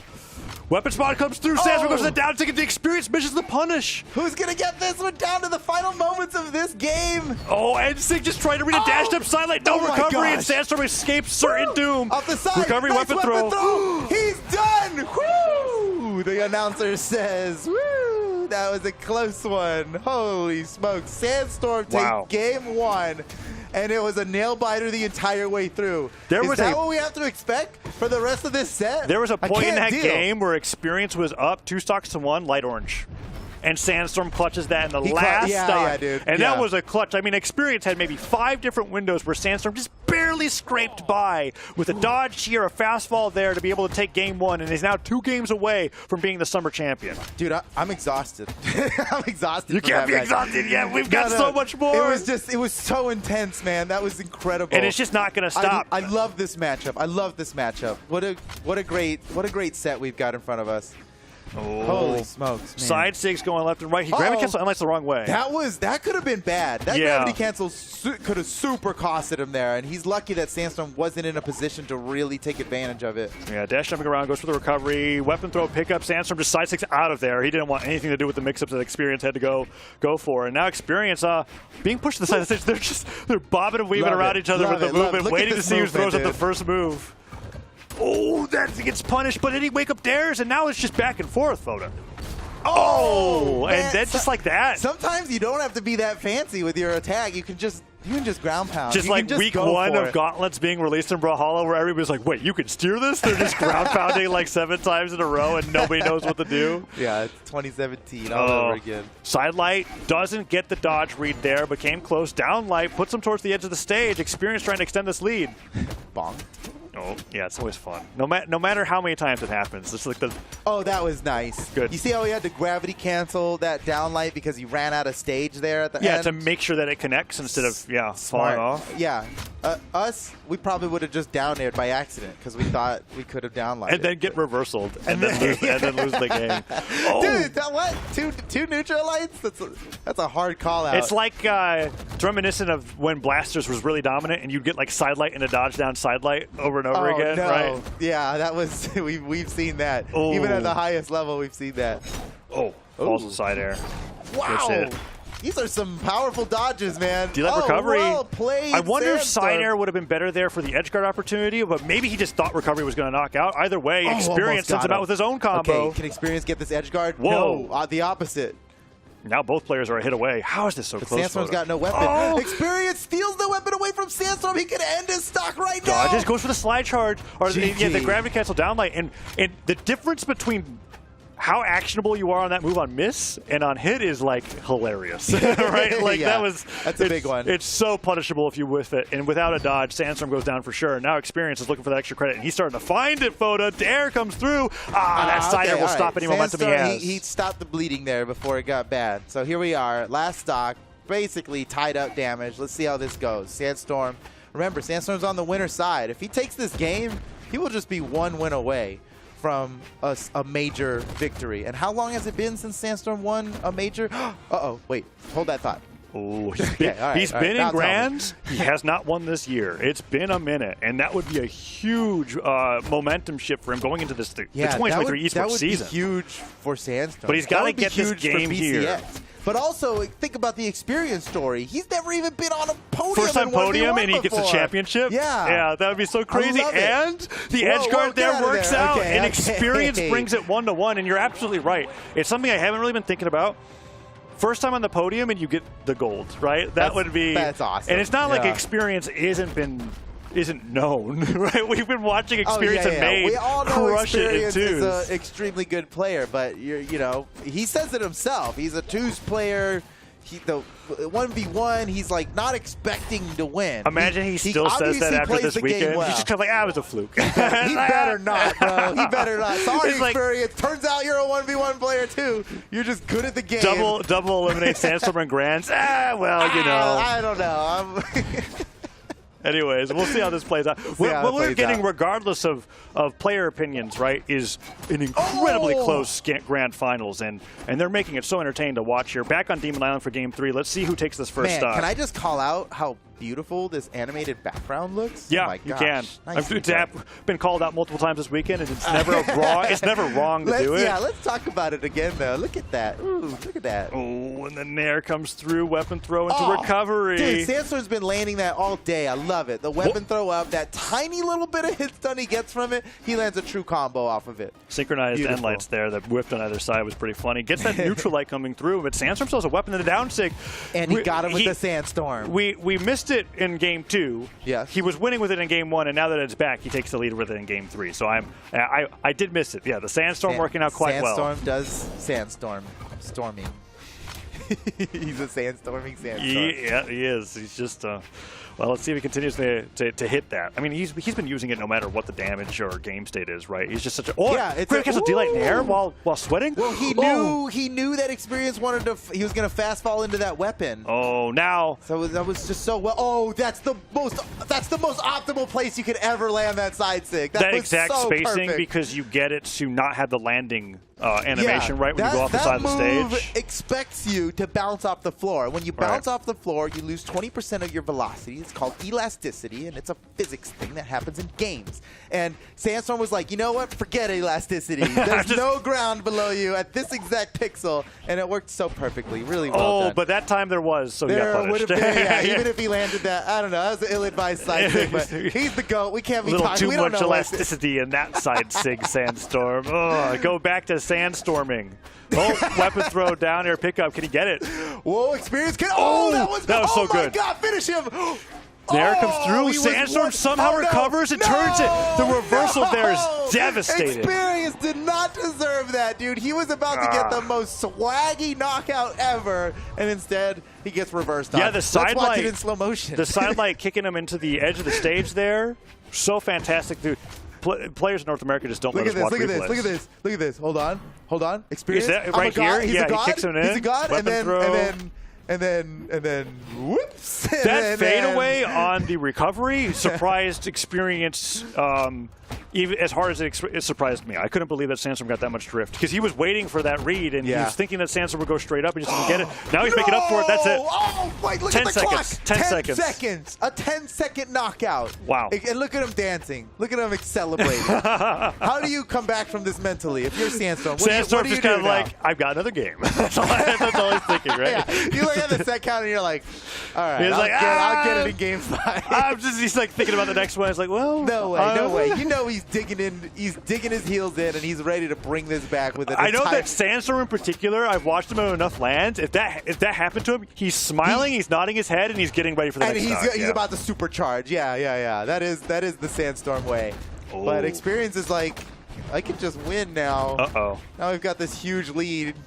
Now Weapon he can take throw. bigger risks, which often lead to bigger payoffs. And Experience is like, I mean, during the come up of Experience, right? He was the biggest risk taker with the lead, and what took some there, did a ton of damage, and now Sandstorm. Still got a lead, but I mean, I don't think D-Light Neutral Sig on Arm would do it yet, but I mean, okay, that's more than enough. was that wasn't D-Light Neutral Sig, but it was pretty close to what you were talking about. Yeah, he caught him off stage, and in both cases, players. Catching them off stage on these. This has been such an amazing game so far. I know. This is what a treat, dude. We are so lucky. Oh, slider hits. Goes in for end light. Falls with an air. Dude, Goes I for think recovery. Sandstorm can bring, because look, if Sandstorm brings this back, like the tournament is over. Yes. Wouldn't that be a thing? It would be a thing, but I mean, ever since that first stock, Experience is actually just playing better and better, and Sandstorm looks like okay. Frankly, we have to cheer for the game 5. So. Of course we do. Let's go. Let's go Experience. Come on now. And then he dodges in place. Voids that one neutral signature, but Sandstorm immediately goes for the end light, dash forward down. Sig Experience not having any of that. Weapon throw baits Sandstorm to go in for a down light, and Experience gets right around it, picks the scythe back up, and Sandstorm's got to get this edge guard here. He's simply got to. No, he can make it. He can make it. Okay. Well, it wasn't the best. They cross each other up. Crisscross applesauce. That was wild. Okay. Do you believe in Sandstorm? Can he get this entire stock of Experience without taking like any damage? That was the last hit he could afford to take. Oh, it's over. D-touch. Downer comes through. Doesn't force the dodge just yet. Whoa! Oh, makes it back. Okay. Oh my gosh, he got that imagine dodge back. he wins off of this. Side light, end light, Nair comes through. Another win. No, Okay. side light into recovery. I think Sandstorm's dodge is down. Taza, do you know what this means? What does this We're mean? going to game 5! Oh, it's game 5. Woo! Grand finals, no less. Sandstorm versus Experience, Mordex versus Mirage, and some of the highest level incredible scythe play I think I've ever seen in my life. Ever seen in my life. Dude. Ever seen in my life. I guarantee. And it could keep going after this photo. Why is that? Oh, dude, because let me tell you something about double elimination tournaments. I right? can't wait to learn. Please. You know what? I'm not even going to say it. Wait, no, please, Photo. I don't actually know. No, everybody knows. All right. Okay. If experience wins this, it's a bracket reset. We Yes. get the best of 5. Okay, here we go. Back to the game. Nice. Oh, I actually knew the whole time. Wow, you're such a good caster. Thank you, Photo. You too. We're doing so great doing here. great. Oh, whoa. Down sig hits again. Wait a second. Sandstorm, Some call he's that got the sandstorm itself. Look at that. Whoa. It is. Some do. The good ones. The good one. Oh, that's it. Definitely. What? Experience surviving that is that was really close. So Yeah. It was like pixels away. Don't think he could do it again. But I could be he wrong. kissed the blast zone. He was did. like, he gave it a little flick and he went back down. He went back down, and now he did it again, is he actually. about to do it again? Oh, no, did he touch? that weapon throw saved him. Oh, that he weapon was throw saved him. a rare blunder from Sandstorm. A but rare let's blunder. See it if was it, pretty stylish. Okay, wait. All right. Woo, we're when good. your No side biggie. light knocks out on its own a scythe, that feels You you know feel that something you got there. the damage in there. 3 stocks to 2. Experience. And a pretty significant lead here for Sandstorm. Yeah. Unless Experience, does one of those things that he does. Oh, but then there comes that's through the big side air, and damage. Sandstorm's doing one of those things that he Yeah, does, well, right? that's one of the most. That's like the highest damage true scythe combo you can do, and it only Side works light. at a very specific Down air amount here of would be damage. so huge. Dash jump pivot dare. Oh, he wants it. He goes for the N-Sig instead, and Experience dodges right through. Could reversal him for it. Weapon Wait, throw. he can make it back. He's a dodge. He's like ground pound. Nice. Huge. Nicely done by Experience. He closed out that stock, but look how much damage he That took. whole reversal, though, was off of him dodging through the N-Sig, and then a very necessary edge guard where this could have been a 3-1 game state right now. Yeah. He's really holding on to this game 5. Yeah, and he has no choice but to right now. If he loses this stock too early, Sandstorm's just going to take it, man.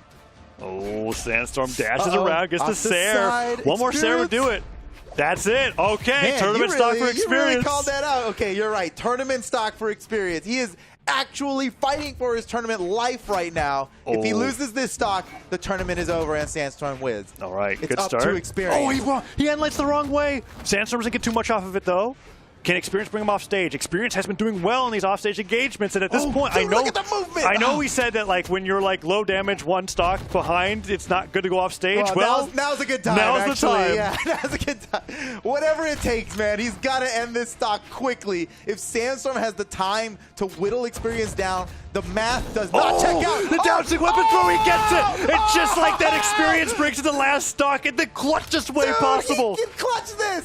He goes off stage. Oh He's my waiting for the God. weapon spawn, and Sandstorm. Experience reset the bracket? No way. And one this in light. is Sandstorm's time. This is what his The down story has sig been leading to. dodges out of the Win way. the major, Sandstorm. Goes to the end light. He wanted to Experience dodge down. doing his best to stop him from getting the first win of the year under his belt. Goes in for the Ooh, recovery. dude. Experience dodges another attack. Can you imagine the nerves right now? Oh, I can see them I'm on the feeling screen, him. but it is palpable. Oh! Sandstorm's done it! The Summer Championship is over, and Sandstorm is your Summer Champion! Oh, my gosh, he's done it, He's Taza. done it. Woo! Sandstorm! And he did it with the move that he just basically named Sandstorm through the entire He bracket. It was on the sandstormed downsig. for the He win. sandstormed his way into victory. That is now just actually a thing. Woo! Congratulations, Bravo! Sandstorm, with that Game 5 win over Experience. And He really congratulations earned to it. Experience, Yeah. who first time on the podium in its grand finals against Sandstorm with Mordex, where I'm almost certain that Experience took a lot from what Sandstorm innovated it and then brought it to a Game 5 against him in Dude, Grands. Experience performed nothing but incredible performance from Experience. He lost in pool. He won 13 sets in a row to make it this far against Sandstorm. The three-time, bro. Like the three-time. That's actual factual truth. And now we know has the chops for potentially being the 4th-time this year, right? Yeah. That's a thing. I know that like when it comes to the people that have been winning at the Right, lands right, this right. year, Sandstorm was in Grands at one of them. right? Yeah. And so it was one of those things where it was a question where it's like, after how much time, where he wasn't really getting these wins anymore, is that going to be even a possibility? But 2023 seems to have fired up a lot of players, both new and old, in Brawlhalla to where it's just, we have no idea what's going to happen. Dude, the competition is so excellent. That was such a fun top 4. Yeah. Like, I am just beaming, man. That was so much fun. And I love what the players are doing right now. They've never been better, right? I mean, that just makes sense, right? You keep getting better. You keep practicing. You keep getting better. The players keep evolving. And yet it's still always pleasantly surprising to us, isn't it? It's just getting better and better, you know? And then the dash landing now is adding this new element in neutral that they are quickly perfecting. They are, like, leveling this new tech up by a lot. Yeah. And this Summer Royale is going to be so righteous, dude. Yeah, it's going to so be righteous. crazy. And then with 3 North America players representing the Royale going in this time as well. And we haven't even really talked about it. We could talk about it now. BCX already Let's announced. talk about BCX. Coming up this year, BCX.live. You can look at it. Did you like this tournament? Would you? What if it was 100 times better and you were there in person to hear all the cheering that happened on every stock? Well, have I got news for you. You should go to BCX.live right now, and register. Register to compete. Just do it. It doesn't matter what your ELO is, bro. Register to compete right now. Just do it. And then buy a couple of the regular general access tickets for, like, your friends, and then bring your friends, and then everybody's going to cheer for you when you're on the stage. It's going to be so fun. Yeah. Come to BCX. And even from BCX. like if you're just there for the competition part of it, because there's just so much more to do with BCX than to compete in the tournament. Yeah, it is this year a celebration. If you of like the Brawlhalla. whole weekend and not just North America, right? We've had a champion from each major region at each LAN. We've had North America, EU, and South America each so take fun. a LAN going into So the what's World going to happen at Championship. BCX? No when idea. It really is going to be a world championship. It is. Yeah. Man. BCX.live. Register now if you haven't. Be there. It's going to be fantastic. And you know what else? What's that? Summer Championship's not even over, right? What? Next weekend, we've got doubles. That's right. A whole nother weekend of 5 regions fighting in 2v2s the entire time. And that's why we were given that narrative of experience. I mean, Made and Experience are going to be in everybody's top 3 predictions going into this weekend. Right, that's why we know even him. without his performance in 1v1, we already knew that was going to happen. But now the hype on Experience has got to be real. I'm certainly into the hype. Doubles next weekend's going to be awesome. So we'll see you then, right? We'll see you then. So join us next weekend for the rest of Summer Championship as we do the Doubles Championship. That's it, guys. What a great weekend of tournaments. Thank you all so much for joining us. Have a wonderful rest of your night, and we'll see you next week. Places you've never been. What about feeling? What about gravity? What about chances? Not what we're searching for. Take it or leave it. Drew on Sandstorm with no weapon, but Sandstorm can't find the final blow. Look at where he's Drew on Sandstorm with no weapon, but Sandstorm can't find the final blow. Look at where he's killing. Oh, he burns it again. Taking his time. He's there. And Sandstorm looking for a job, but winning back, cutting his way back into this game. What about freedom?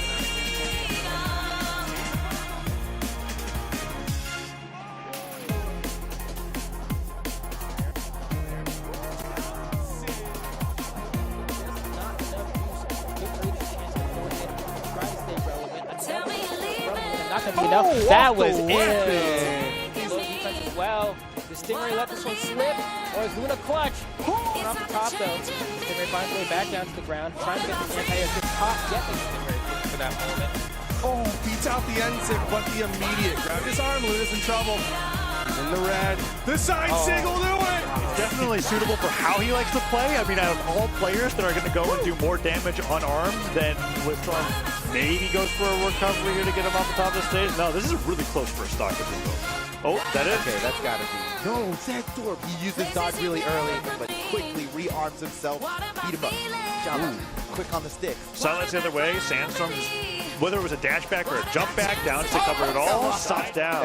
Dude, it is such a hard read. Spear sideline is, oh, what? Dude, Wow. that's mad. Gravity cancel downline in that position was actually crazy. Side fault with Nair. Those are things to look out for as you're playing. He's been so heavy on the axe so far. Stingray is a blow. Yeah, this is like the story of being an axe player sometimes. And Stingray, he's got that mega neutral signature that hits Doesn't so work. Oh, and that almost knocked down its own. He's still got 2 stocks. Down air, Nair in recovery. control. Oh, Arius catches curse I've ever experienced. It's been a minute straight. Oh, that was fantastic. Ground pound hits. Java has no jumps back. That's it. Got him. Wow. Or at least, He's going to get it. oh, he's going for these Nairs. The ground pound hits. I think that's just it. That's it. You can't touch much longer. Ground pounded straight to the ground. Gets sent flying up. Down sig. Japanese sets is his streak now 12. 12. I think this is 12. This is 12. This is 13. Wait, and oh, Java doesn't touch. He's got to win. Dodge has to be used here. He's about to win. Dodge wasn't used. Java doesn't have a jump. That's some of the Watch viewers. this match and find out. Ladies and gentlemen, here we go. It's the grand final of the summer championship. Zone, okay. Standard, down air into the stage. A little too much Weapon knockback to throw. get the ground pound after. Oh! There we go. Oh, that gets punished, but then he wake up dares, and now it's just back and forth, Photo. Oh! I knew that Experience wanted to, he was going to fast fall into that weapon. Oh, now. So that was just so well. Oh, that's the most, that's the Weapon throw, down air pickup. Can he get it? Whoa, Experience can, Oh, that was so oh my good. God, finish him. Nair comes he through. was Sandstorm one- somehow oh, no, recovers and no. turns it. Sandstorm got that much drift because he was waiting for that read and he was thinking that Sandstorm would go straight up and just didn't get it. Now he's making up for it. That's it. Oh, wait, look 10 at the seconds. clock. And Experience is like, I mean, during the come up of Experience, right? He was the biggest risk taker with the lead. I mean, okay, that's more than enough. That wasn't D-line neutral stick. Well, it wasn't the best. They cross each other up. Crisscross applesauce. That was what? Well, it wasn't the best. They cross each other up. Crisscross applesauce. That was very specific. Down air amount here of would be damage. so huge. Dash to pivot Oh, dare. he wants it. He goes for the N-Sig instead and Experience dodges right through. Could reversal him for it. Weapon Wait, throw. he can make it back. He's a dodge for that ground pound. Nice. Huge. Whatever it takes, man. He's got to end this stock quickly. If Sandstorm has the time to whittle Experience down, the math does not check out. The down sig weapon throw. He gets it. And just like that, Experience brings it the last stock at the. Right now. Oh, I can see them I'm on the feeling screen, him. but it is palpable. Oh! Sandstorm's done it! The summer championship is over, and